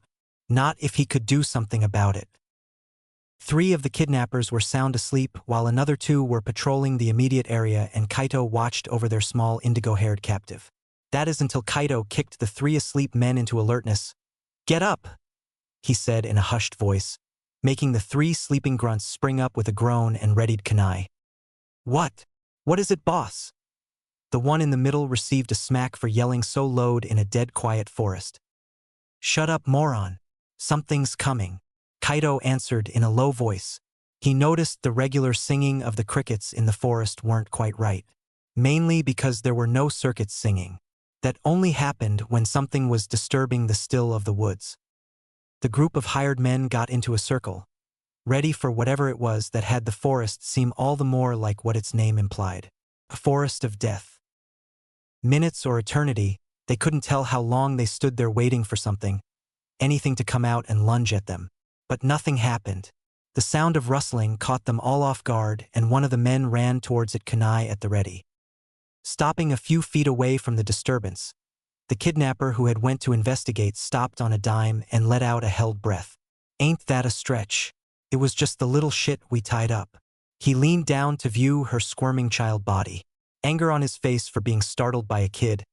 "You little bitch, stop moving," he mumbled as he motioned his kunai to shut her up. But when she only narrowed her eyes in response and attempted to kick him, he went to do more than just threaten her with his kunai. He approached slowly and without a worry in the world, but when the tip of his kunai came close to Hinata's small face, her eyes shot wide open in surprise as blood spurted onto her cheek. Her would-be body sculptor had the same look of surprise when he both heard and saw half of his hand fall off in a meaty pulp after a flash of blonde ran across his sight. He gripped his blood-squirting torn-up nub of a hand and screamed in dumbfounded surprise and agony at the loss of pretty much his whole hand. Crimson eyes glowed as the light from the moon reflected off of them. "You don't touch her. Ever!" What started off as a growling yell turned into a snarling roar as his left arm that was desperately holding the maimed right hand soon followed suit, and was torn off in a very vivid ripping sound as Naruto's claws viciously sank into the kidnapper's arm and gored their way through it. "Ah, fuwak. Shit!" The man was sprawled out on his back against the ground. The rest of the group turned at the moment he first screamed at the loss of his hand but took steps back when they saw what had followed next. The feral blonde stepped out of the shadows of the foliage and made his presence known with the fire-like red chakra engulfing his body from the stomach out. His animalistic features becoming even more prominent as his whisker marks turned into darkened lines on his face, his canines growing to fangs, his eyes that of the demon within him, and claws that showed what they clearly demonstrated not a moment before as the remaining blood on them dripped off. Paying no mind to the wailing of the blood-gushing man on the floor, the others backed away in shock and confusion as Naruto approached his friend. Hinata was at a loss for words, not knowing whether to be scared from what Naruto had done to one of her kidnappers, or be scared of the aura he was emitting. She was frightened at how he looked underneath his broiling chakra cloak, but she was more relieved than anything else that someone had come to save her. She had stirred the moment he showed his face to her through the thick bush next to her. She felt as if she had to do something with him being so close and in that dire situation. He held a finger to his mouth, signaling her to be quiet when one of the men came to check the disturbance she had made. But when she saw his eyes turn from deep sea blue to glowing crimson red, She stood completely still, not sure of what he was doing or what was going to happen next. When she saw what he had done, she was actually relieved that he didn't run away. The fact that he tore her assailant apart, literally, escaped her as he cut her bindings and mouthed the words, "Stay here." She couldn't hear what he had said to her. She just knew that's what he had told her to do. So, she did just that. She leaned against the nearest tree and watched what her newest and only real friend defend her. Naruto turned his head to where he could see the men both standing and the single wailing one on the ground. His back was facing them, but he wasn't worried in the least, not in this state. "You!" Naruto's demonic eye fell upon the struggling and whimpering man shivering on the floor from going into shock, blood soaking his clothes and the ground around him, and turned to face him. The man's eyes went wide as he knew what was coming. A raspy yelp sounded out as he tried to empty his lungs with one last gut-wrenching scream, just as his throat was ravaged by a swipe of the small fox's claws. "Be quiet." Naruto lifted his gaze and stood straight up, dropping the piece of throat he had in his left hand. The group of hired men were shaking despite their defensive stances. The amount of killing intent being directed their way made it hard for them to not soil themselves. "Which one of you will tell me why you were trying to take my friend?" His demonic-laced voice stated rather than asked. The group didn't move anything but their eyes as they looked at each other from the sides, all of them thinking the same thing. Is this really a kid? It was Kaido that answered him, taking one step forward from the group. "The same reason why we took you." His eyes as hard as steel. He had survived this kid's wrath before. He believed he could do it again. "Lord Orochimaru sends his regards." After finishing his sentence, he sent a kunai sailing straight towards the blonde's chest. Naruto was too stalled with anger to bother moving out of the way. Not only that, but he still had Hinata to look after and figured taking a hit would be the best option lest he risk further harm to her. A low thud mixed with a sort of splash-like sound reached all of their ears, and the temperature dropped. A look undiscernible as either shock or hate adorned Naruto's face as he viewed the hilt of the kunai. It was a ceremonial-looking knife with a serpent carved on the handle, and the bottom part of it was broken. He knew this kunai. He had no idea where he had seen the decorative blade before, but he knew in his being that he had seen it many times before. His face contorting with pain, he pulled out the kunai that he knew he despised with a feral growl, shakily palming it in his hand while his own blood dripped onto the forest floor. His hand shaking from the amount of rage that was engulfing him. He didn't know how, let alone why, he knew that name, but he did. And the name opened a Pandora's box of emotion after hearing it. Orochimaru. It seems like the experiment was a failure. Orochimaru-sama is going to enjoy studying you again. Kaido smiled through his hardened gaze. He also took some joy in watching the boy squirm when he was in their care. "You'll be by yourself this time around, though. We learned our lesson. Your friend over there will be kept far away from you." His smile turned to a grin as Naruto's hair began to raise and sway as his chakra cloak swirled about him violently. Though it stopped on dime along with his growling as his expression turned from that of a predator to that of a defeated little boy. Kaido looked down and noticed that his necklace had popped out into the open when he shuffled about, revealing what hung from the cord around his neck. A thong. He pointed to it. "Oh, you remember this?" He chuckled in a near-sadistic manner. "I can't believe you actually remember this." He laughed until he was out of breath, not worrying at all as Naruto was as still as stone. "I should probably tell you that you won't ever be seeing her again. Orochimaru-sama is starting to get bored of her, and it's only a matter of time before she's gone." He spoke in a detestable fashion, the last part ending with a sick smile. But as fast as his smile plastered itself onto its face, it disappeared from the shiver running down his spine caused by the massive wave of killing intent and downright bloodlust along with a huge drop in temperature. The once still cloak of chakra swirled about Naruto as if it were a hurricane of lava. "Where did you get that?" His voice was shaky and low, but the pressure of his anger mixed in with the bloodlust he was giving off discarded any thought that the demonic boy before them was defeated. He started to make his way towards Kaido, the dust on the ground lifting as a reaction to his incredible and demonic chakra. Realizing that he made a huge mistake, Kaido began to panic. Shit. Get him. What are you idiots waiting for? Kill him." One of the 4 remaining men excluding Kaido charged while the rest hesitated. He met his death as he swung a kunai intended for the little blonde's neck, but missed as Naruto ducked instantly and shot a clawed hand cleanly through the man's stomach and out his back, making a bit of his spine poke through the wound. The rest of the men gasped and forced their rations to remain in their stomachs. Where? And what do you mean I won't be seeing her again? Who won't I be seeing? Tell me. Naruto raised his voice to a hard tone. Determining if he was still a child by his voice was impossible since it thickened with the demonic chakra flowing through him. Kaido was shaking where he stood, completely unknowing of what to do now that he had literally woken up the demon in the boy. He looked to the rest of his men who were as equally stunned as he was. He shoved two in the shoulders. What are you waiting for? Go, go, kill Hayam. The two grunts stumbled a little but did as they were told. One went for the Naruto's torso while the other circled around to catch him from behind. Naruto surged forward as if propelled by a giant spring and tackled the one going for him with his body as he latched onto his chest. The man had no time to react as he was knocked onto the ground and watched as his chest was cleaved and bent outward before his very eyes until his world went dark.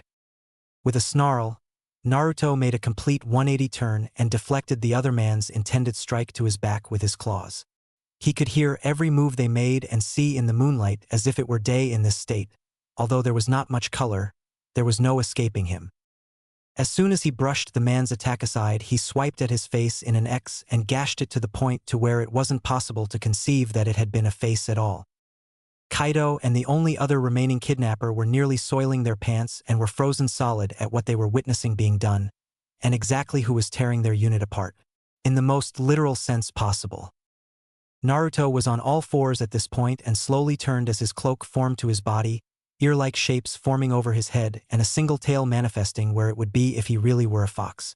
His hands and feet were covered in chakra that formed into paw shape. He looked like a miniature glowing fox, minus the demonic menace and bloodlust that also covered his features. Naruto repeated himself, this time in a ferocious roar. Tell him.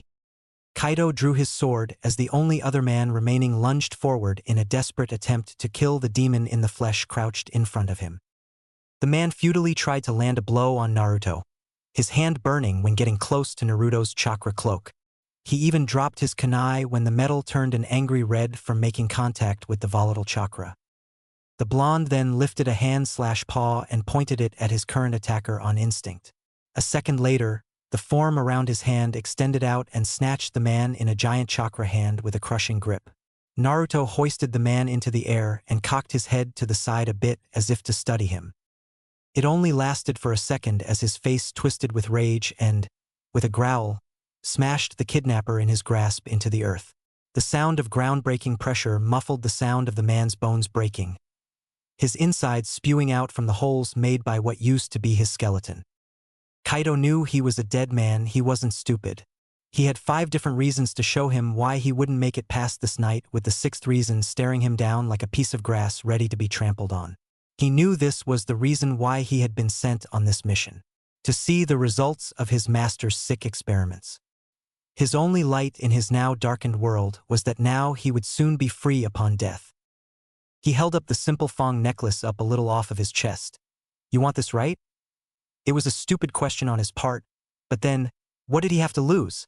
He knew the little demon before him wanted to find out exactly who the necklace belonged to and what it meant to him, even if he didn't remember it.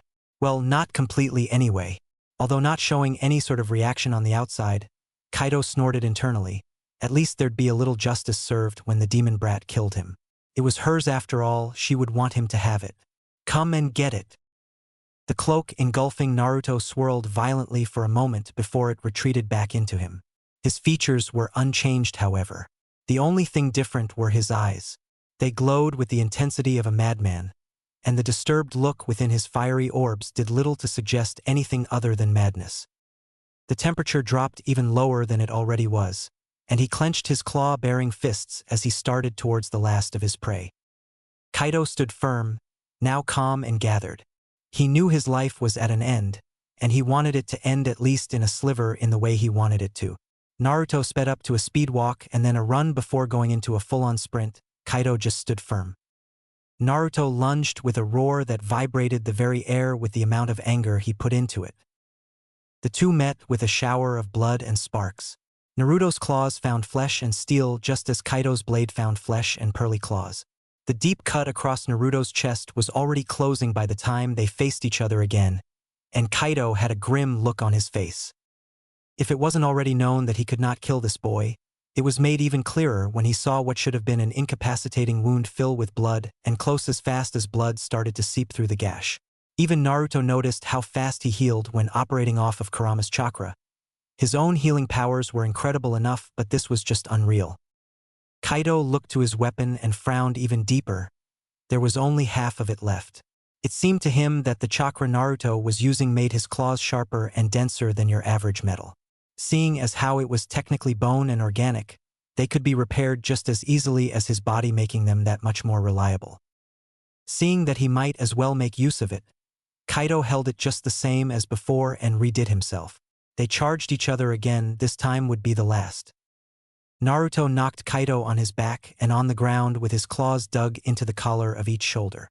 Growling at the blade that was now lodged in his stomach, he asked again in a voice that could be mistaken as the demon within, "Where is she?" Naruto had gathered from what Kaido had said about whom the necklace belonged to, that there was another girl involved in all of this. Although he had no recollection of this man personally, he knew who he was, as did anyone else in the shinobi world. Nor did he know whoever this girl was, but he felt an almost obsessive need to help her. He didn't understand it, and he couldn't really bring himself to care. All he needed was to help her. Save her. Kaido was already dying, but wouldn't give in at the last moment. He had more dignity than that. With a gurgling and weak voice, he looked Naruto in the eye as best he could as his vision was fading and spoke his last sentence with a bloody smile on his face. "Oh, out of your reach, P-Pup." His eyes glowing in intense crimson, Naruto roared and dug his right hand into Kaido's throat, his left into his chest, and simultaneously ripped out whatever was within his grasp. Naruto was breathing heavy, his lust for blood pounding in his head and heart.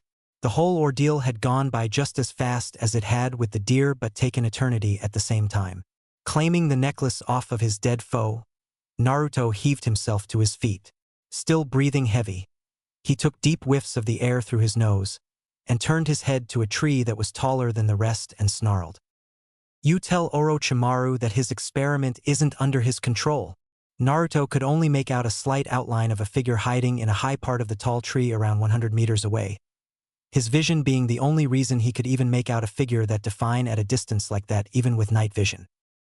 Naruto had no idea what he was supposedly involved with, but he knew that the person Kaido had mentioned was the one pulling all the strings, toying with people as if they were his playthings.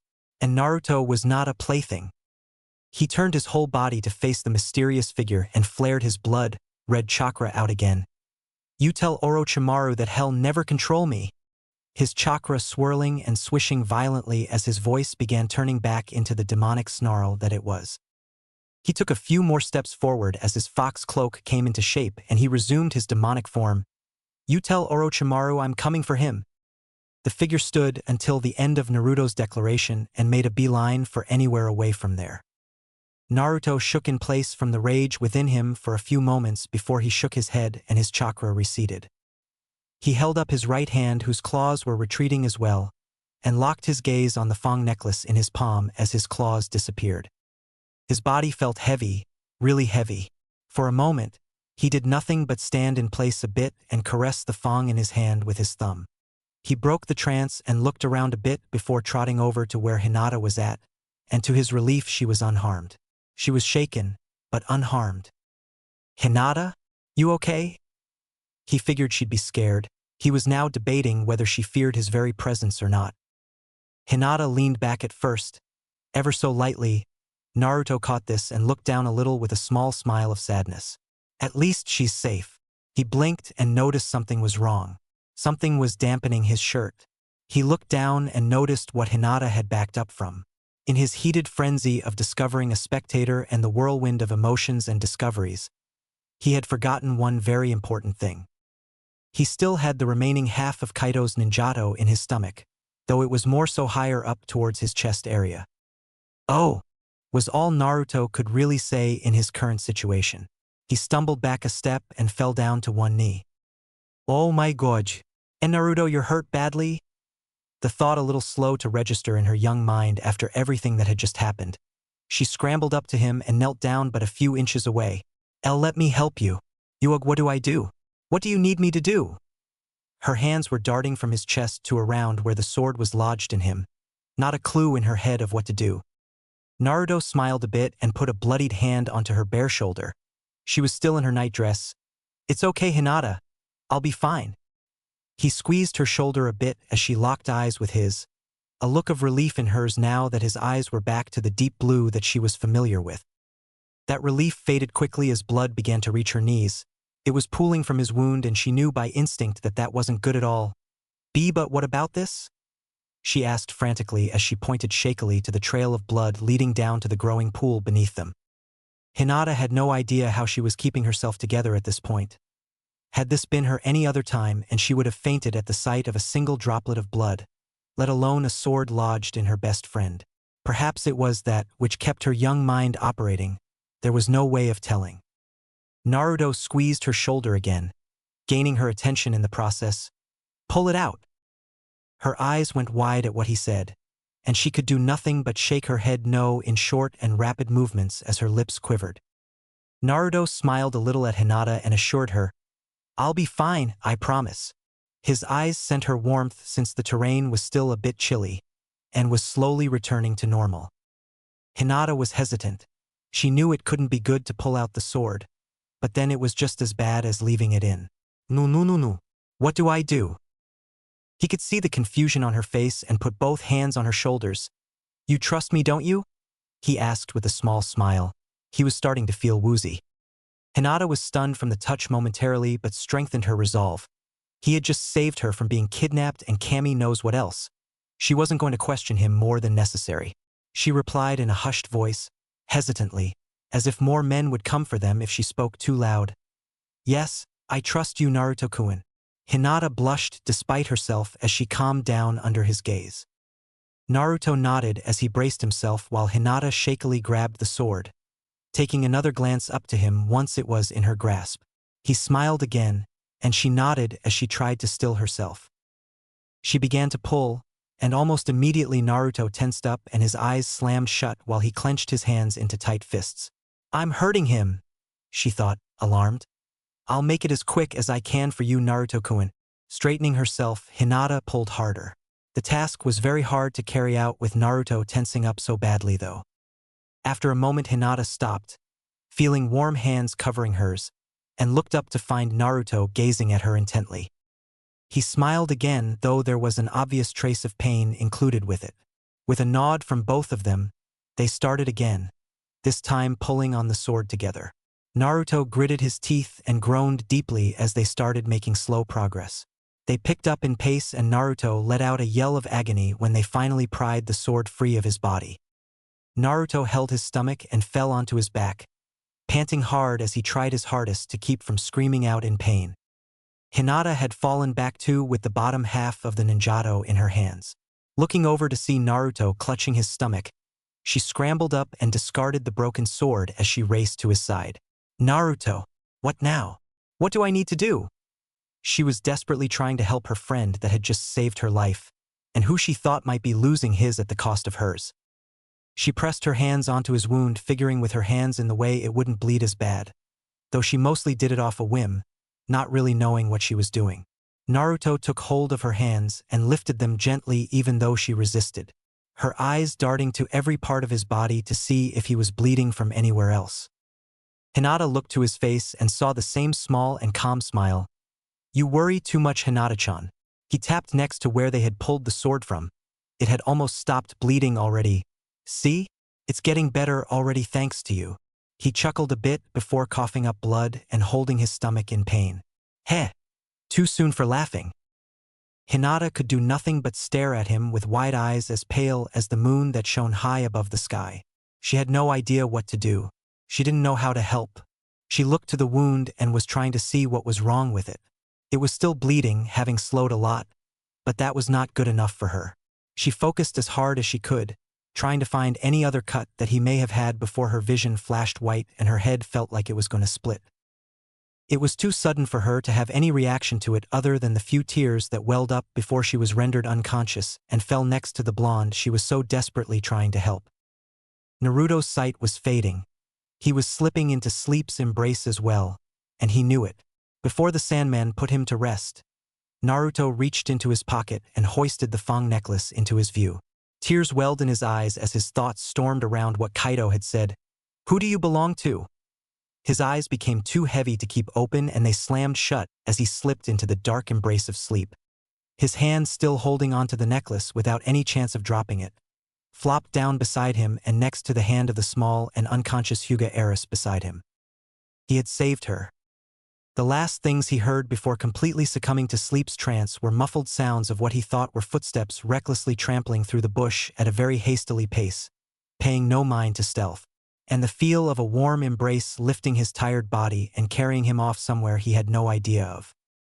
The smell of the person holding him was familiar. Naruto was glad he found them, but would have to complain to him about his smoking habit. The smell of pipe tobacco burned his nose. Elsewhere, having successfully made his escape from Konoha, a hooded figure couldn't help but chuckle in the most sinister of ways. How easy it is to sneak in and stir up trouble in the old village. Thought of the hooded figure with gleaming yellow snake eyes that seemed to pierce anything they laid their gaze upon. Not like I must sneak in if I wish to enter Konoha, but my purpose there required a quiet approach. The pale-skinned man chuckled and though aloud, "Kukuku," and it was well worth it. He laughed again at the developments of one of his long-term investments. He then looked to his side. "Come Kabuto." A small boy appeared out of the shadows with spectacles gleaming in the moonlight. "Yes, master," was all the monotone boy spoke as he got onto one knee, earning a sinister smile from the reptilian-featured man before him. "I saw somebody that I think I'll keep an eye on for quite a while now. He's already progressed very nicely if I do say so myself." A slithering tongue licked his lips before he continued, "Oh, and he remembers you, my dear. Can you fathom that? He even misses you behind that repressed memory of his." The snake of a man cheered in a wicked and comical way as he called out another person. "He knew your little gift on first sight." The way he found it all so amusing was sickening, as if nothing was worth watching unless suffering was involved with those he was toying with. "Do you miss him? I'm curious to see," he asked with a disturbed-looking smile. At the beck and call of his question, a girl that looked to be around the age of 8 or 9 despite the very early signs of womanly development barely undergoing its way stepped out from the shadows and into the moonlit light. Slightly tall in stature, she walked and knelt beside the gray-haired and spectacled boy. Bowing her violet, fanned ponytail hairstyle head, she addressed him the same as the boy next to her as well. "No, master." The long black-haired snake man looked to the side of her neck where the seal he had placed on her was glowing, the 3 tomos similar to the Sharingan glowing a bright orangish red, signifying that it was indeed working as it was intended. The pale snake smiled. "That's so sad to hear," he commented in a mockingly sad voice. "Do you want to go to him?" he asked as the girl's head began to shake. Lifting her head to expose her fair face coupled with pupil-less light brown eyes and a sweating forehead as she struggled with her answer. The yellow-eyed man cocked his head a little as the girl gritted her teeth in struggled effort. "Yes, Orochimaru-sama." The Sannin smiled in amusement. Even in this state she still fights the cursed seal's hold on her. And there is an especially interesting reaction when the mention of the fox boy comes into play. How interesting indeed, he thought before addressing the girl in a loose-fitting jacket. "Kukuku, you still intend to keep your promise to him, don't you, Anko?" His smile grew into a sinister grin as her hands clenched into fists on the ground. In a second her seal flared and she was on the floor screaming in agony. "Not just yet, my beloved student. You must first teach young Kabuto here everything you know while I'm away. You may do what you wish afterwards. I'll have no need of you then." And with that, he turned around to head back to one of his many secret bases scattered all throughout the Land of Fire. "Come, we can pay a visit to your little fox friend another day." Orochimaru chuckled as both his students obediently followed him towards their next hideout, though one had to struggle to her feet to catch up since she was still feeling the effects of having the seal on her neck manipulated, while their master had a very amused look on his face. "Kukuku, the little fox of Konoha has grown a bit since the last time I saw him." He had Anko prepare the hand seals for their shunshin to their next base while he humored himself. He's grown into quite the little terror, covered in blood like that Kukuku, the little blood fox of Konoha. He could control his laughter no more as the product of his experimenting with his cursed seals had taken such an unexpected turn in the little blonde, considering the fact that his body was still rejecting them even with him being so small. His seals didn't even show up on the brat's skin. But he had a schedule to keep, and reluctantly standing around and laughing about the misery he causes wasn't on it. So, with the nod of approval, he and his 2 students shunshined out of Konoha territory as their bodies slowly engulfed in flames and smoke. The last thing to be seen from the group were the piercing yellow eyes, and the wicked smile of the snake Sanin. V Chapter 4. Decisions. It was as black as it could get in the dark forest on the outskirts of Konoha, the location being used as a ninja training ground and a rite of passage for the up and coming of the shinobi forces. Though on this night, 7 ninja whose skill and experience made the supposed Forest of Death seem like it were a walk in a very large park, were racing toward the source of a chakra they hadn't felt since the sealing of the Kyubi no Yoko. Each looked completely distinctive from the other, though moved as one entity as their lifelong training and experience drilled into them once again sprang into action. When one jumped to one tree, another jumped above to cover his top, as the other 2 moved to either side, exposing their blind spots to each other in utter and complete trust in the person relatively next to him. One wore a dragon mask and umbu gear. Another was in a horrifying all-green spandex suit with orange leggings. One was in your standard jonin attire with blonde hair. Another 2 traveled on the sides of the group with identical long black hair apart from the wrap over one of their foreheads. And finally a very much older man in battle gear he hadn't worn in a very long time. The process of their seamless game of sneaky leapfrog kept on until a blast of incredible and downright maddening amount of killing intent and bloodlust fell upon them. The group stopped immediately, and everyone but the old man in battle gear and the dragon-masked man with gravity-defying gray hair beside him cringed at its nature. Everything seemed to go cold and silent at the malicious killing intent pounding on and throughout the forest. It was unnerving that a presence that far from the village had been enough to send off all of their warning senses. They had only stood there amongst the trees for only a moment before the old man spoke up in a worried and determined voice befitting of his title of Hokage. "Naruto." The old war hero took off at a speed very much not befitting to his age, even for a ninja. And just as quickly the rest of the search and destroy squad took off after and along their fearless leader, ready to face whatever he would lead them to. He had earned much more than just their respect over his years of service. He had earned their unfaltering trust. Though in the old veteran's mind, he wouldn't be leading them to just a battle. No, this was now a rescue mission. The forest blurred around them as they sped through it as if there was a clear-cut path leading straight towards their destination. They stayed on that plotted course until their leader began to slow to a full stop once more. A smell had hit the group, a smell that they all knew much too well to miss even if they wanted to. Inoichi saw his mentor frenzy as he darted to the source of the smell, only to go white as death but just as red with rage at the same time. When they got close enough they had seen why. 2 bodies white from blood loss that looked as if a beast of some sort had ripped into them, lay dead in the dark of the forest. The wounds both bodies had sustained were centered at their throats and chests. The grisly nature and look of their gaping and exposed cavities would have made them think something more than a wild animal had done this to them even if they didn't feel the presence of a Biju's chakra. The way the 2 men were killed could have only been done by another human being. By the look of them, they hadn't been dead for long, no more than an hour or so. The dead men were also shinobi. The scattered remains of their ninja tools indicated that. The Hokage looked around, as if he were looking for something. It would seem that the boy got his first taste of blood on this night. That phrase alone would suggest that the Hokage thought Naruto was as his nickname Demon suggested, but that was not the case. Instead, sorrow was the tone in his voice as he looked about the young Uzumaki's work. The nature of the enemy's bodies suggests that mercy was nowhere to be found in Naruto's heart when it came down to the horror of battle. The mauled bodies of the would-be kidnappers was proof of that assumption. Alas, they had no time to sulk in the presence of the boy's first kills. This wasn't the source of the incredible killing intent that was still further ahead. Though pinpointing exactly where it was coming from was impossible to tell. The key was still growing. With that being said, Every man in the group was shivering at the fact that it was a boy nearly 6 years of age that did this. They wouldn't be sleeping comfortably for a few days after this night.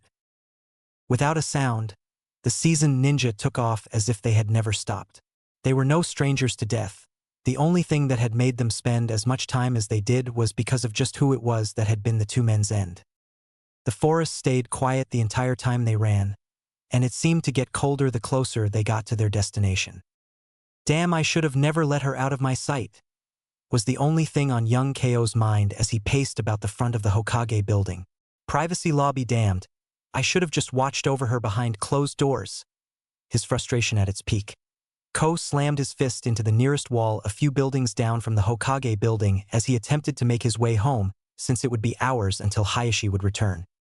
He riddled the immediate area around his now reddened and shaking fist with distinctive cracks, and pulled back to continue to put deformities in the random building's wall. Panting, and only more infuriated from the attempted release of frustration, Ko whipped around at the sound of footsteps behind him. You know, I'm pretty sure putting dents and cracks into a wall just down the street from the Hokage Tower isn't a really good idea. An older man in gray robes with traditional sandals spoke with a soft smile, his eyes seeming to be closed as he walked towards him. What's troubling you, young man? Now that Ko was calmer and more coherent to what he was seeing, he noticed a white cap on his head. Where had he seen this man before? Said man reached into his pocket and pulled out a clean kitchen rag and motioned for Ko's hand. Nothing really, Mr. Forgive me, but I do not know your name. Ko bowed his head in embarrassment as the older man took his hand and bandaged it. Surely the man knew who he was if he was helping him out of the blue like that. The man with a kind face wrinkled with age gave a hearty laugh. Hey, it's no trouble, youngster. I don't know your name either. Ko was taken back at this, and smiled when he looked at the face the man was making. It was the distinctive ear-to-ear smile that Naruto often displayed when he was happy and the like. Of course, it would be you to show him kindness. Ko bowed deeper this time as he was given his hand back after the older man patched it up. Forgive my confusion, Tsuchi-sama. I didn't recognize you in my moment of weakness. Just then, the sound of a blunt object hitting flesh was registering in his ears as Ko shot up and held the top of his head as he rubbed the spot the older man had hit with a nunchuck. Ow! What gives? He continued to rub his head. That really hurt. Is that why Gaisen uses those? Tuchi's left eye opened wide, with a bright gleam of light reflecting off his pupil as if it were a light. I don't do that Sama nonsense, it's Tuchi or old man, you got that? He stated as he continued to point the half of the nunchuck in his hand at Ko while the other half was left dangling dangerously below its counterpart. Ko kept wide eyes on both Tuchi's threatening gaze and the hellish nunchaku in his hand. Why yeah, I got it. Just don't hit me with those, Tuchi-san. He spoke urgently while waving his hands in front of him frantically, his pale eyes showing nothing but anxiety in their colorless expression. Tuchi's eye closed instantly and returned to his cheeseburger smile grin as he chuckled a bit. That's better. A friend of Naruto's is a friend of Ichiraku's. The older man emphasized the gesture by pointing back at himself with the deadly nunchuck that was suspiciously still in his grip. Ko shook his head in an attempt to push down a chuckle. Heh, you sure know how to make friends. He chuckled again, but kept his eye on the nunchucks still in Tuchi's hand. Why do you have those? He asked as he pointed in mock fear at the tan pieces of furnished and slightly chipped and dented wood connected by a thin chain, though one would be hard-pressed to guess if Ko was really faking it or not. Tuchi couldn't help but chuckle at the young Hyuga and the way he carried himself. He was very different from other Hyuga he had the honor of meeting. These, my boy, are for people who say or do anything bad to my little Naruto. He spoke with seriousness as he stroked a pose shifting from his Naruto-like smile to a guarding stance with a face of stone as he bent his knees and held his nunchucks in front of him, gripping them with both hands as if challenging imaginary foes to dare do anything to the young Uzumaki in his presence. The sight would have been intimidating if it were anyone else, but Tuchi just didn't look the type to harm anyone for no reason, though he did pull of the serious pose pretty convincingly. He even opened his eyes enough for the light to glint off of them as they did earlier, only this time like a would-be warrior. The sight had Ko barely containing his chest full of laughter. Tuchi noticed this and quirked an eyebrow. Oh? You dare underestimate my skill in the deadly arts of the nunchaku. He whipped it around his top right shoulder to position himself in a readied position. Feast your eyes on the legendary techniques of Ichiraku Tuchi. I felled many bullies in my day with these. He then began going through a series of fast hand movements with his nunchucks, making unnecessary and obnoxious-sounding yells with every significant movement. The display was actually pretty good, before he missed catching the flying half of the nunchuck and it struck him in the ribs on his left side, causing him to comically sink down to one knee as he cursed under his breath. A drop of sweat rolling down his forehead, Tucci mumbling under his breath after Ko asked if he was okay through struggled chuckles. Something about the slip being nothing and that he hadn't practiced in a while. By the time Tucci got up, Ko was on the verge of tears because he was holding in so much laughter and could no longer contain himself. Bah-ha-ha-ha-ha! The young Hyuga was holding his stomach because of the cramps brought on from the incredulous laughter. Please, forgive. He put a hand over his mouth as he tried to hold in his laughter. He slowly took it off and had back on his stoic face. He took one step toward the older man and stopped. Pwa-ha-ha-ha! Ko was now leaned up against the wall he had just punched because he was so out of breath and erupting with laughter. Tucci simply grumbled as he stood up tall back on his feet again.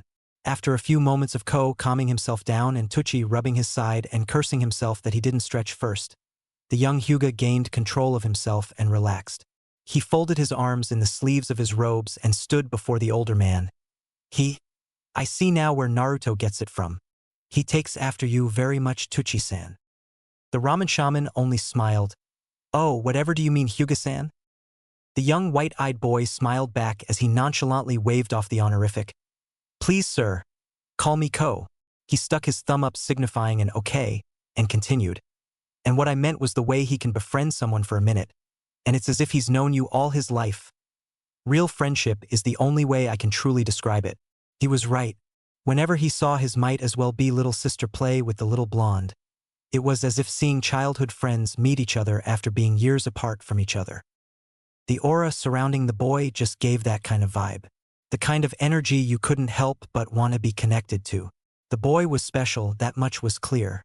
And the way little Hinata looks alongside him, well, the two were polar opposites but they fit perfectly.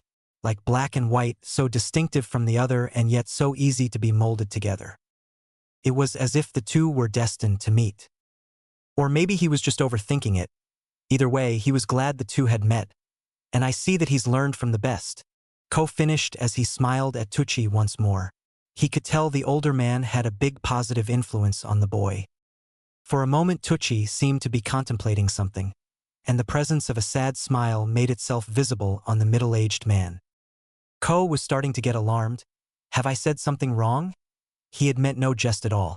But upon closer inspection, he could see that the expression was not brought on by what he said exactly, but rather by something that was now floating across the older man's thoughts.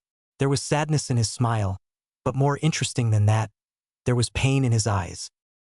Being a Hyuga, Ko was quite skilled in telling people's facial expressions, and from what he was reading off of Tucci, whatever was ailing him was not caused from their recent exchange, but rather something from the older man's past. Speaking after a few moments of silence, and successfully breaking Ko out of his scanning trance, Tucci spoke in a reminiscing tone, as if he were talking about an occurrence that had happened only a day prior. Hey, yes, Naruto has that vibe to him, doesn't he? The older man looked down a bit, almost as if he were looking the little blonde in the stead of Ko. He could almost see his whiskered face in the reflection of Tucci's now opened, dark brown eyes. The young Hyuga nodded slowly. Yes, he has a very special way with people. Tucci's smile only deepened, as if it were trying to conceal what would have been a sad frown. That he does, but most of the time, it's people who have a very special way with him. He wasn't always like that, you know. If a cricket were near, it never made itself known. Nothing but silence filled the part of the street that the two were then occupying. Only the subtle sound of an almost non-existent breeze could be heard overhead. Ko was silent, not knowing what he could say. He knew of the boy's reception of special attention, just like every other person in the village did. Though being a chunin, Ko knew exactly why Naruto was treated the way he was. It was part of the reason why he respected the nigh 6-year-old more than he did most of his elders. He took a chance befriending the blonde, but in his eyes, it was a privilege rather than a leap of faith. From what he could recall, the boy was the very reason probably anybody in the village were still alive, though the Hokage's order kept this fact from being public for reasons unknown. Either way, he thought it an honor to be friends with the boy, and he was very happy that Hinata had taken to his friendship also. Now, if only Hinata could get rid of her shyness, they'd be quite the best of friends. I can only imagine what trouble the two will get themselves into in a few years.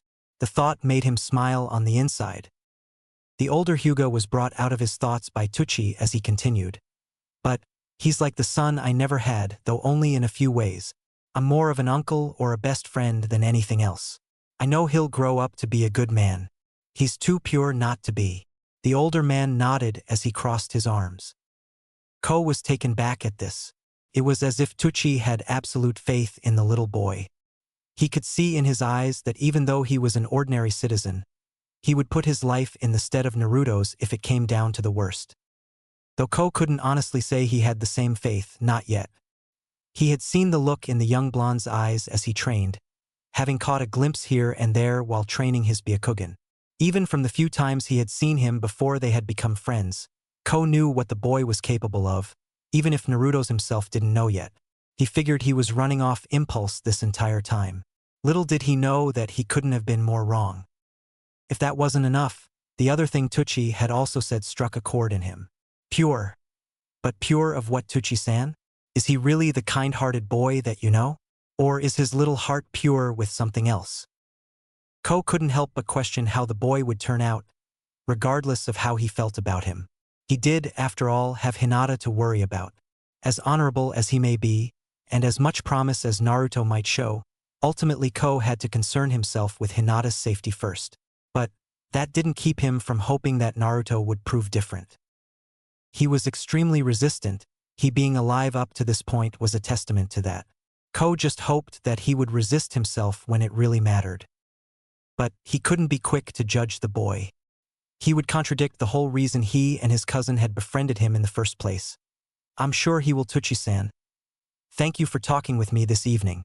The Hyuga lowered his head a bit, distressed. He blamed himself entirely for Hinata's kidnapping, and was cursing himself by the second for not being able to be a part of the rescue party.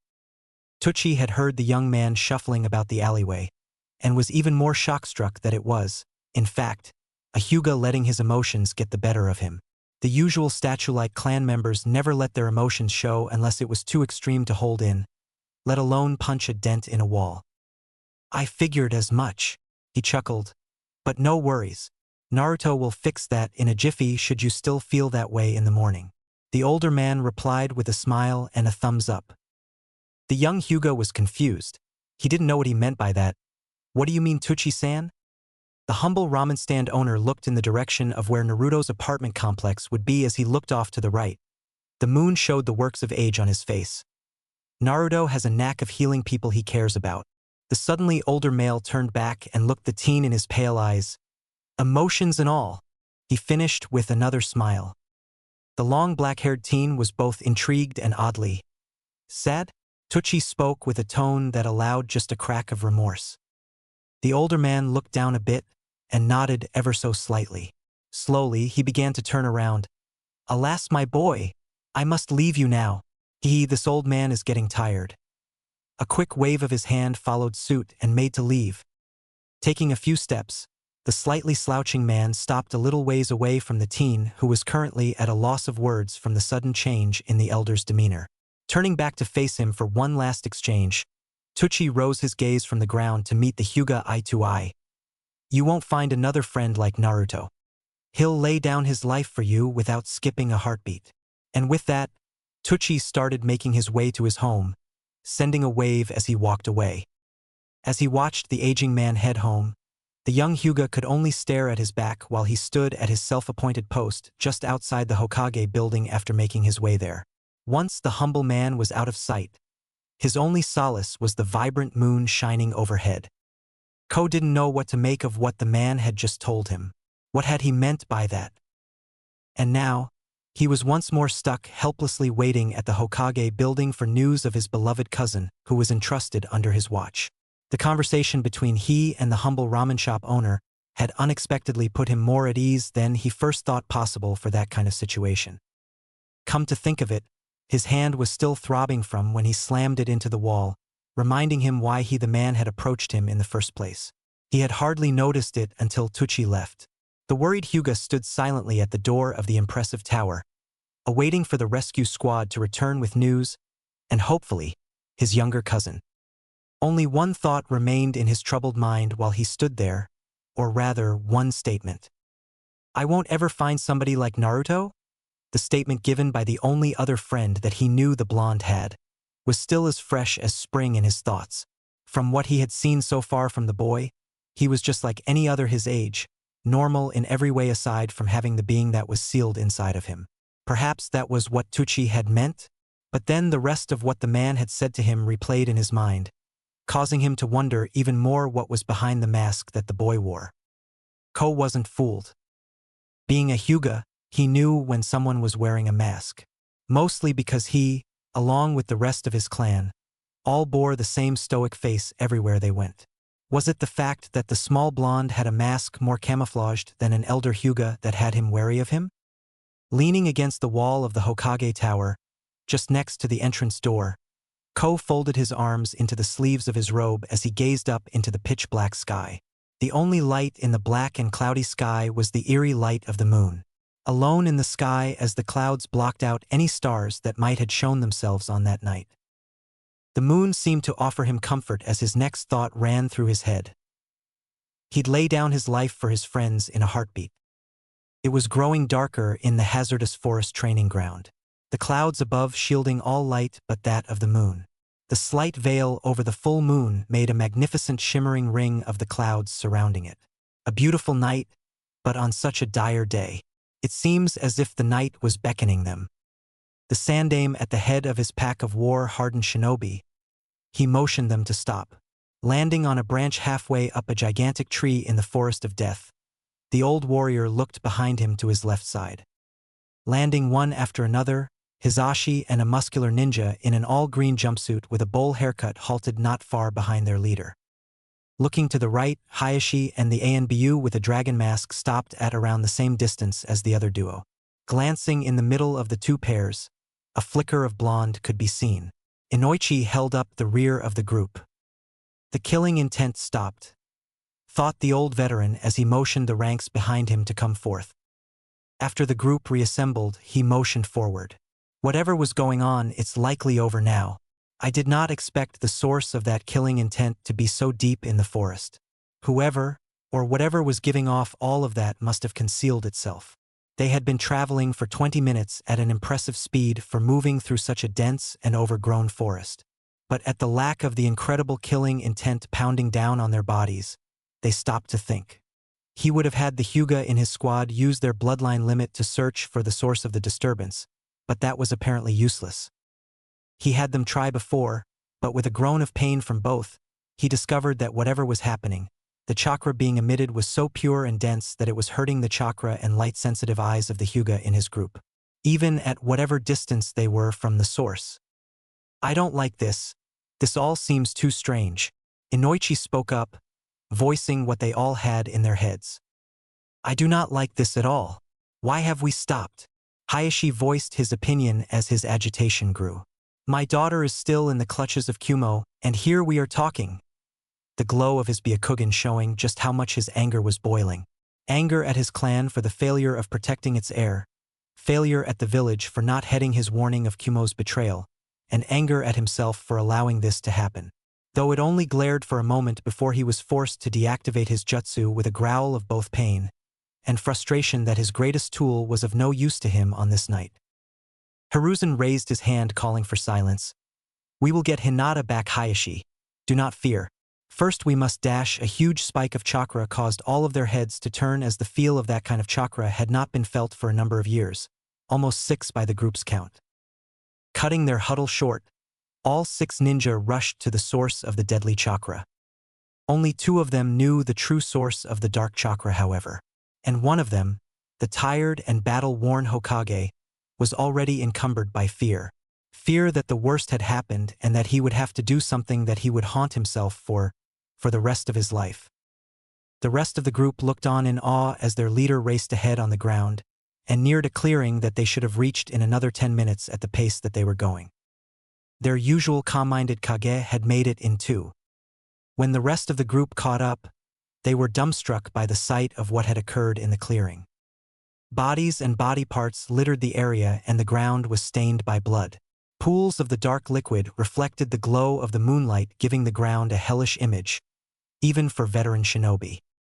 The worst of the carnage was at the opposite side of the small clearing, where what was once a full-grown man was now a body that lay with its throat and chest cavity completely torn open. To the right there were 3 more bodies and another to the far right of the clearing, all with similar wounds. Though the one to the far right was missing an arm, what was recognizable of it were scattered about the body. The smell of bloodshed and death permeated the air. "Hinata!" was what broke the silence as the usual stoic clan leader of the Hyuga darted forward at the sight of his daughter laying still and curled next to a blonde boy. Almost immediately after coming close to the pair, no less than 8 feet from them, a flare of blood-red and embering chakra surrounded the boy as a large tendril lashed out just out of reach of the Hyuga clan head. "What the? Get away from my daughter!" He attempted once more to retrieve his beloved child, but the sentient tendril of demonic chakra lashed across where his waist would have been, successfully stopping his approach. "It's not letting me near her." Hayashi was about to attempt to approach the pair again, but a hand on his right shoulder stopped him with its comforting squeeze. He looked only to see Sarutobi with a sad look on his face. A look not befitting of a Kage, but earned just as well. "It's okay, Hayashi. He's protecting her." The Hyuga clan head looked in surprise and disbelief at his Hokage, and then back at the unconscious children before them. "It's not possible, isn't it?" He stepped towards them again slowly, and just like before, the crimson tendril that was once swishing slowly from side to side turned its point towards the approaching Hyuga and stayed pointed in his direction, waiting for him to get closer. He got the hint and backed off. "I'm being defended from approaching my own daughter. At least she's safe." Though he could not say the same for the boy, the pool of blood beneath him was steadily growing larger around his body and making its way towards his daughter. "It seems Naruto-kun called upon the power of the Kyuubi in his attempt to save your daughter, Hayashi." The old man looked around, taking note of the carnage the boy had wrought on the Kumo ninja. A frown was etched on his face. This was something the boy shouldn't have had to see, let alone do for what he hoped was years from now. Looking upon a field of battle with his surrogate grandson in the middle of it, the scene broke his heart as much as that hellish night he carried him to the hospital did. "He is still so young." "I see." Hayashi visibly calmed himself and shifted his attention elsewhere. "What do we do about that, Hokage-sama?" Hayashi motioned to the sentient tendril of chakra that stood guard over Naruto and Hinata. "Is it Naruto protecting them? Or is it the Kyuubi protecting itself?" On one hand, Hinata could have suddenly found the ultimate protector as a friend.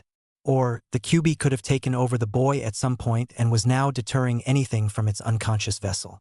He was unsure, and at the moment, he was already apologizing to the boy's deceased parents for failing yet again to protect their only son. The Sandaime seemed almost too comfortable with the fact that the Kyuubi, who was supposed to be sealed, was leaking its power out of the boy's body. Naruto is just protecting his friend. The whole of the group looked on with wide eyes as the old man simply walked next to the unconscious boy, the tendril of chakra turning and angling itself around the Sandaime just as nonchalantly, and resumed its watch like a hound recognizing family. "How?" Hayashi choked out, not at all feeling the comforting hand that his brother placed on his shoulder, while the rest of the rescue party watched in silence. Sarutobi had a worried frown as he checked Naruto's stomach. "It's still bleeding." He glanced down to the pool of blood underneath his grandson and the edge of it, which by that time had made its way onto the young Hyuga heiress's nightgown. "Keep him alive, Kyuubi-san." He picked up his grandson, for the second time, of which he thought was on the brink of death again. "Simply put, he doesn't know you. He has no reason to trust you." Sarutobi nodded in self-confirmation. Hayashi began to make his way to his daughter, but the tendril of chakra was in his way even still. "But I am her father." Whether he was saying that to Sarutobi, Naruto, the tendril itself, or a combination of the three, it could not be known. The old man simply shrugged. He doesn't know that. Almost immediately after speaking, his eyes darted down to the boy in his arms. His left hand had gripped the sleeve of his shirt as he cradled him in his arms. He can feel me, as if it were a creature of sentience. The tendril wrapped around Hinata and engulfed her entirely. At first Hayashi was immediately alarmed, but that was somewhat sated as his daughter was then lifted and drawn to his Hokage. Interesting, was all he could say to himself to manage. Sarutobi was a bit uncomfortable, to say the least. He didn't quite know what to make of the current situation. Sure, the Kyuubi had made a contract with Naruto and promised cooperation, but wasn't this a bit too good to be true?